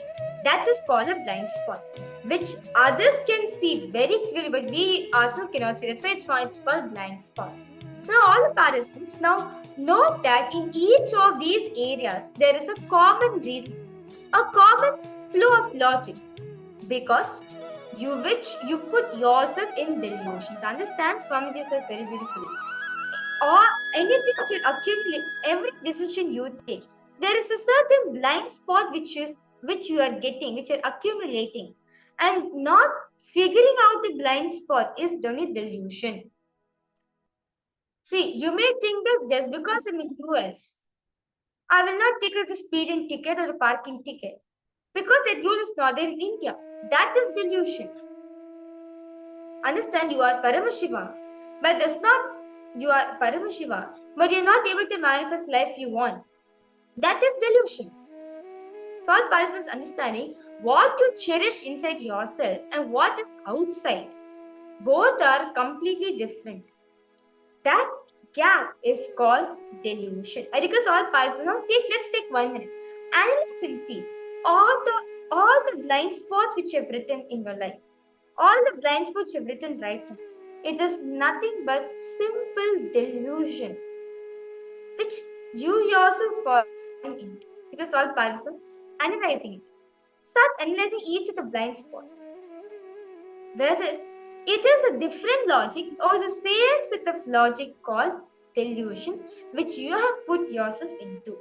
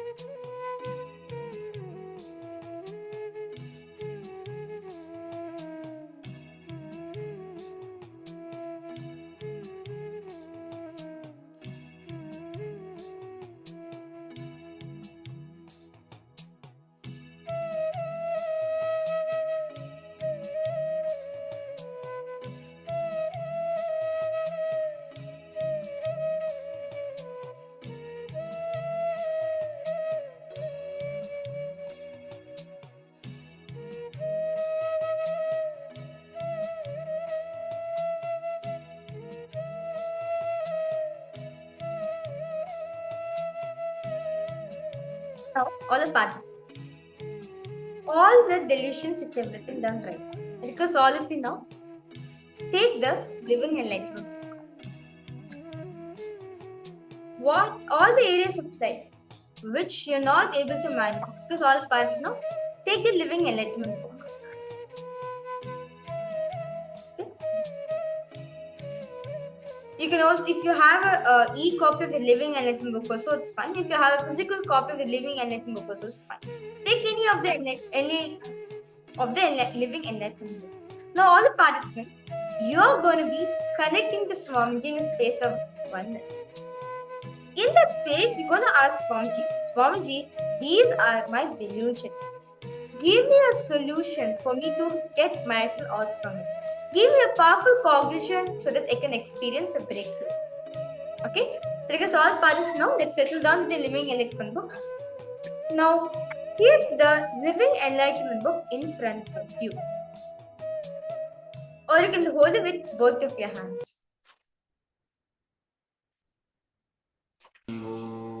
Intensely. Now, start chanting the Mahapanchit.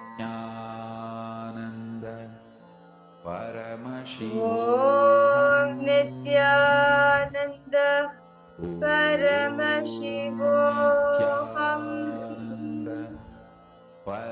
Om Nityananda Paramashivoham. Om Nityananda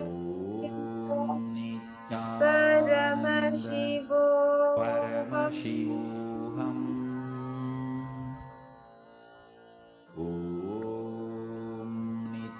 Us now beautifully in that space with Swamiji. Because all participants know to just they're holding the physical book. Connect to Swamiji. Ask Swamiji to reveal what is the solution.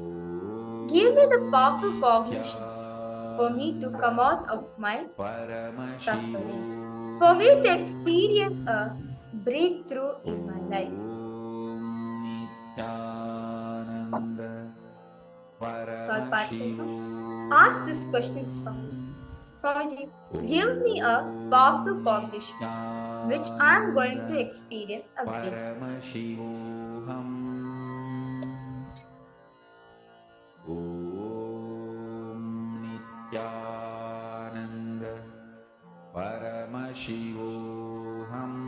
In that beautiful space, slowly, very slowly, open a page. Just open the random page. If you're having the e-copy of the living enlightenment, just scroll. You will see Swamiji, there'll be one point with Swamiji, you'll feel like stopping. Just stop at a point and read out the powerful cognition. That is the powerful cognition for you to experience a breakthrough. So all participants now, open a living enlightenment. First, the powerful cognition which Swamiji is giving. Understand? That is the powerful cognition Swamiji is giving for you to experience a breakthrough. Paramashivoham. Om Nityananda Paramashivoham. Om Nityananda. Ma Chinmayananda, Ma Shuling Durga, Ma June, Ma Jennifer Lee, Ma Anupama Menon, and because all the participants now, go ahead and post your powerful cognitions from the living enlightenment book. Ma Prema Bhaktika, Ma Yonana Catherine, so all of you now, just open living enlightenment book, read the powerful cognition. This is your powerful cognitions for you to experience a breakthrough. This is the powerful cognition the Swamiji is giving for you to experience a breakthrough in your life. Actually, it's a very beautiful power manifestation actually for all the participants. Whenever you feel stuck, just connect to the living enlightenment book. You will see simply Swamiji will be showing you answers. As Swamiji says, Jeevan Mukti is alive. She is alive. Just ask her, she gives us the answers. With that beautiful session, all of us, I request all participants now. You can now the powerful cognitions Swamiji is given. Apply it in your life. You'll experience a breakthrough. You'll see today, throughout the whole day. Let me use this powerful cognition. Any doubts I'm getting, let this powerful cognition be the answer.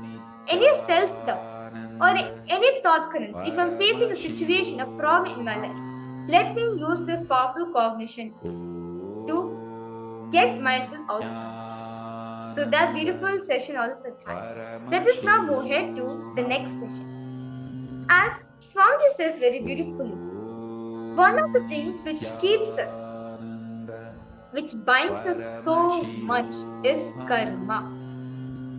Well, all of us roughly understand that karma is something is like a bad deed which we do, which we get it back. But Swamiji says karma is unfulfilled desires, which is reminding you to fulfill it. Let us understand these deeper truths in from Swamiji on the topic of karma and how can we liberate ourselves from the clutches of karma.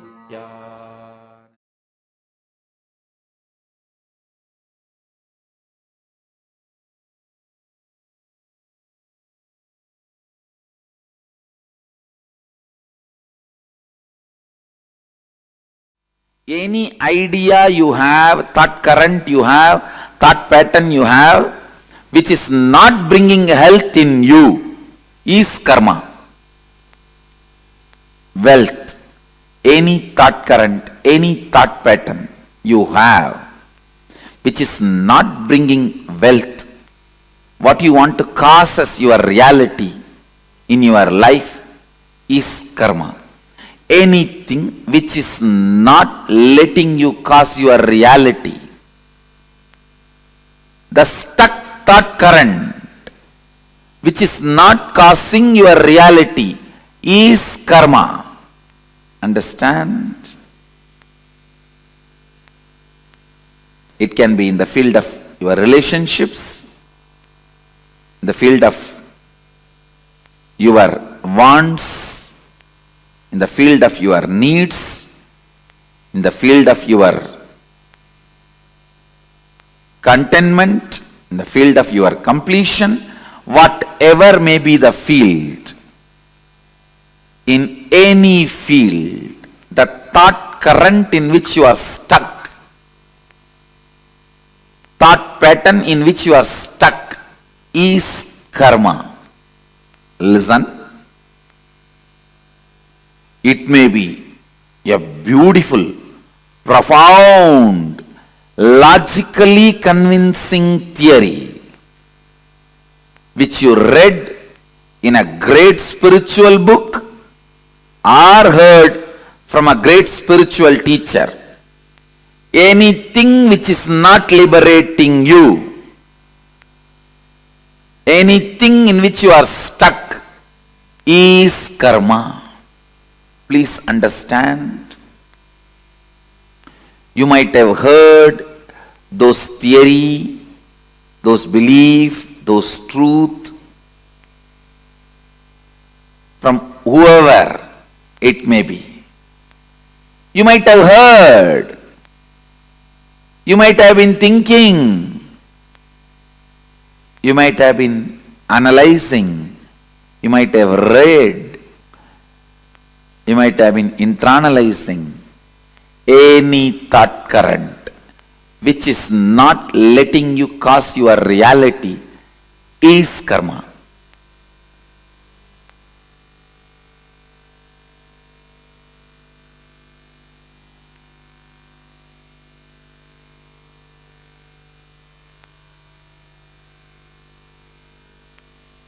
There may be tons of books you would have read on medicine, but if you are not out of disease, the thought pattern, thought current you built with all your knowledge is only karma.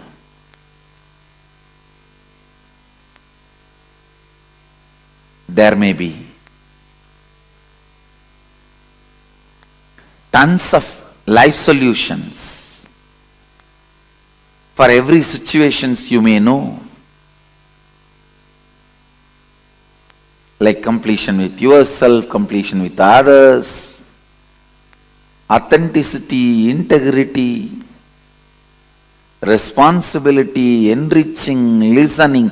There may be tons of concepts you heard to cause your reality, but if it has not started happening, it is only karma for you. Listen.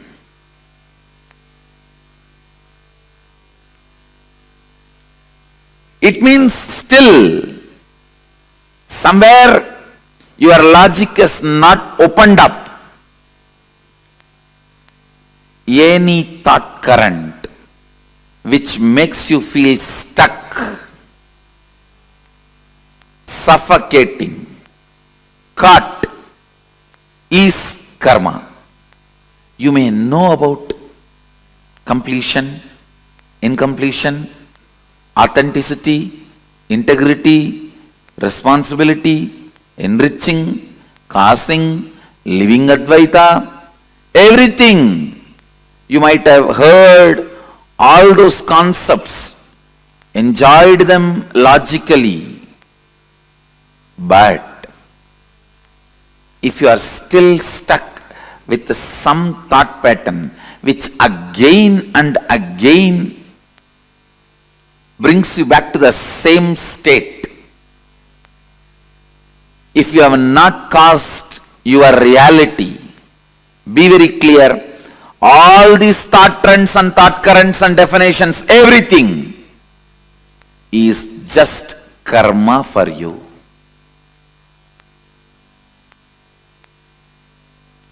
All the concepts.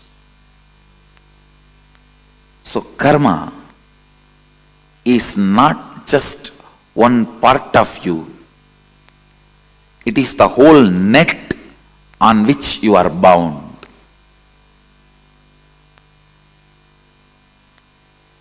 Anything which raises you to the next level, which gives you the push, breakthrough, is freedom,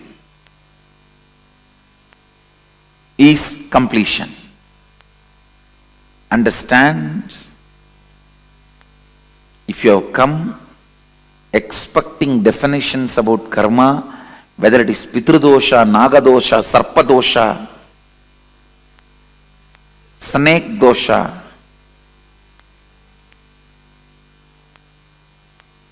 what is karma? You are wrong. Listen. Any thought current or pattern, thought pattern or lifestyle in which you are stuck, your reality is not caused, is karma. Any thought current, thought pattern which gives you a breakthrough, push to the next level of your reality, which is making you cause your reality, is liberation, is completion. Understanding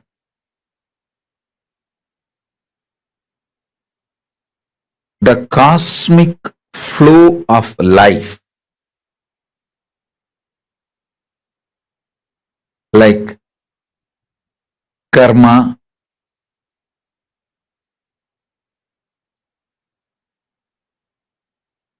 naturally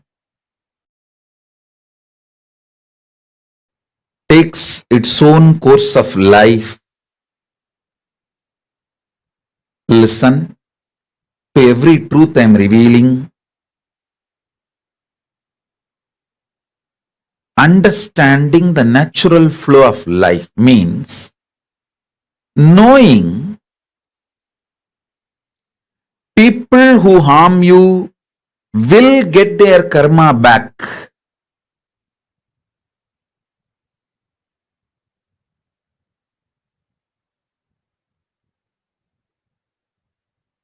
People who support you will get their punya back. If you do something wrong, you get the karma. If you do something wrong, but you raise your consciousness, you can save yourself from the karma coming back. Understanding these few basic principles takes away tiredness, boredom, decision fatigue from your head. Listen, decision fatigue is nothing but cherished revenge, frustration by coming to a conclusion, world is not fair. Listen, when you feel world is not fair, you block the flow of energy through you. You block your Shakti. You fall into frustration. Naturally, that leads to decision fatigue. Understanding world is just dharmic. Having simple eyes to see how the karma comes back, how nobody can escape from good or bad. Understanding this basic truth takes away all decision fatigue, frustration, anger about life, vengeance you cherish about people and life, known, unknown, all that just taken away. You become a free channel for energy to flow.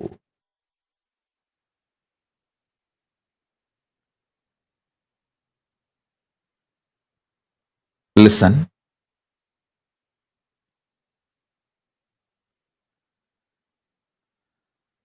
Knowing whether human society or world, nature,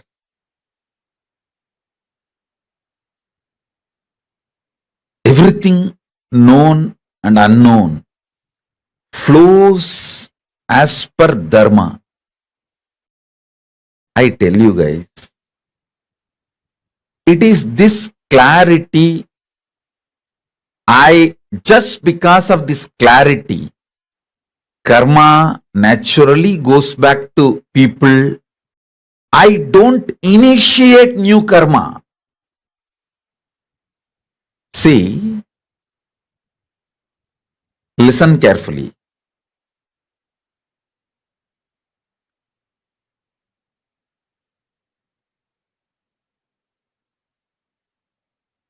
This is one of the biggest confusion.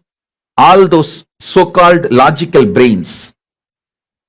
People try to tell, maybe, see, when I tell them, hey, don't kill the goat and eat, next janma, the goat will come as a human being and kill you and eat. They say, maybe Swamiji, last janma, the goat killed me and ate. That is why now I am killing the goat and eating. Stop initiating new karma. Then your Kundalini will be awakened. You will have the Shakti to see the flow of whole life. Stop this idiotic justification for initiating new karma. Listen carefully.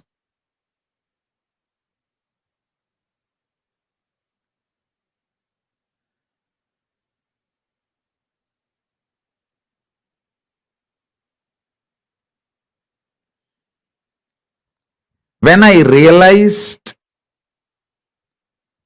the flow of dharma and flow of karma, I stopped initiating new karma chakra or the karmic chains that has brought so much energy in me. so much energy, I tell you.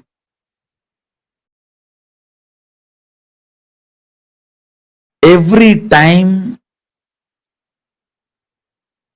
I start having larger visualization, larger plans, larger work. Every time when people try to hit me, persecute me, I flare up and become larger than their imagination.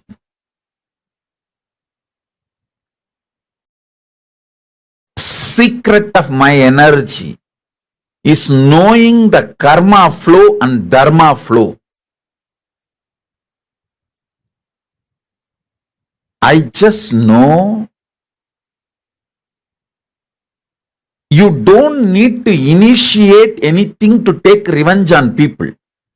Initiate, focus everything to protect you and creatively contributing. That's all. You protect yourself. For that you can do everything. And go on contributing creatively.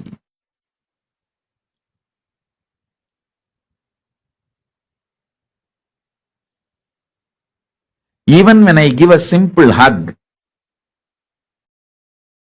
it is absolutely creative. I just want to lubricate that being's inner space with my love and compassion and acceptance so it can flower into a beautiful, powerful being. Same way when I scream, I just carve that being to become a god in every level. I stop just with these two. Maximum I protect myself and I go on contributing creatively because I am assured inside me experientially about the flow of the dharma, flow of the karma. I do not have a cherished vengeance, cherished anger, cherished violence. All of you should know. You may not have cherished anger towards one person, but you may have a whole against the whole system. You may have a cherished anger and violence against the whole humanity, against the whole economical system, against the whole currency system. When you cherish the anger against the whole system, or the organization you are working for, or the career you are doing, or the clients you are having, you may have anger towards the whole system. Even that gets you decision fatigue. When you cherish anger towards one person, it's called vengeance. When you cherish anger towards unknown system, it's called frustration. Vengeance and frustration both brings decision fatigue in you. The cosmic flow of life, like karma,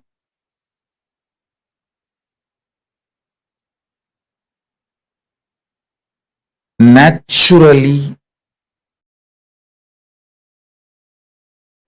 takes its own course of life.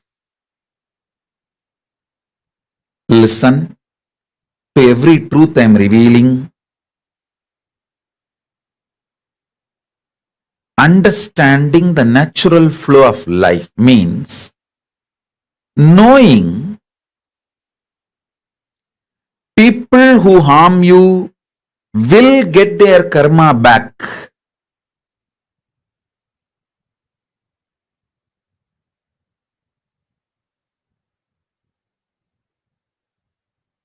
People who support you will get their punya back. If you do something wrong, you get the karma. If you do something wrong but you raise your consciousness, you can save yourself, from the karma coming back. Understanding these few basic principles takes away tiredness, boredom, decision fatigue from your head. Listen, decision fatigue is nothing but cherished revenge and frustration by coming to a conclusion, world is not fair. Listen, when you feel world is not fair, you block the flow of energy through you. You block your Shakti. You fall into frustration. Naturally, that leads to decision fatigue. Understanding world is just dharmic. Having simple eyes to see how the karma comes back, how nobody can escape from good or bad. Understanding this basic truth takes away all decision fatigue, frustration, anger about life, vengeance you cherish about people and life, known, unknown, all that just taken away. You become a free channel for energy to flow.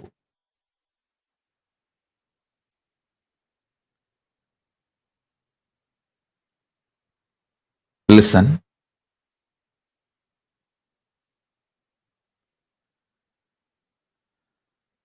Knowing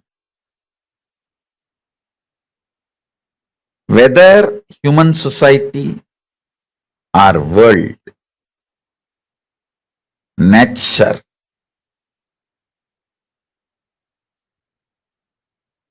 everything known and unknown flows as per dharma. I tell you guys, it is this clarity,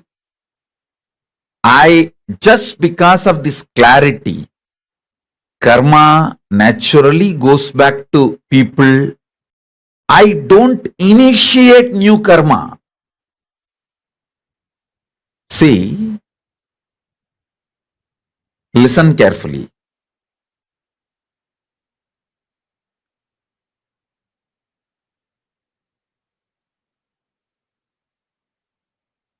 This is one of the biggest confusion. All those so-called logical brains. People try to tell, maybe, see, when I tell them, hey, don't kill the goat and eat, next janma, the goat will come as a human being and kill you and eat. They say, maybe Swamiji, last janma, the goat killed me and ate. That is why now I am killing the goat and eating. Stop initiating new karma. Then your Kundalini will be awakened. You will have the Shakti to see the flow of whole life. Stop this idiotic justification for initiating new karma. Listen carefully.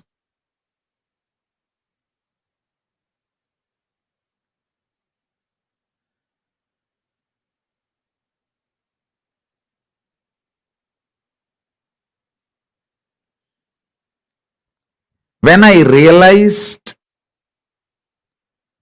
the flow of dharma and flow of karma, I stopped initiating new karma chakra or the karmic chains that has brought so much energy in me. So much energy, I tell you.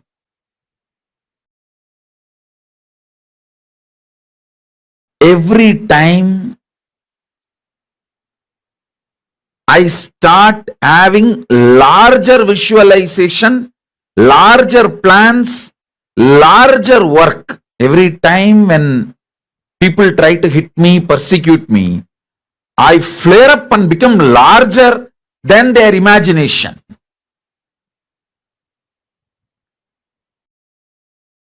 Secret of my energy is knowing the karma flow and dharma flow.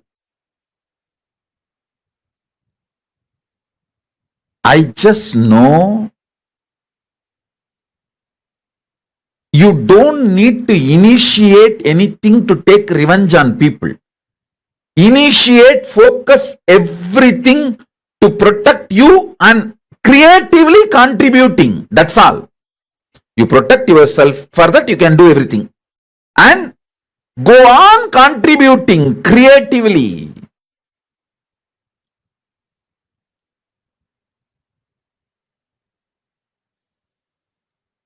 Even when I give a simple hug, it is absolutely creative. I just want to lubricate that being's inner space with my love and compassion and acceptance so it can flower into a beautiful, powerful being. Same way when I scream, I just carve that being to become a god in every level. I stop just with these two. Maximum I protect myself and I go on contributing creatively because I am assured inside me experientially about the flow of the dharma, flow of the karma. I do not have a cherished vengeance, cherished anger, cherished violence. All of you should know. You may not have cherished anger towards one person, but you may have a whole against the whole system. You may have a cherished anger and violence against the whole humanity, against the whole economical system, against the whole currency system. When you cherish the anger against the whole system, or the organization you are working for, or the career you are doing, or the clients you are having, you may have anger towards the whole system. Even that gets you decision fatigue. When you cherish anger towards one person, it's called vengeance. When you cherish anger towards unknown system, it's called frustration.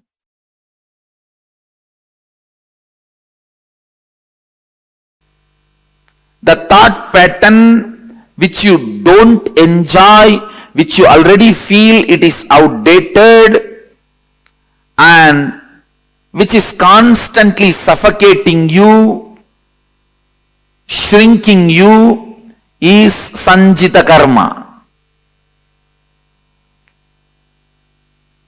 And the thought pattern in which you feel you are stuck, but you are able to cause few things as your reality in your life, that is agamya karma. But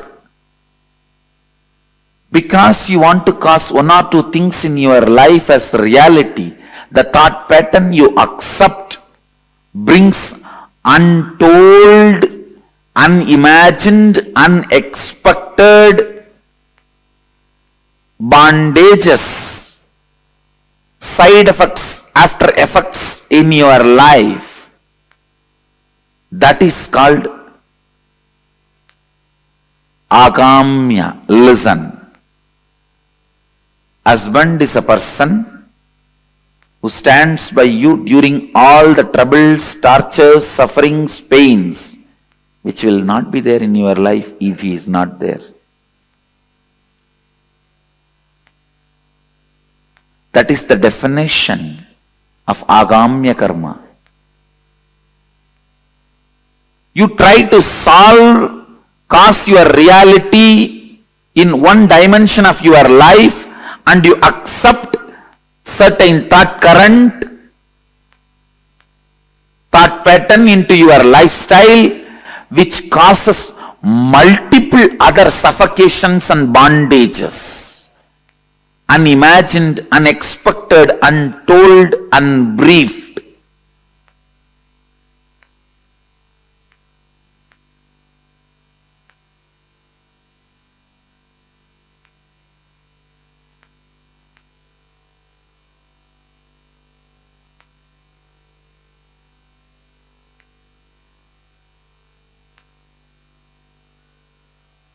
Understand?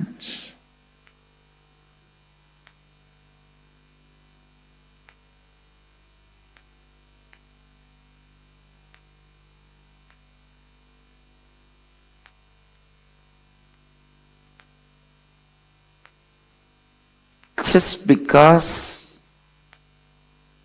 you want to own a home,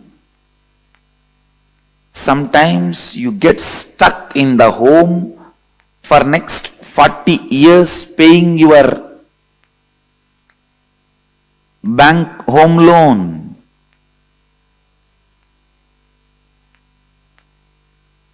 You want home. That's the reality you want to cause.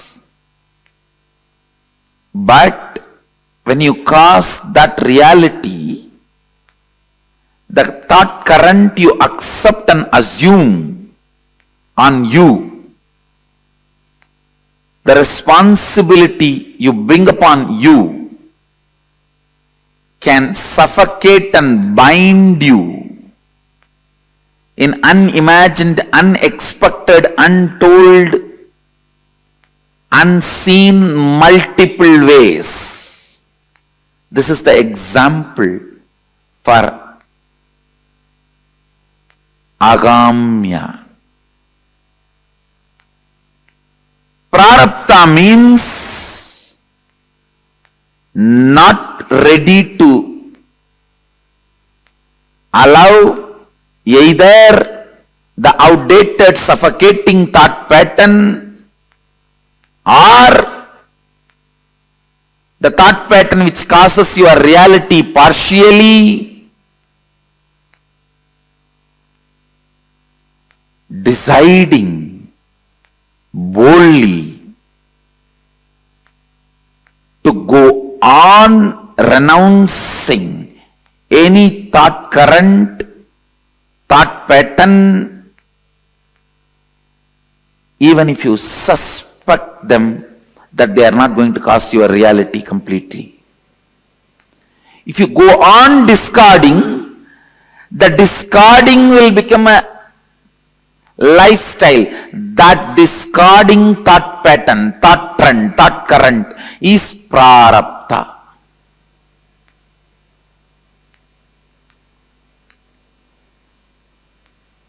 Means only exhausting. No more accumulation. Waking up to the reality.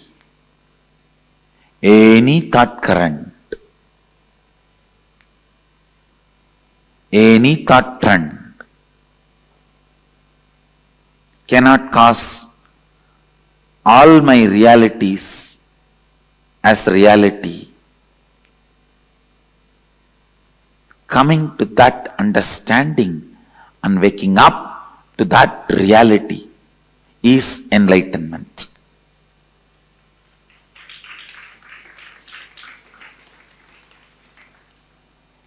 Not ready to be stuck in any thought current is the liberated thinking current.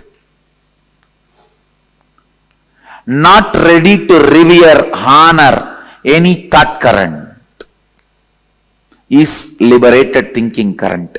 Not ready to honor, revere any thought current is completion. Not ready to honor, accept, revere any thought current is perpetual completion. Not ready to accept any thought current as a lifestyle is perpetual completion.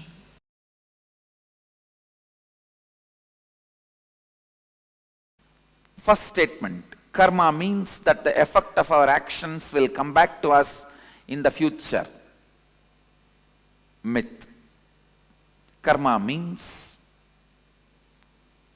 the effect of your thought currents will come back to you in the future till you complete.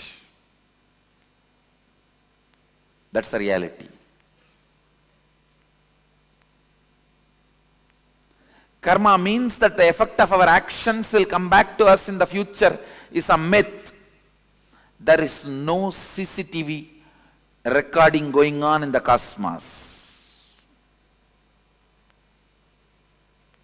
where your actions will be bringing suffering to you in the future. No. But your thought currents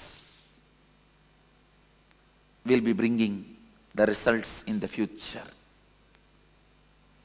There is audio recording going on in the cosmos, not video recording.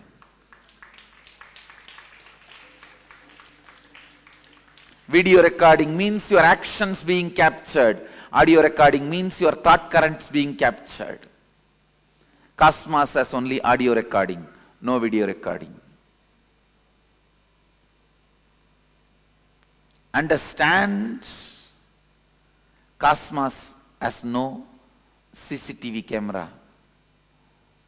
It's only video muted camera, audio recording.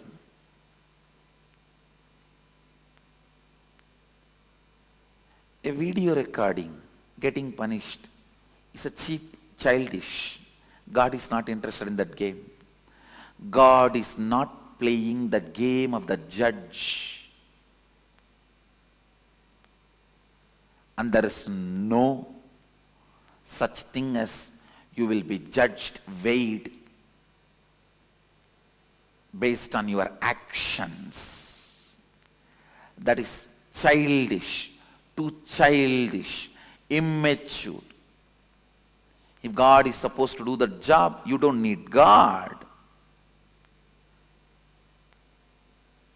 You have enough men who can just analyze the CCTV footage of your life and pass the judgment, whatever is required.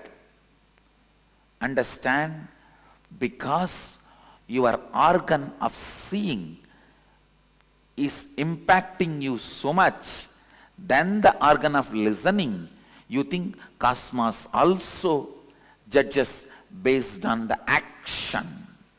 No. Only the thought current comes back as karma, not the action current. Next statement here. You can cancel out bad karma with good karma by doing good things. It's a myth. It's a myth. Please listen. You can cancel out any karma by cancelling that whole thought pattern, whole thought current.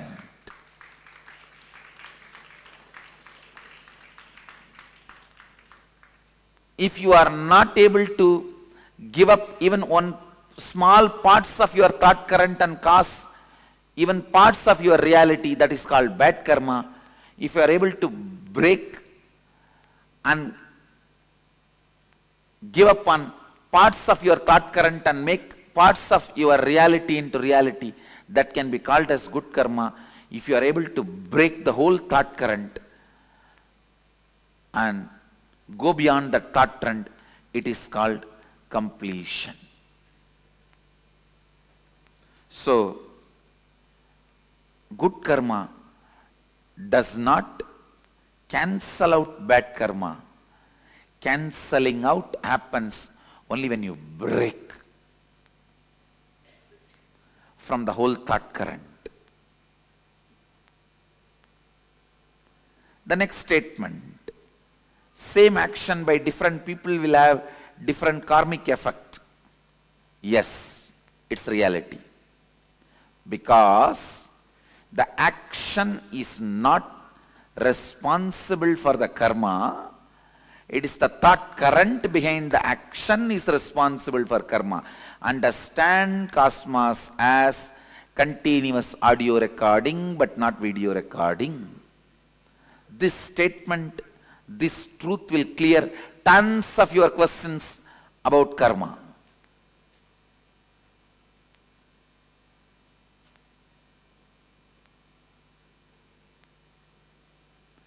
In video recording, visuals are always new. In audio recording, it is always a single flow. Please understand.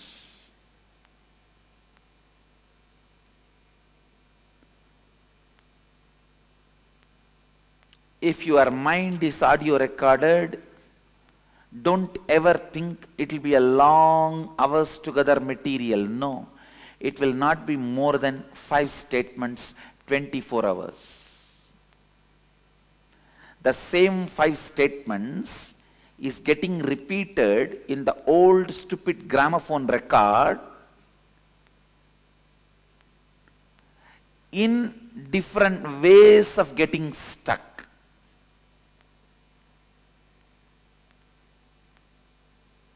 Just this one statement, I ate and like kaka biryani.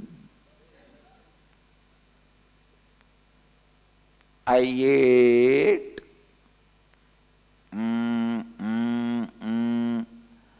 and like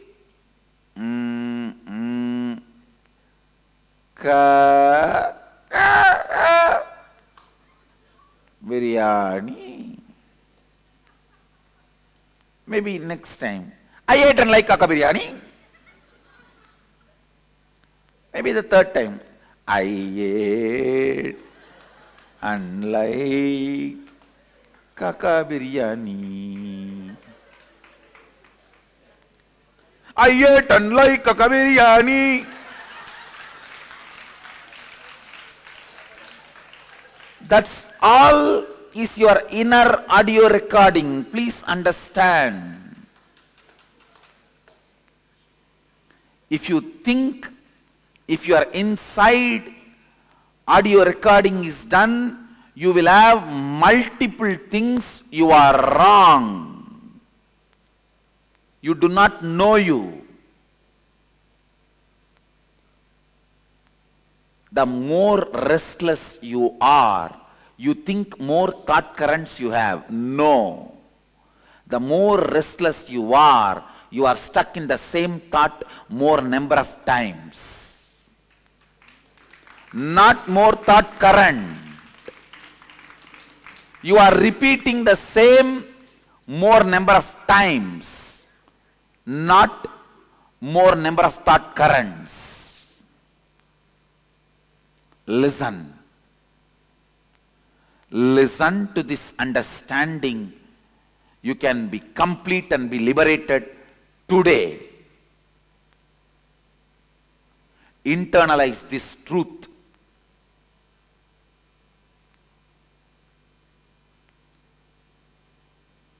It is fresh out of the box definition of karma directly from Sadashiva.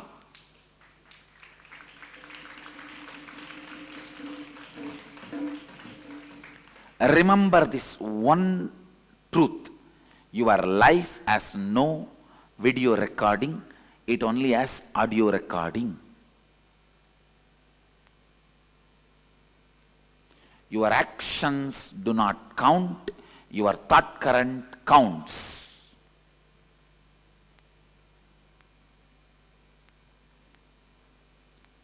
Your fight with your mother, or your fight with your mother-in-law, or your fight with your brother-in-law, or your fight with your daughter-in-law, or your fight with your son-in-law or your fight with your granddaughter does not count. You fight that counts.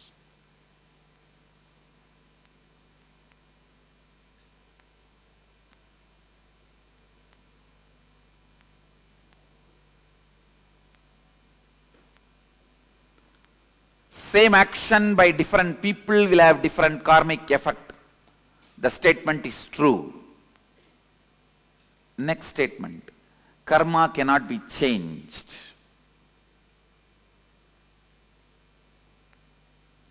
You may be thinking, I am going to say this statement is myth. I am saying truth. Karma cannot be changed. It can only be discarded. It cannot be changed.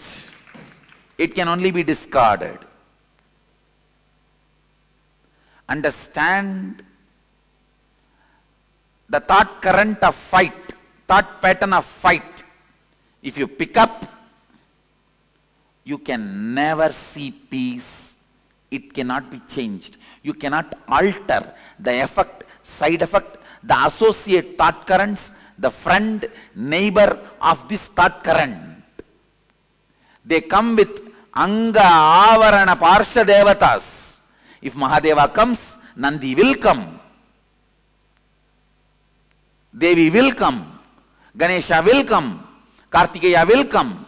With Ganesha his rat will come. With Kartikeya his peacock will come. With Devi his her lion will come.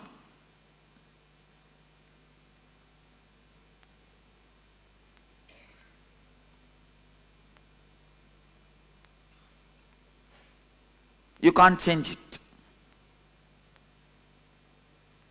When you bring the thought current of fight, all the things associated will come, you can't change it. Effect, side effect, after effect, everything will come, you can't change it. You will attract the same type of people who are holding the same thought current in your life again and again and again. It cannot be changed. Karma cannot be changed. It can only be discarded.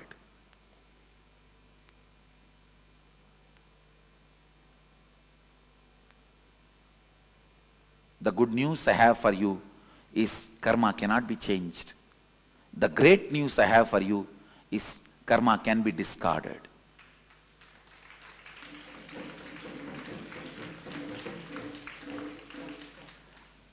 The moment you discard one thought current, suddenly you will see not only you are entering into the next level of your existence, you will be seeing the people who will exist in the next level surround you suddenly.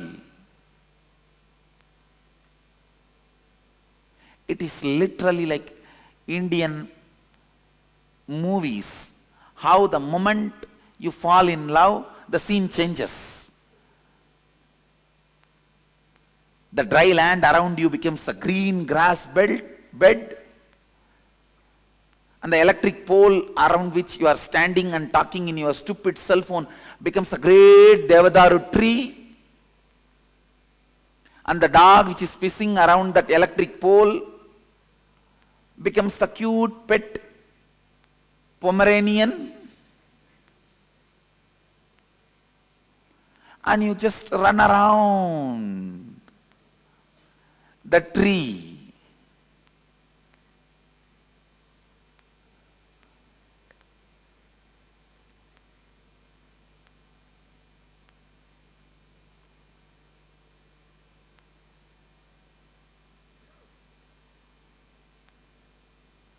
Sometimes you even feel the chillness around the pole. Ice around the pole till police comes and picks you up.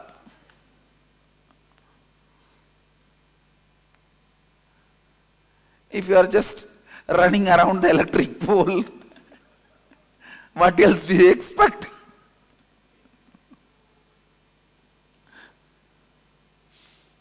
Just like how in Indian movies, the moment you fall in love, your whole inside, outside changes. I tell you, exactly the same way, when you complete even with one thought current, the whole thing suddenly around you will change.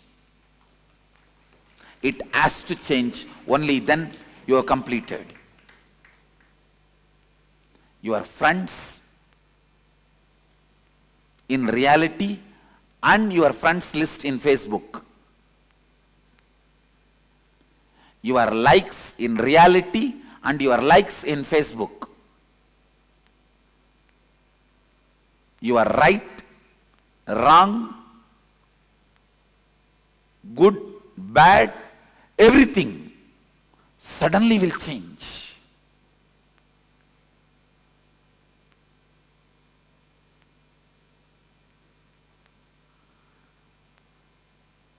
You will have such big breathing space.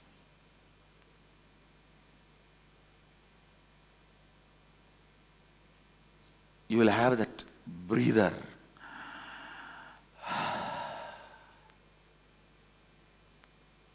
Suddenly the feeling suffocated, collapses, crashes.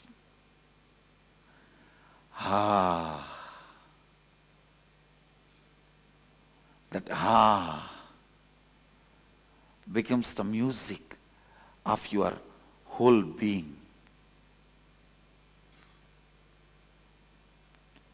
Whenever the becomes the music of your whole being, you are tasting completion. You are tasting completion. You are tasting completion.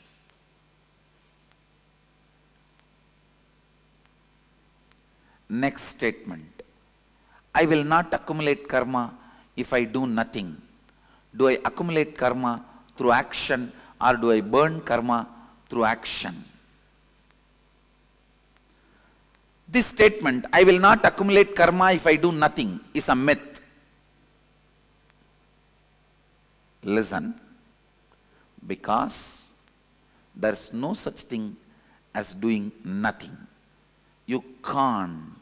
You don't know that space. When you achieve that space, you will not be making the statement, if I do nothing. You will make the statement, if I be nothing.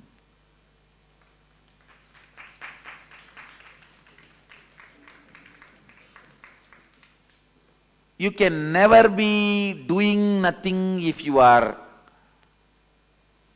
being something. Only if you are being nothing, you can be doing nothing.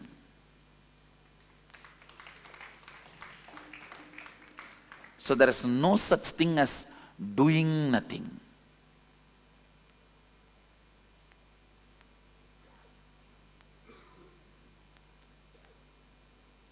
So the statement, I may not want to even say it is myth or reality, I will say it is wrong. The statement is wrong. If you make the statement, I will not accumulate karma if I be nothing, it is reality. If you make the statement, I will not accumulate karma if I do nothing, is mistake statement.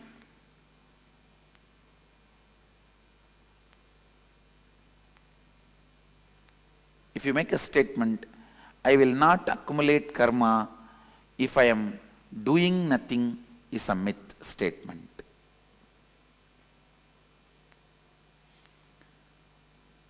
Next line, do I accumulate karma through action or do I burn karma through action? Understand? If your context is moving towards completion, you burn karma through action. If your context is not towards completion, you accumulate karma through action.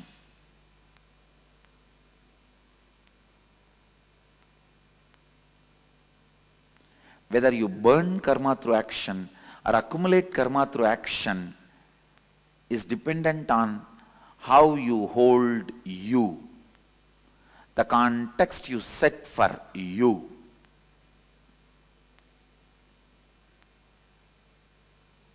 Basically, if you believe cosmos as CCTV camera recording going on.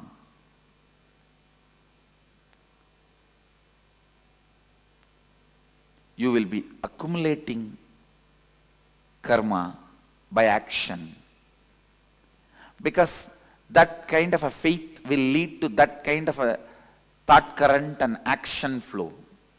But if you understand it has no CCTV footage recording going on, it has only internal chip recording the audio, you will exhaust your karma through your action, because you know where you need to work is the thought current you are having, not the action trend you are doing. The struggle is not supposed to be done to wake up early morning 4:30. The struggle is supposed to be done to break the lazy thought current and boredom thought pattern.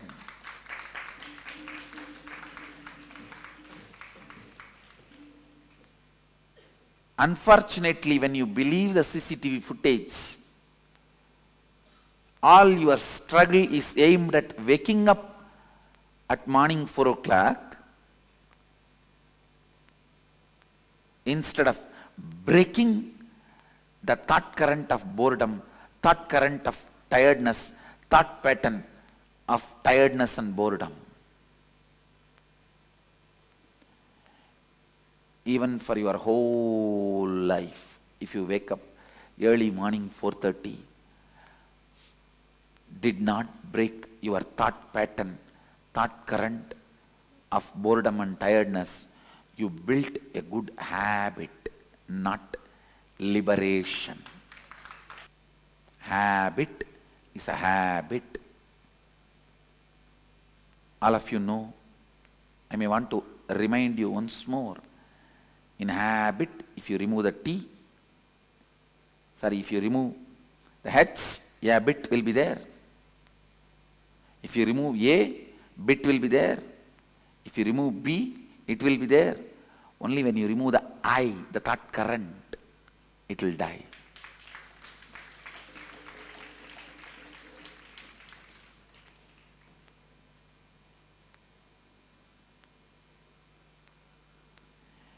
Even if you work whole day in Microsoft,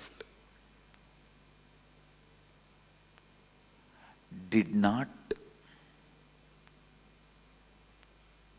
complete with that thought current of feeling bored and tired, understand, you will just feel stuck and feel exploited, sucked and die by 45.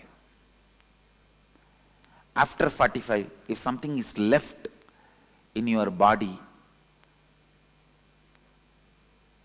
that may be much worse than death.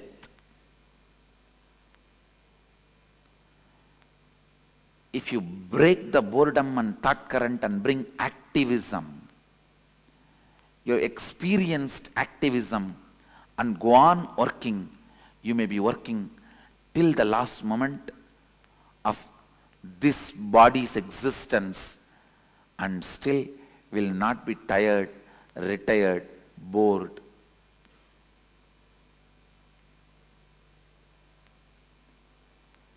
If you are bored, bore yourself and your thought current. If you are bored, bore the thought current of feeling bored.